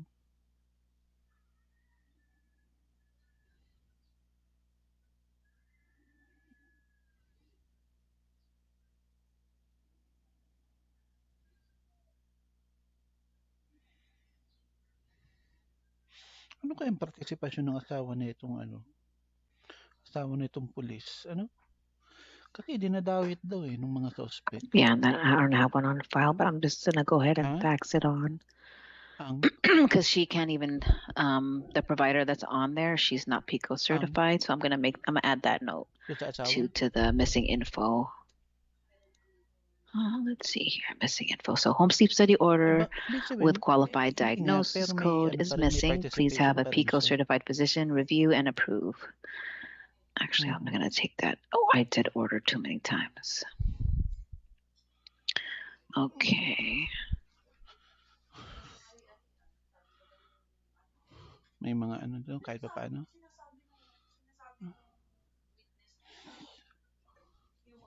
And you'll notice there's like a slight lag when you do run my forms. But just as long as we have everything we need. Yeah, so from here we'll just have they're gonna have to fill that out with their PICO certified physician. And then they're gonna need to mark down one of these for billing purposes, so that needs to be marked.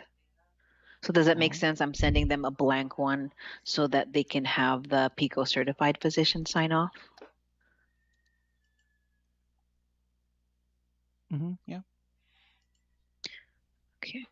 Anybody have questions while I'm running this? Or trying to pull this information? I wanted to clarify that in sending this, if in case the physician is not the PICA certified, then we can just leave it blank. Yeah, I'm leaving it blank so that they can fill it out. So the doctor, the provider's office, because we're sending it over to the provider's office, and they will have. So I'll tell you this: for the states, they do require a PICO certified physician that's going to sign off on like any Medicare plan, or that is they do follow Medicare guidelines, and that's required like by their law. So in this case, I did make a notation on the actual missing info request that they need to have a PICO certified physician. They're aware, and then if they can't, they can always give us a call, and it has the information if there's something that they can't complete. And then of course I'm going to make that detailed note in case the patient does call us back, and they can see like, oh yeah, we did receive your order, but it looks like that your physician assistant signed off, and that's not, we can't use that for your insurance. So you see that since I didn't have a physician on there, I said send to, because typically it'll be under here, right, clinician, and then you just select it, but you have the option to fax the request to, and you can manually type it in. So again, I typed in Anna Newman, and I put in her phone number 760-941-4498, and then 760-941-6938.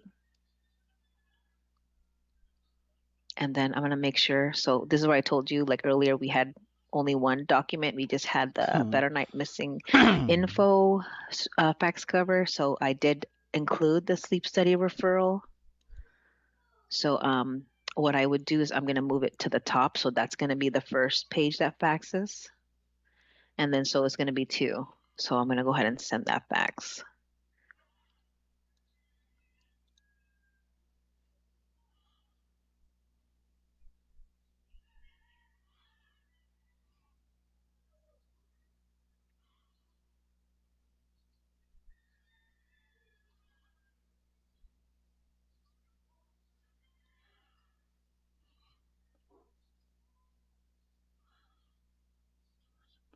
Okay, I confirmed it.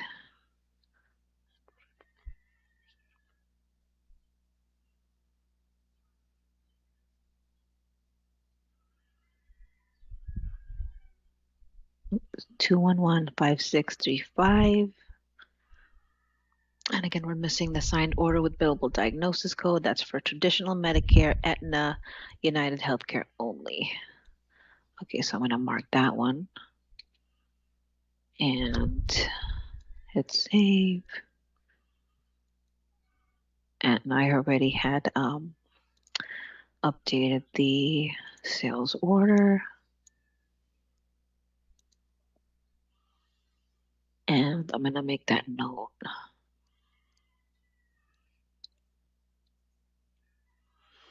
Which makes sense. I mean, because Epstein's island is gone, he needs a new Okay. one to hang out with Bill Clinton.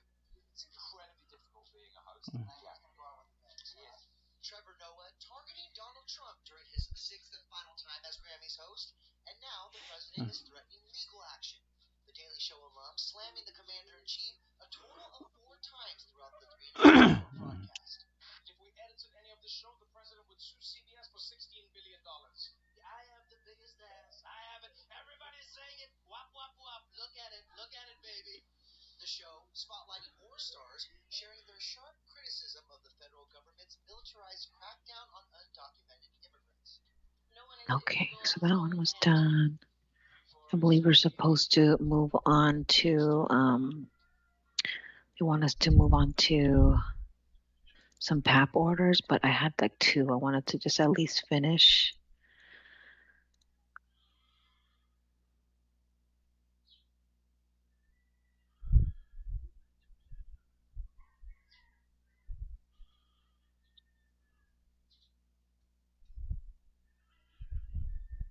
So while you're waiting for a second, so were you guys able to log into Masset and view?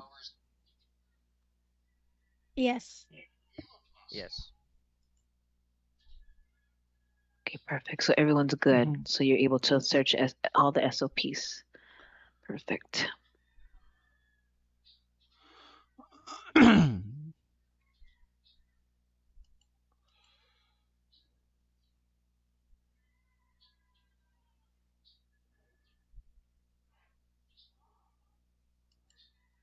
Okay. All right. So then right now, let's go ahead and I'm going to, let me see the last 2. 124.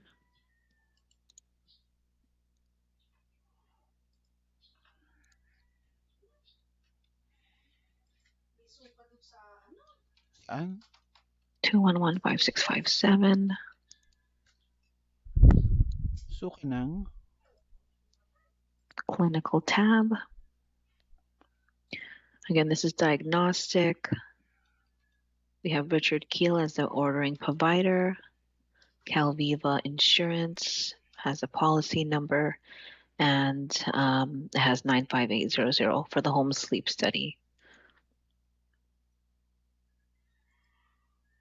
Okay, so no one hasn't qualified the documents. So let's take a look at what we received. All right, so those are patients' demos. Just like to do a quick review. 1917 Santa Ana, right address, and then phone number 559. Where did they get this phone number from? Oh, that was a provider. Okay, so. Okay, so next one.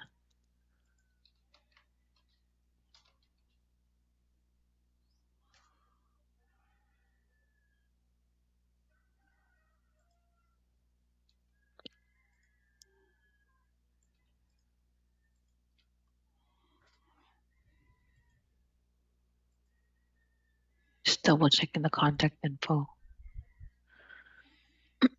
They have 559-459-5199. Okay, maybe it's just a different address they added, possibly.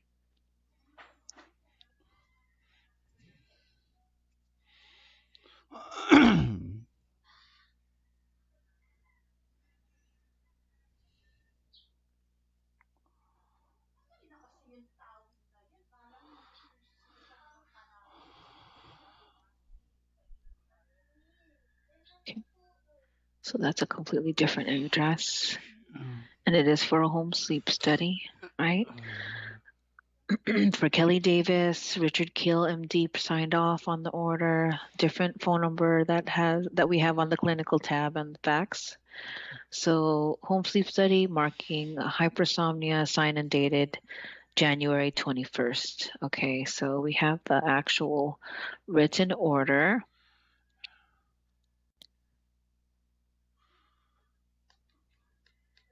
And then now let's take a look. So these progress notes are from 3/21/2025. And then right here, fatigue, decreased exercise tolerance. So I see that he's tired. And then right there, the sleep notes, snoring, yes, witnessed apnea, daytime sleepiness. So even with 9 hours of sleep, the patient's still experiencing daytime sleepiness or tired and hypertension. Oh. That's just another diagnosis that we look at. So now, so we found the sleep symptoms, right? And now we're just checking. Encounter signed off by Richard Keel, MD.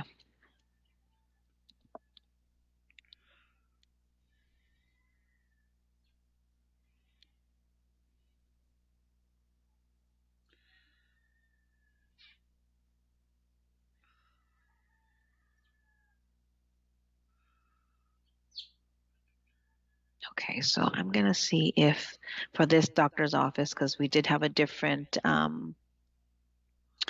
actually had different information, but let me go ahead and, so this is qualified for the actual review, right? Since we have the sleep symptoms, we have the order signed off. So in this case, the reason why I'm doing the document qualifier note is because we didn't see anything really that was missing and no one had noted what we received yet.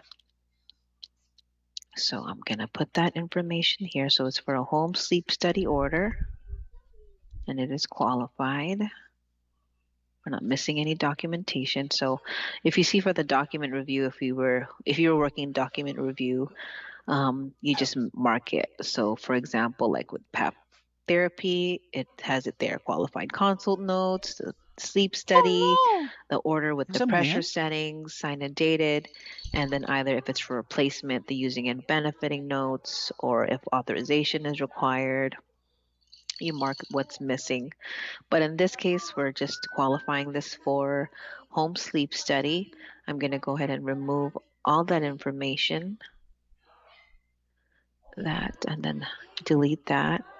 And all I'm doing is entering what I did see. So all the documents are easy sorted in the right folder. And then so the home sleep study was signed off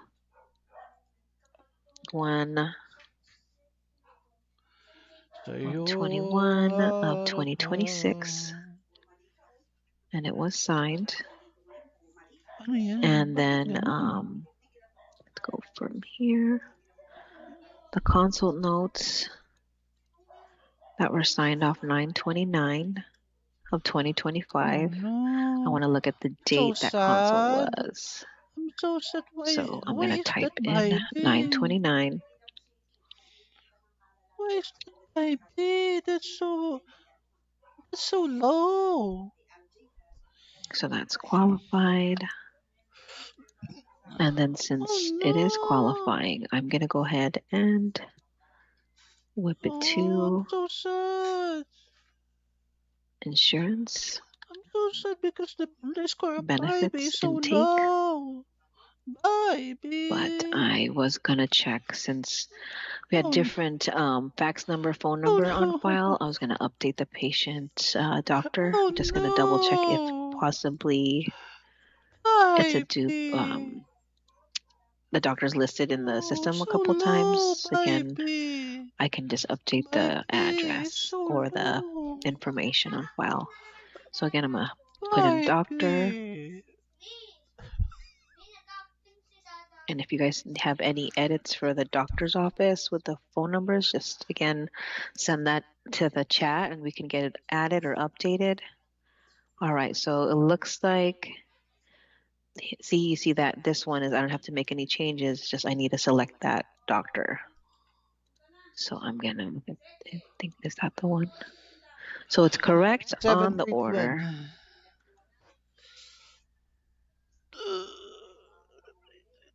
but it's not, see, on the patient's chart. You saw the difference?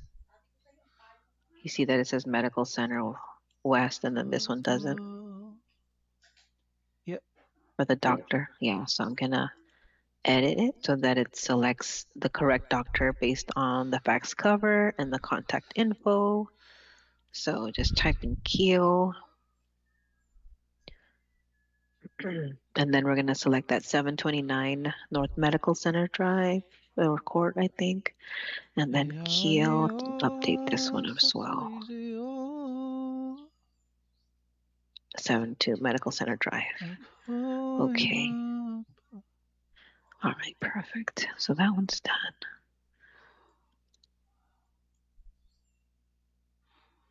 And then just to double check the patient's Brightree.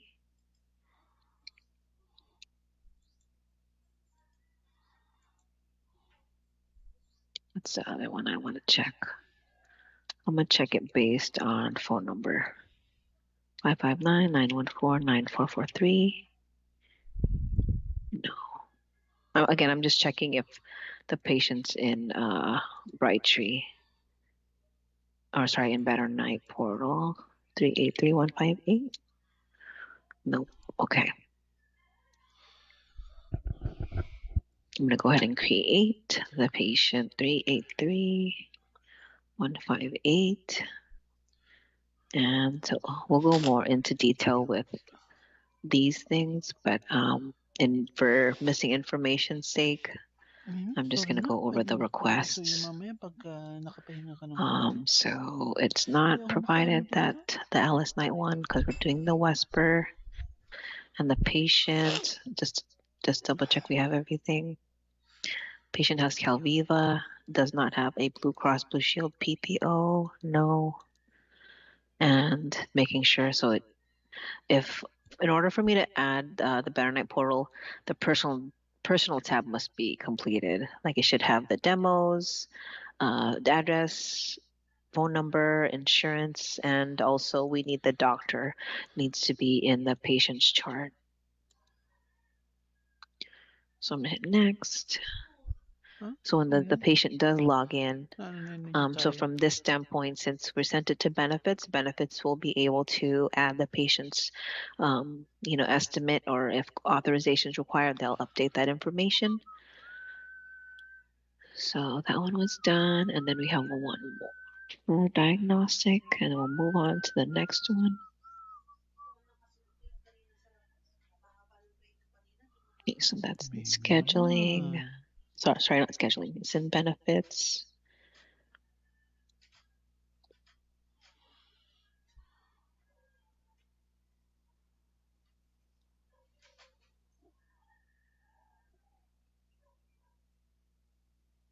Okay, same thing. Diagnostic. Let's see what's going on here. So it looks like it was qualified on the 29th. And then our insurance noted that there was no item on the sales order. And then again, insurance noted again that there's no item on the sales order.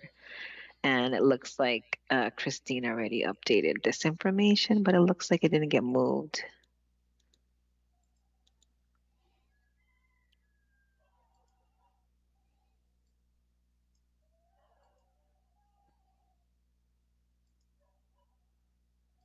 So that's why I say it's really important to just double check your sales order history. She put the note in and the order's still in the same WIP state. So for me, I like to just do a double check on everything and make sure if we have it all. Okay, so that's 7/16 of 2026.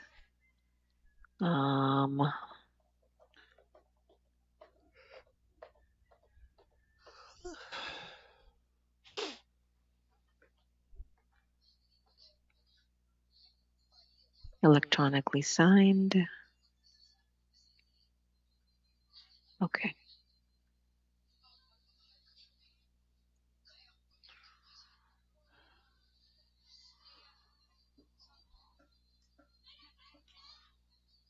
Prego. Pregodor. All right, so this is the consult notes. Just reviewing it. All right, so it says right there, loud snoring, referred to better night, female needs sleep study, and then it's signed and dated by the provider. Okay, so again, there was no items on the order, and that's why it was whipped. It was whipped back to us, right? So Christina added it, but didn't hit save. So what I'm gonna do is, since I said pre-auth is required, I'm gonna go ahead and whip it to insurance benefits auth submission. I'm gonna hit save. And then from here, Copy that. I'm gonna go ahead and whip it to Prego. Well, prego. whip review.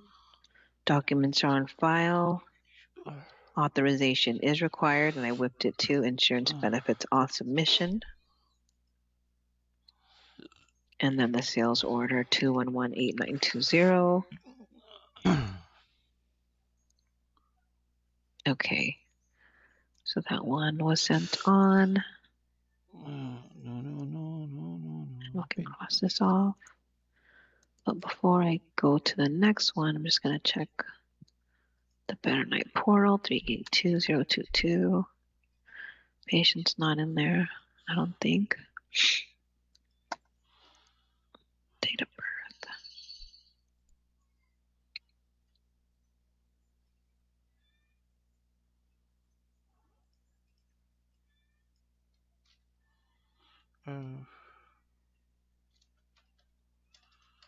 Nick. Control. I'm going to check based on email because sometimes they may be in the system, but no, it's not. Okay, so I'm going to go ahead and create the user. I'm going to enter the patient's Brightree ID.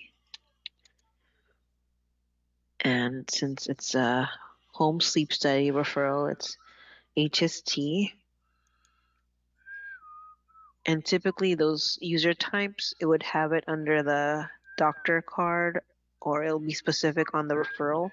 But in this case, this is just a straight home sleep study. So I'm selecting that user type. I'm hit submit. That's her information. And yes, we've obtained the medical documentation. And does the patient have an insurance provider that requires an Alice Night 1? No, we're not doing that. And it is not a Blue Cross Blue Shield PPO, no. And it's Molina Healthcare of California. Policy number was added, so I'm going to hit submit. There you go. So patient has access to their order. All right, so I'm just going to mark here that I confirmed the sales order matches the device. Grabe, masamang elemento talaga. Okay. So any questions on the home sleep study orders that we just went over?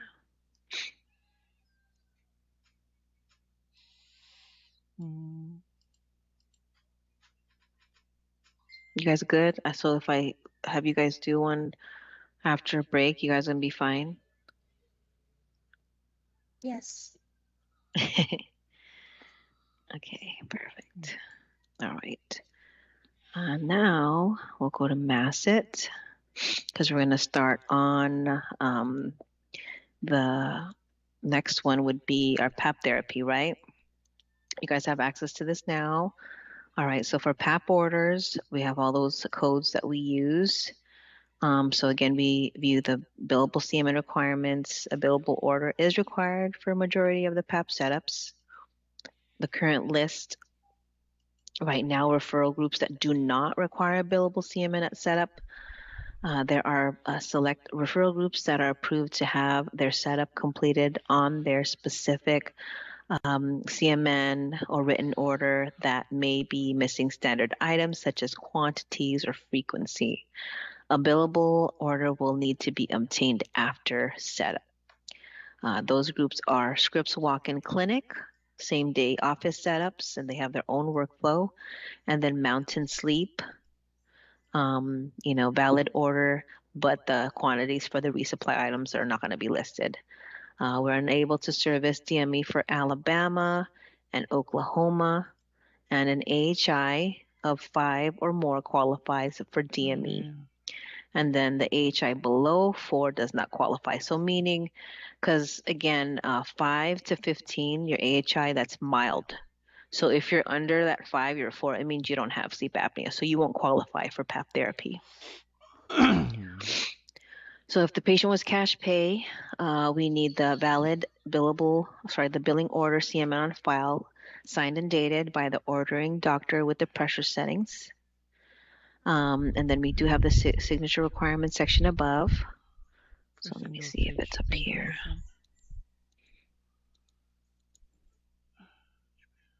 I'll get that to you guys. Yeah. We used to be able to like click on everything on here, but they had updated it. What's single stage?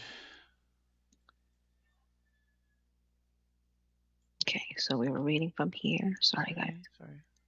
It's not. Okay. All right, so for HMO insurance, a valid billing order, CMN on file, signed and dated by the ordering MD with pressure settings, an approved authorization for the correct CPT and correct provider and pressure settings. So for SCMG, we do require a valid billing order, CMN on file. We can use our recommended pressure settings if we, Better Night, completes the sleep study. For SRS, all we need is a valid billing order, CMN on file. Due to our capitation to Sharp Steely, which I was telling you guys earlier that we have access to Sharp Epic Portal. So any of those insurances that have SRS in the front, we only need a billing order and CMN. This is the one where like you'll see it on the payer and then you're like, you don't need all the other documentation. But again, for this one, due to SRS capitation, we no longer need authorization. SRS only requires consult notes, which can be dated after the sleep study and the qualified sleep study if OSA is a diagnosis or the documented AHI that's in the notes, and then also the billable CMN. Again, if the AHI is under 15, we will require a secondary diagnosis. One of our payers, Health First of Colorado, a valid billing order CMN is needed with the pressure settings along with their Q8 form. It's the Colorado Medicaid, that questionnaire that the doctor has to sign off. And then I'll give you guys like an example of that one when we get to that payer with a patient that has that insurance. All right, so for PPOs, pretty much I kind of follow this all the time regardless of the insurance because we don't know until the insurance is verified what type of plan the patient has. So again, we need the valid billable order, CMN on file, signed and dated by the ordering doctor with the pressure settings, the diagnostic sleep study that's signed and dated. Again, if for E0471, the BiPAP with the backup rate, the regular standard G47 3.33 for OSA for obstructive sleep apnea doesn't qualify for those devices. For Medicare, look, it says notes must be dated within the last 12 months for traditional Medicare and Medi-Cal. We can accept sleep studies scored at 3% oxygen desaturation for insurances that do not follow Medicare guidelines, including UHC, that's United Healthcare, and UMR commercial plans. Traditional Medicare plans are the only ones that require 4% oxygen desaturation to qualify. Chart notes discussing sleep symptoms signed and dated. Note must be dated prior to the sleep study for a new PAP setup. And above the note for acceptable sleep symptoms. Okay, so for United Healthcare, consult note, sleep study, and an order all must be dated within 12 months. I'm going to go ahead and snip this to you guys. And tell me if, again, I'm going too fast. But you get now, so the reason why we do like the sleep consult and the reason why the patient's ordering a sleep study, because you need all of that information or all those documents in order for you to move forward with PAP therapy. Okay.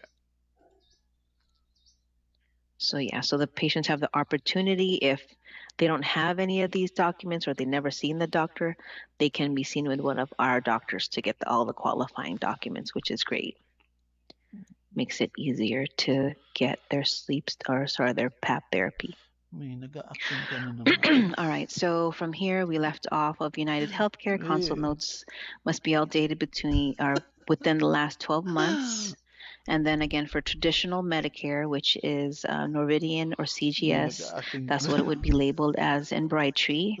Aetna or United Healthcare, UMR Medicare Advantage plans. Consult notes again must be dated or must be face-to-face or state telemedicine or have audio and video confirmation on the clinical notes.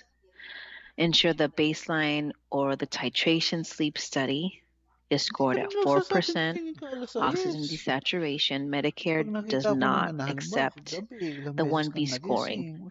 The sleep study must clearly indicate 4% scoring.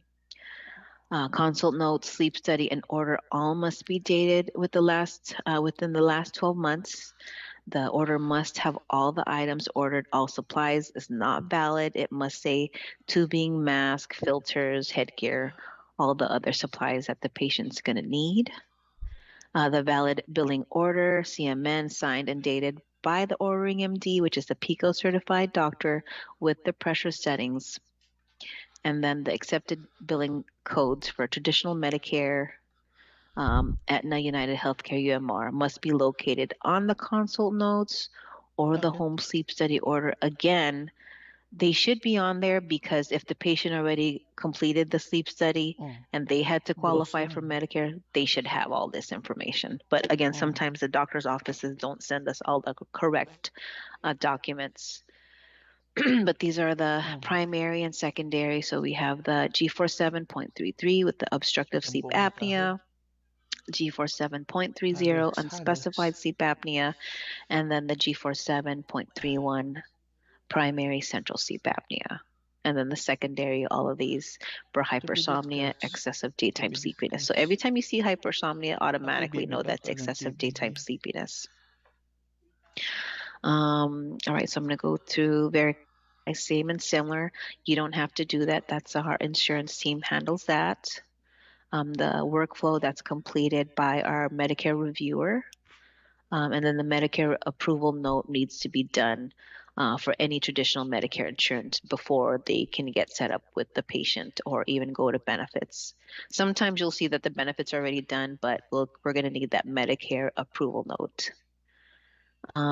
So for traditional Medicare, requires proof of medical necessity every 12 months. This can be a form of a new CMN or written order and or using and benefiting notes.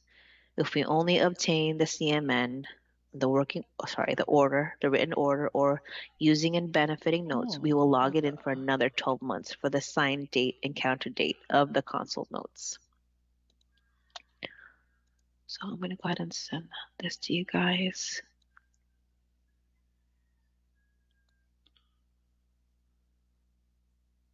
But again, you guys have access to Massit. And let me see if we can, how much time do we have left to your last break? So you guys are going to take your last break at 4 and then you guys are out at 5, correct? Yep. Yeah. Okay, perfect. Sorry, Mary, I don't have access to Massit yet. I haven't received any email. You haven't? You want to respond to Taj He It's sent it at the 1:22. the other chat room. Okay, sorry about that. Yeah. I'll It's get it. okay. Thank you. Yeah, in our meeting right here where it says everyone should have Masset invites in your Better Night email, just reply to him and just say, "Hey Taj, I still don't have access." Okay, thank you so much. Thank you.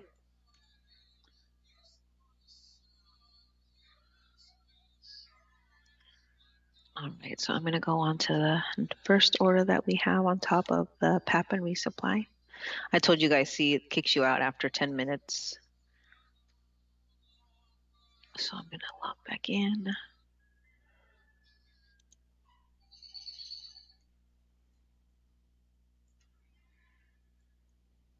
Chat you.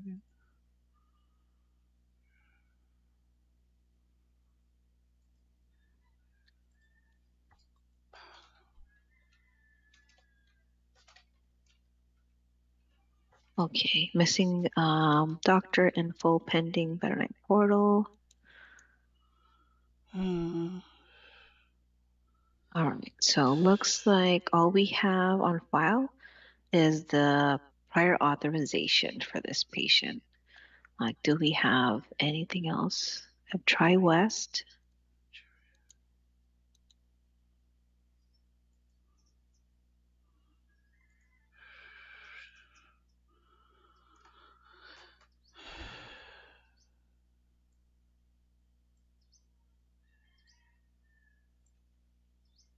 That's the hard part. We don't have a provider on here.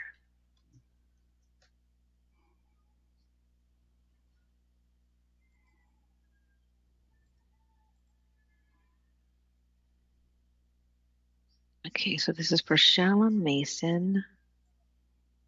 Let's see here. Nope, there's nothing on there. We don't have the doctor. No, so for TRICARE, so I don't know if any of you were familiar with TRICARE, TriWest. They are our military, our soldiers that's the insurance that they are under. It's under TRICARE or TriWest is what it's going to come up under. I don't have a doctor on here. Do you guys see it? Like that who ordered it?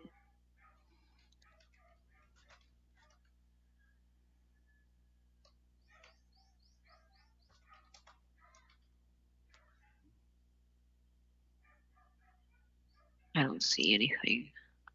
So it's hard for me to even send how we're gonna fax it, right? Like who are we gonna send it to? So since we don't have that information, I'm gonna actually call the patient. See, it says missing MT. So that makes sense. So we have her phone number, that's all we have, right?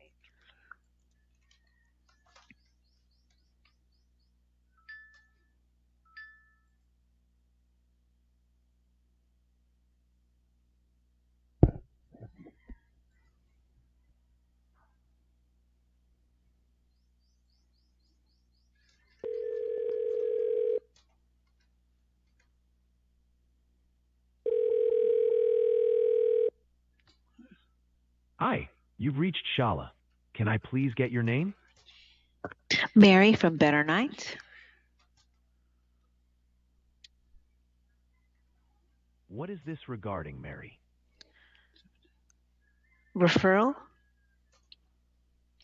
Got it. And who referred you to Shala?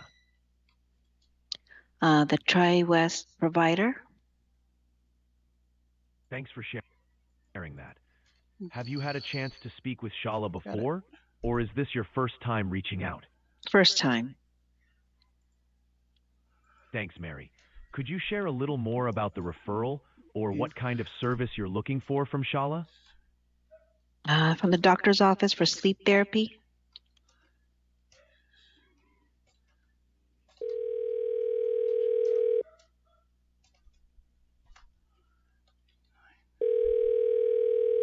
Eight, 9.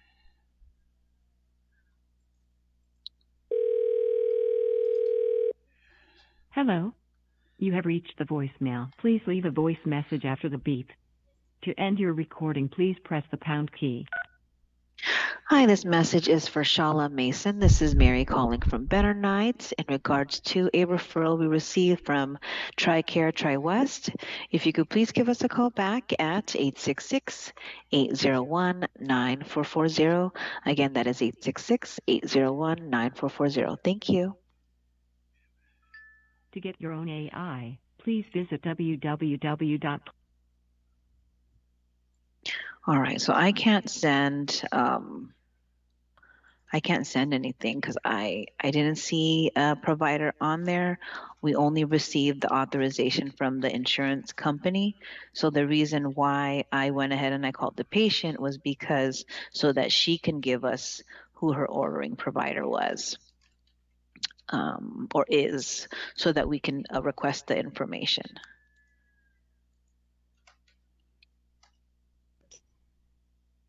You guys have any questions on that one? Yeah, what if that's happened, then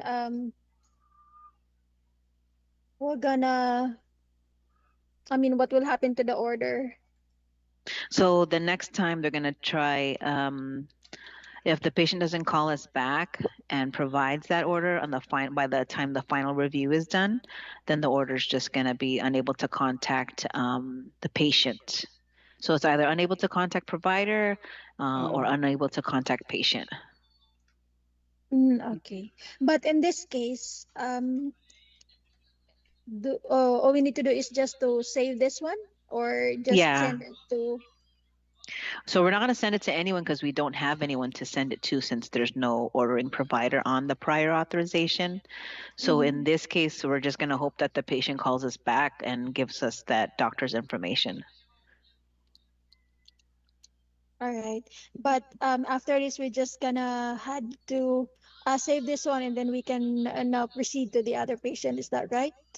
Correct. I'm just going to whip it to missing info final review because we're going to hope that the patient calls us back because, again, we do need a CMN with all the supplies that the patient's going to be getting. And then I'm just going to put no MD listed on prior authorization. So that's the reason why we're not able to fax anything because we don't have it.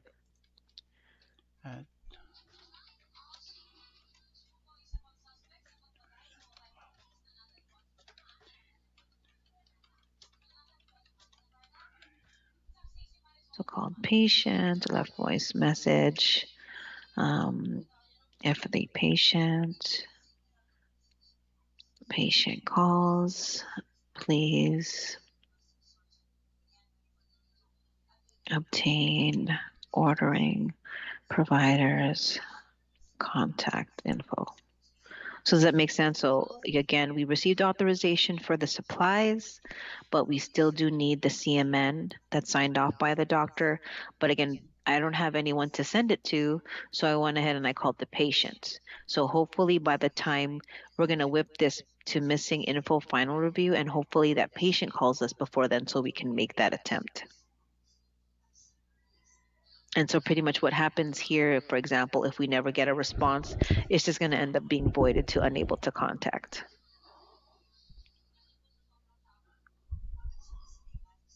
You have any questions for that one? Do you do callbacks? Do we do callbacks? Yeah. Or well, no, if I, for example, well, so well, for example, for this one, if, for example, it was my turn or it came up back on for what, a week from now, right? Because today is, what is it, the 2nd? And then the next week is going to be the 9th. So if we haven't received a call back from the patient, we would make that final attempt. Gotcha. If it was me, I would make that final. I'll make that one more call just to give them a courtesy. But again, I've already left a message. So it's up to the patient to give us a call back and let us know, because that's what we need, right? Because we're missing the CMN because we just received the authorization only. So for me to see that, okay, so this is a TRICARE TriWest authorization. And so this is the beneficiary, which is the one that's going to be getting the supplies. and patient is TRICARE Prime retired family member. So it looks like it's a family member that was approved for CPAP supplies, right? But the problem is that I'm looking at it. I don't see ordering provider on here. It only has they approve the patient for supplies approved to Better Night, and there's no doctor that signed off. So that's the reason why we called the patient. So hopefully Miss Mason calls us back, or Mr. Mason, whoever, if it doesn't say, and gives us that information so that we can go ahead and fax that information to the doctor so that we can send that request to get that CMN signed. Okay. But if ever they will call back, are we the one who can still receive the call, or there's just another? Oh, it's going to be the inbound phone team that's going to receive the call. Yeah, so whoever answers the phone when that patient calls, that's why if you see on my note, if the patient calls, so again, we do have our inbound reps that answer the phones. So the reason why I put so much detail in there, because I hope that they're going to look and they're like, hey, I received a call from Better Night. And they're going to say, yeah, it looks like we received an order for PAP resupply. We received an authorization that's valid to April 15 of 2027, but we do need that CMN that's signed by the doctor. So looks like they're going to say Mary Ellen called and left a message, and it notes if patient calls, please obtain the ordering provider's contact info.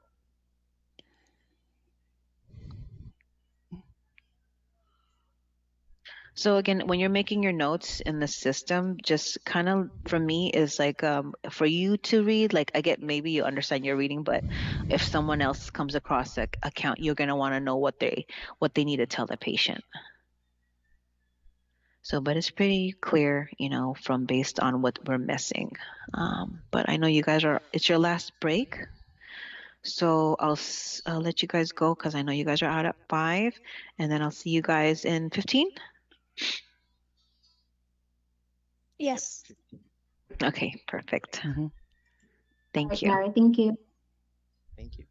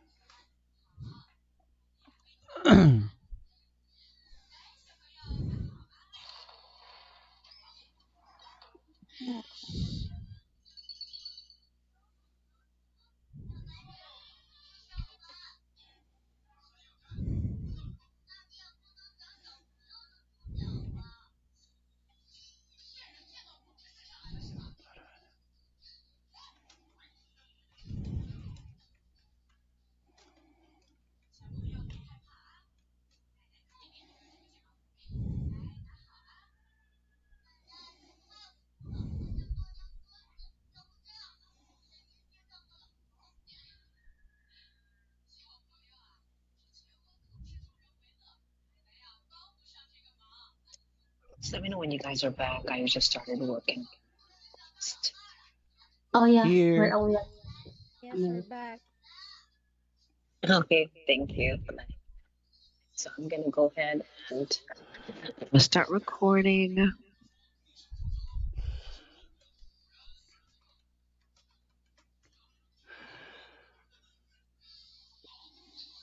So how are you guys feeling? How are you guys feeling so far based on the orders that I've processed so far for you?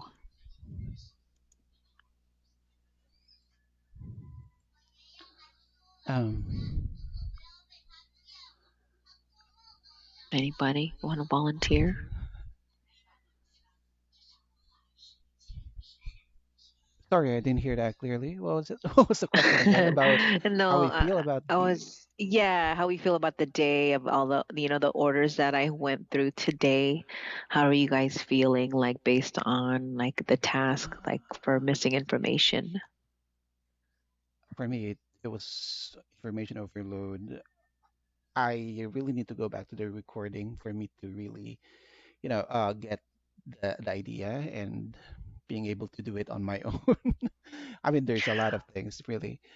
Will the, I mean, would you be able to like send us the SOP, the one you're sharing on the Oh screen? yeah, So that, definitely. I can send it to you guys. So I'm gonna go ahead and I'll just go into Masset and so that you guys can see. So you was it it was you. Okay, so you're good now. So Taj got you in. still haven't received the He invites yet, but okay. he acknowledged it by Okay, thumbs perfect. up on.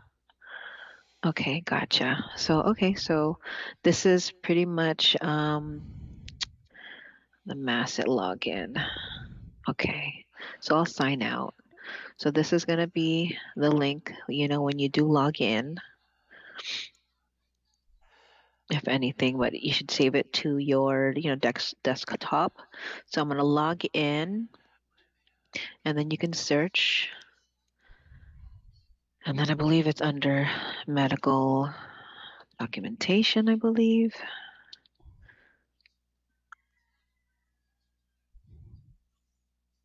Let's see, missing info. Right here. So everything's like missing info related will be in Masset. So this is the one that we would refer to is going to be the missing info document requirements. So this is going to be the front page of that. So this is what it's going to be listed as. So again, I'll go backward, close out, and then go back to back, and then see, everything that comes up. Let's see here what else you can find if you were interested in looking, like a full chart review.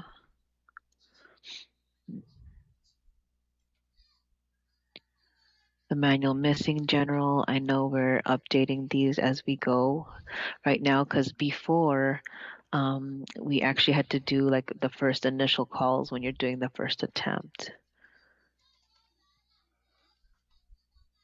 So they had updated it now. So, all right.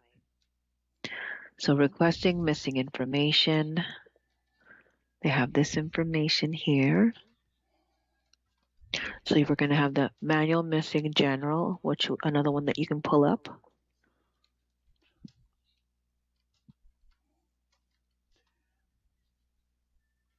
Let's see if it's going to let me.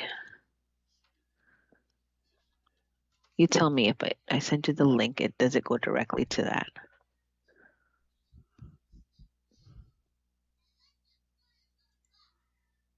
Or confirm, like just by liking it.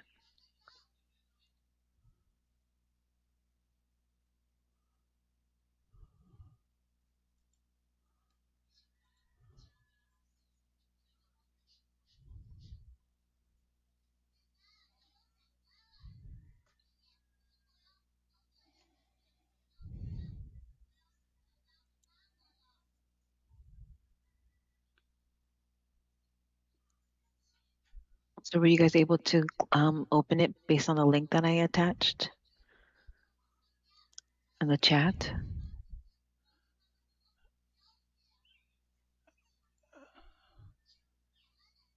Still loading here on my end. What about you, May?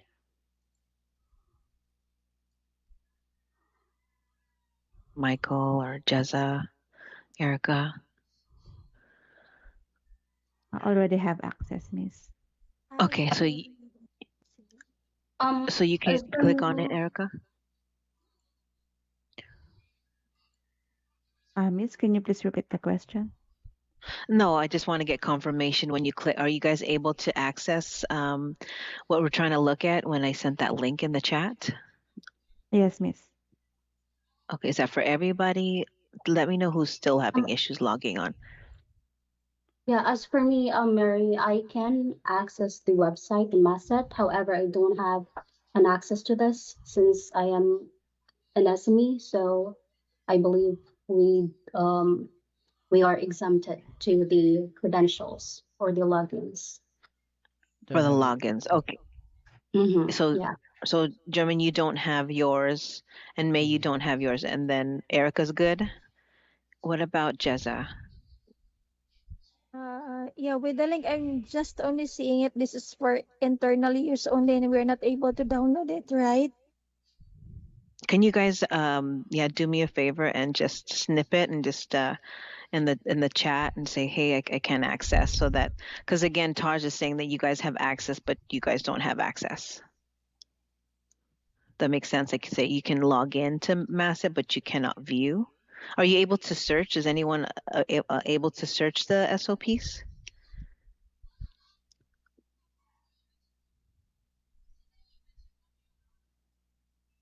Okay, this asset is for internal use only to prevent accidental distribution downloading. Okay, I'm just gonna make a comment.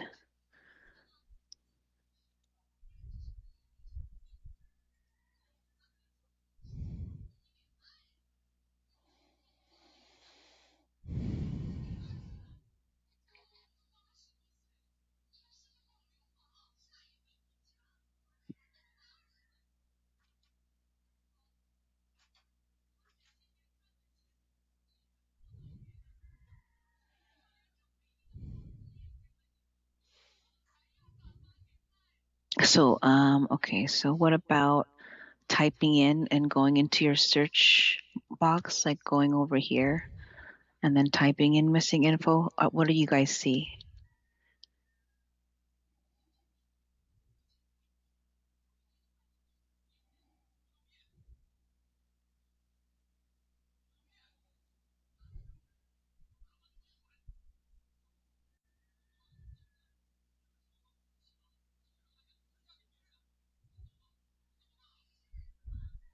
This choice is way more interesting and telling than what you think based on this being low effort engagement slot.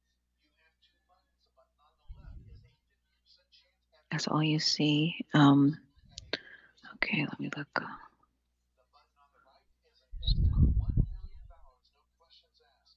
First of all, Let me see. tell me in the comments which choice.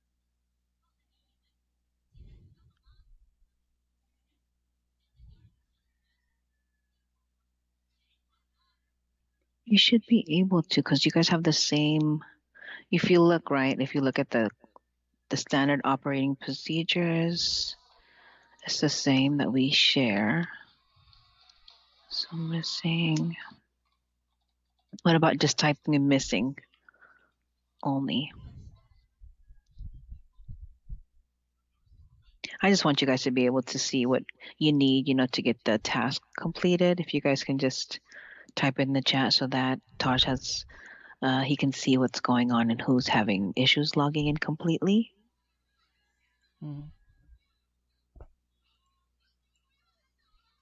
So for sure, Erica and Jezza. Yeah, I'm just waiting for the invites from him. He Okay, so already you're just waiting acknowledged on it. invites. And then, so May, you can't at all, because again, that's your SME. And then for Michael, same thing.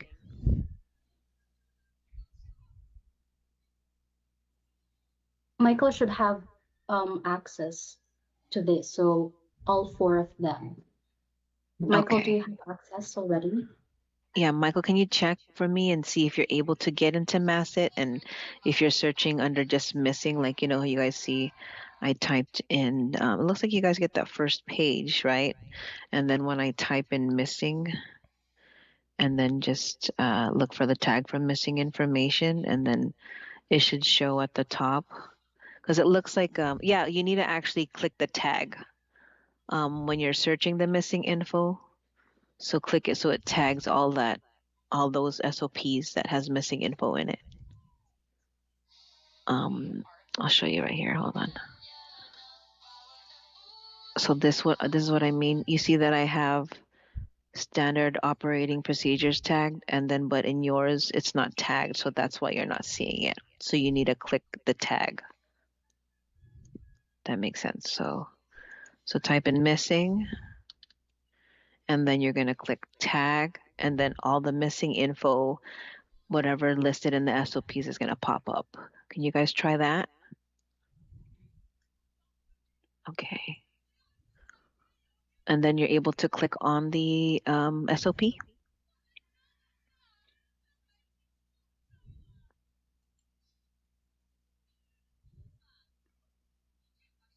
All goods on my end. Okay, so Erica, you're good. What about you, Jezza? I'm still checking. So,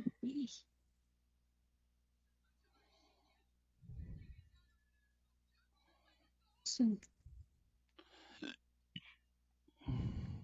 Okay. is it SOP and I have here tenor pickup note. Right here. So I'm gonna do it again. So I'm gonna search from Masset, right?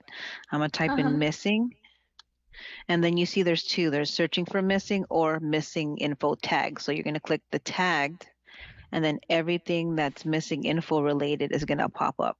So let me know if you're able to get to the standard operating procedures for missing info, and then if you're able to click the missing info document requirements. So you have time, to go over. When I type missing, I was routed here. One.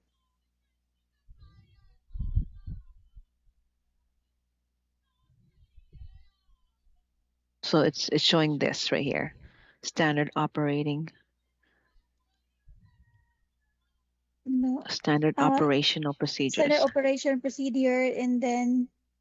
Yeah, you click that, you tag that, and then it's gonna show up all the missing info, SOP related ones that you can refer to. Yeah. So So we'll is have, this the K account workflow diagnostic clinical? Is this the one? can you screenshot it? I can't see your screen. Sorry. It's okay.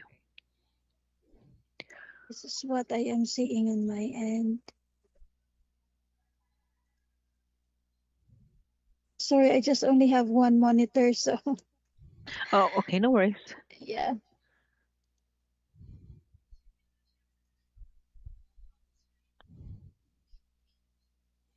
See what you typed in. Right. So anything missing right there, you do have it. So you can you click that workflow that you snipped on the corner where it says missing info document requirements? Can you click onto that and open it up? Sure. Hold on. Missing info. It's right in the corner. So your the snippet that you have, it's the bottom right one. Mm-hmm.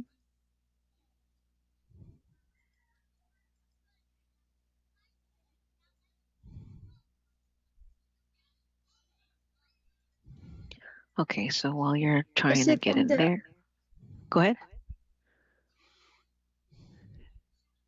It's this one. Sorry. So it's What's okay. that No, again? so the one that you snipped. Mm-hmm. So it's the bottom right corner. So we're trying to get to the missing info document requirement. So you have it right here. It's the bottom corner of yours. Are you able to click on that? Yeah, right there. You have it. the one that May provided. Okay. Okay, hold on. Oh, okay. So for the reference, right? Missing info, document requirements. That's correct. That's what you're going to be referring to when you're Okay. qualifying. Let me check. Oh, it's still the same.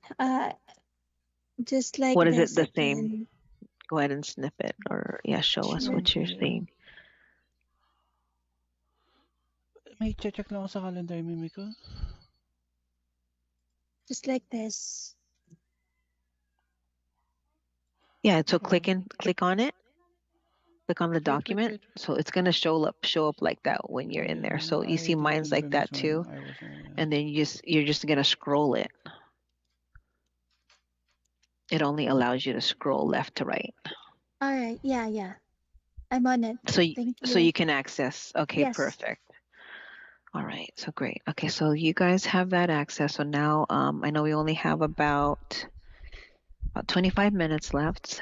So we're gonna go ahead and go over just, PAP I did confirm this morning. I was setups only now. asking. So I did open the Huh? first one already. I was reviewing it while you guys were on your break.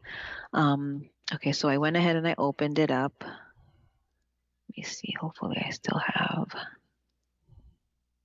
And again, I know you guys said it's like a lot of information, and it is. It's the first day, and the bright side is you guys know again how Brighttree or navigate through it, right? So all you're needing to do is know what to look at every time you're processing an order. So again, I'm opening up the sales order. Sorry, see where it took us over 10 minutes to review the message, so it's fine. I just wanted to make sure you guys had it so that you had it for reference, because again, it's going to guide you when you're doing your qualifications piece. So I'm going to open up the sales order. Okay, and it is for PAP setup. It's been in missing info for 12 days. Hey, Josiah. And they have the insurance information, but there's no items on the sales order. Okay, that's interesting. So now I went ahead and I looked at the notes, and I see that I qualified this on the 21st. So this is good to go. So I went ahead and I sent it to benefits. So benefits verified it. They did say authorization is required through CareCentrix. It says right here, pre-auth certification auth is required. And then you'll see the next note that the insurance team, they verify the benefit for this patient.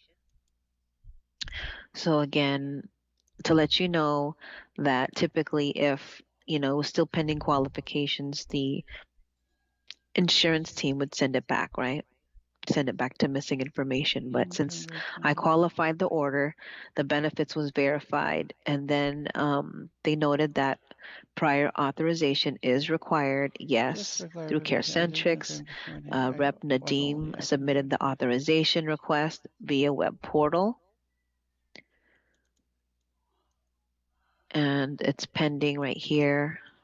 Gotcha. And this was his reference number when he submitted. So again, would be if the authorization was submitted, this is what it would look like that our insurance team submitted the request.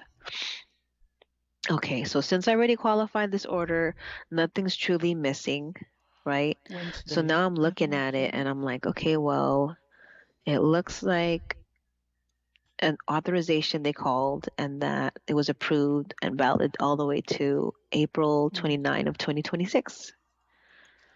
So I look at it and I told you guys, I always like to double check the sales orders, right?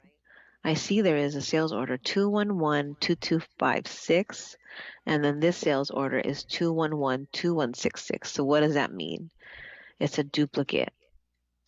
It's a duplicate order that the rep created, but Tinner already had created, it looks like, oh no, I created the sales order. And I see what happened is because she didn't have any items listed, and I went ahead and I just added the items to the sales order. So the actual order that got worked by insurance team is this one, 211-2256. And when I look at the order status or the WIP state, it's an insurance auth pending, right? So I'm going to leave this order and I'm going to go ahead and void this one only because there's nothing on it. It was just it was created, but it never went anywhere, right?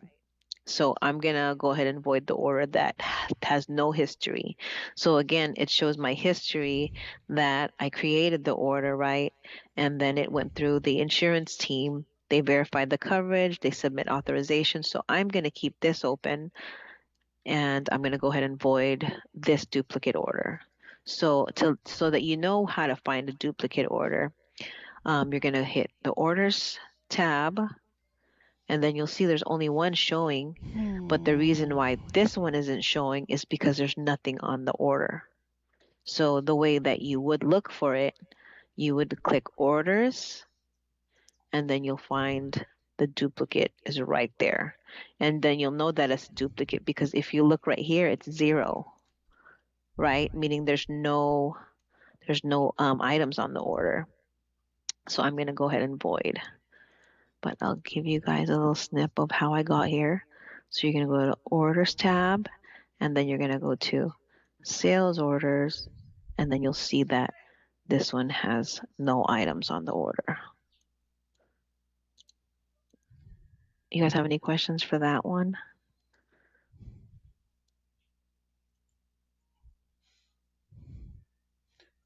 All good. Okay.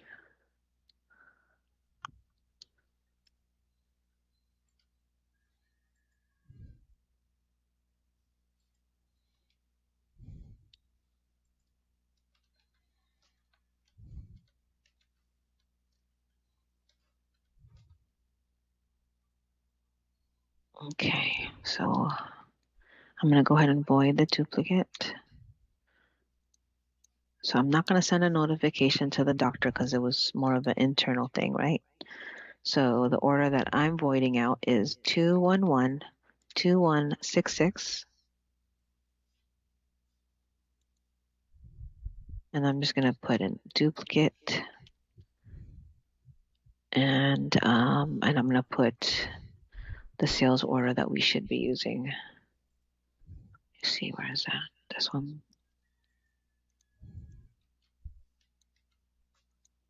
Then SO 211-2256. WIP state is IB, that's insurance benefits, auth pending. So I'm going to go ahead and I'm going to keep the one that's been worked. And I'm going to go ahead and let me see here. When's the next time they're going to follow up on that order? 2-5. I'm going to go ahead and update this to auth submission so they can review it because it looks like CareCentric has called us to let us know it's there. So that's why I went and sent it back to them so they can look at it now versus waiting till the 5th because that's when they're supposed to look at the authorization. But since the authorization, the CareCentrics gave us a call, I updated the WIP state. So, and then now I'm going to go ahead and void this duplicate. Again, I double check the order, and then I'm going to go ahead and so so I'm voiding the order, right? So where I went to is, you guys might not have access to that, but for me, I do have access. So orders are going to be voided because it is a duplicate sales order. But I was telling you guys, when we are pretty much voiding, we have the options of insurance is not contracted, insurance is out of network. Let's see, or the patient refused, like they don't want to proceed with the referral, or we call them and they say, oh, I already have someone that helped me. They used another provider, or maybe we sent the request to the doctor's office and they're not wanting to send over, or they're not signing off of the missing information like the order. So you put physician refused, or we have the other one is unable to contact either. I think you had that question earlier, Jezza, that you're like, what do we do if nothing happens? So what happens is we're going to put unable to contact. So when they do call us, they're going to say, hey, we sent you an order back in November and no one ever reached us. And then we can just say like, yeah, well, we tried, but it got voided because we were unable to contact, right? So, but in this case, so we have that, we have the patient used other provider, the physician refused or patient refused. And then for this one, since it truly is a duplicate, I'm just going to void it as a duplicate. And then to double check the order to see if I truly did void it out, I'm going to go ahead and go back to the orders tab. And then I'm going to hit sales orders, and there's only one there.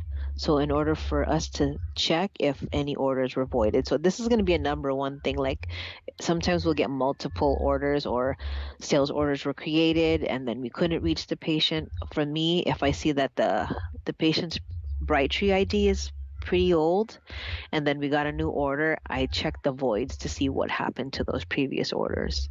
But in order for you to see that, you're just going to click the voids.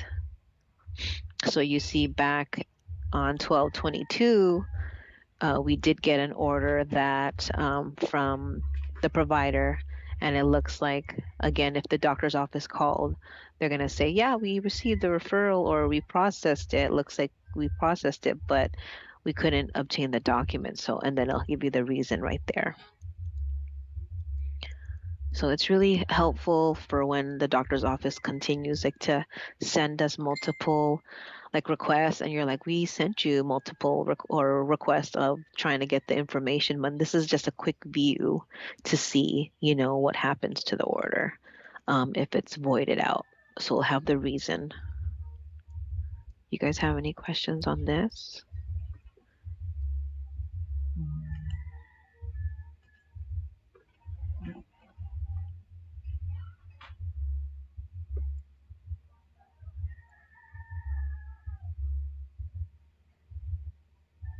Thank you.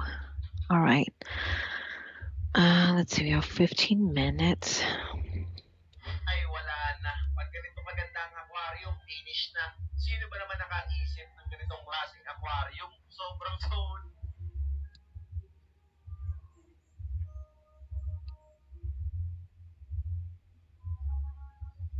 Kayo, baka may kayo.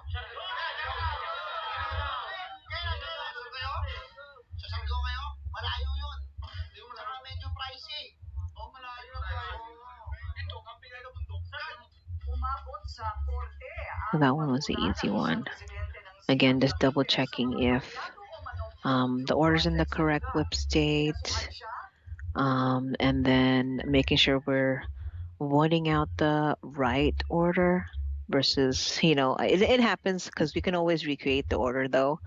But in cases like that, I typically, if it looks kind of weird to me and I see notes, I'm like, there has to be another order that's created. 2112771. Okay. So order was created by Tinner on 121, and it's for a PAP setup. I don't see an insurance link to the sales order. I do see a doctor and I see diagnosis codes. We don't have no demos. Looks like we're missing a lot of stuff. So it says we have a CMN. So if I typically see these, I'm going to automatically check if the patient, if there's a duplicate of the patient, maybe it got created, right? And then as a new patient, and the patient's already on or in Brightree. So let's see, what is her birthday? It's 2376. So I'm going to go based on search, patient search, and I'm going to search by the patient's date of birth. Magdi. This is it.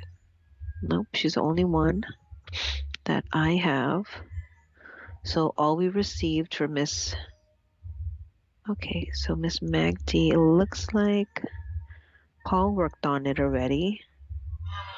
And let's see what happened. Did he not whip the order? So this is why I tell you guys it's really important. So he just worked it on the 28th, right? So I'm going to go ahead and I'm going to update it because he already sent it on. And a way for us to check if this was faxed, I'm going to go to my forms.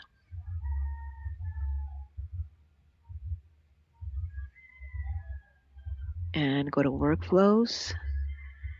And I'm going to go to the 28th where Paul did his note. And I'm going to go to element. And it looks like it got updated to BDM. Okay, so we have no history here. Let's see. Oh. Let's see. Wait a minute. 381. Yeah, so it is a dupe, right? It looks like the patient was entered differently. You look at the patient right here. I was looking at it. I was like, wait a minute. See, it's 381805. And then I have. That looks weird. Okay.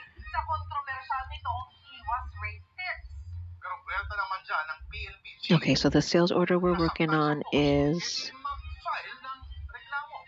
2112771. And then this is the patient. This is the CMN that we got. Okay. And then I wanted to see this other patient if it's the same. 2376. It is. It's the same patient. It's just it's a duplicate. Look. It's the same. And the way I checked it. That's why I say, like, if I see that there's just like one thing in the patient's chart, I'm like, I have a feeling that this is a duplicate, right? Because look, it's the CMN, it's the same thing, it's the same birthday, and then it's the same document, and then we have everything else. We have the sleep study in this one. So I'm gonna go ahead and mark this as a duplicate. And I'm going to transfer this document that's on here, that's in this chart, I'm going to transfer it to this chart. And again, I confirm that that's the patient. This is the correct, date of birth matches, and the documents on file matches. So from here is I'm going to go to the patient, and I'm going to type in the correct patient's Brightree. Going to delete that, and it's going to 381805. And then I'm going to hit save. And I'm going to go ahead and merge it into that chart so it goes in there. All right, so that's what I was like looking at it. Paul worked it, but I'm like, no, it's because he already made the notation. Perfect. Okay, so since Paul already did the missing info attempt, I'm not going to do anything here, and this is a duplicate. So anytime we do have a duplicate, we go ahead and put Z's on the front of the last name, and then the Z's at the end of the patients. And then I go ahead and put duplicate. And then I'm going to hit save, so automatically I know that this was a duplicate. And then I'm going to go ahead and put in avoid notes, but I'm going to make sure that they flag it as a duplicate when you open it up. So I'm going to acknowledge the notes, and I'm going to keep it open. And I'm going to put as a subject line, do not use duplicate. And then I'm gonna mark it as please use Brightree 381805. So again, I acknowledged it. It's open.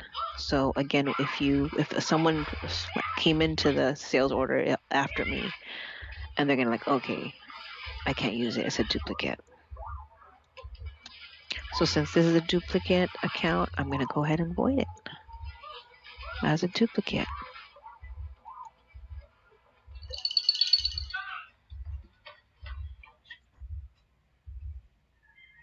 And then again, to check, you're gonna go to the orders tab and then click voids. And there you go, duplicate sales order. You guys have any questions on that? Pretty self-explanatory, but anything on that one? Good here. Perfect. So reason why I did that is because we don't want to send, requests to the doctor's office. For example, we got to see him and we're going to send them like, oh, we don't have the sleep study or the consult notes, when really and truly it's just a duplicate. And we're just going to, consolidate the patient's chart. But yeah, what do we have? We have 6 minutes. I won't, go over another thing, but from today, do you guys have any questions, or do you have any feedback on what you'd like to go over, or something that you want me to go into detail? Because tomorrow it's kind of like we're going to go review a few orders again, and then give you guys a chance to get your hands wet and just review an order and see how to process it and everything. I do have a question. Mary, you just mentioned a while ago that we can edit on the Brightree, and we can also edit on the forms, right? What's the difference? What do you mean the difference, as in what we're using or what we're marking? You just mentioned that okay, you can also edit in the My Forms. When you open the My Forms, the information that you can also edit on the Brightree. That's yeah. So pretty much I did. This is something different. So, well, in this case, the reason is you can edit the patient's name, and because again, this is a duplicate, so you're able to update it. And then in My Forms, that's a whole separate thing when you're sending a missing info request. I'm sorry. Was that your question, or what you're asking me? What the difference between updating Brightree versus My Forms? Yeah, or we can just only edit My Forms, and then it will automatically pop up into the Brightree. Got you. Okay, so now I understand. So Brightree is always going to be your main chart. Like you're reviewing the patient, is always going to be the patient's chart, is going to be the main one before doing anything in My Forms. But we do have the capability of, updating information when you're faxing something to the doctor's office. But really and truly, My Forms works off of Brightree. Okay, now I got it. Yeah, so Brightree is our main, what we use for our software to, process patients. But again, and then we use My Forms to submit or send our missing info requests. All right, thank you. All right, perfect.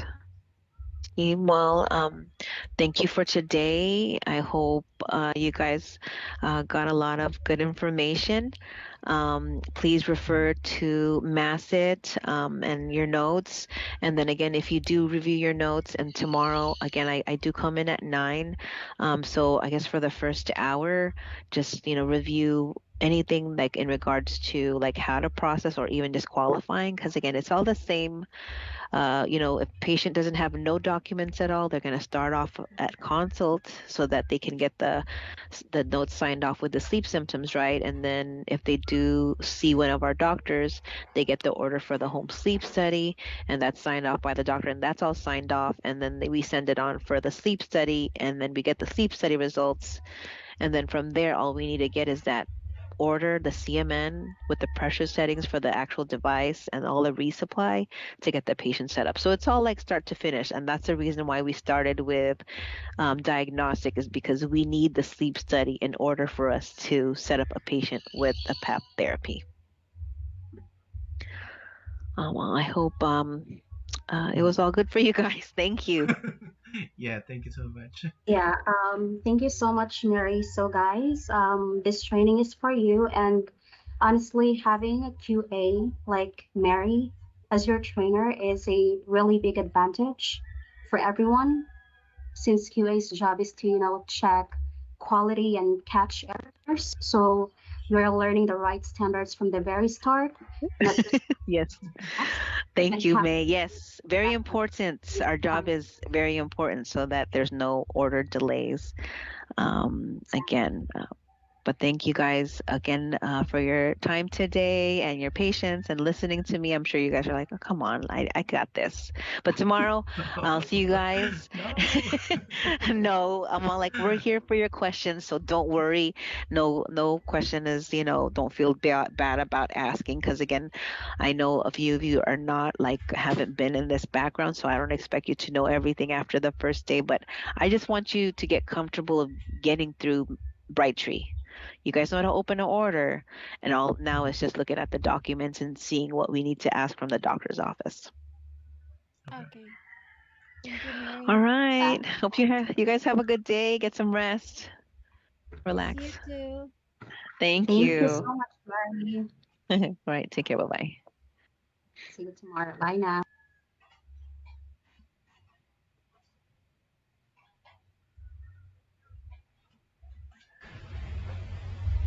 Mm.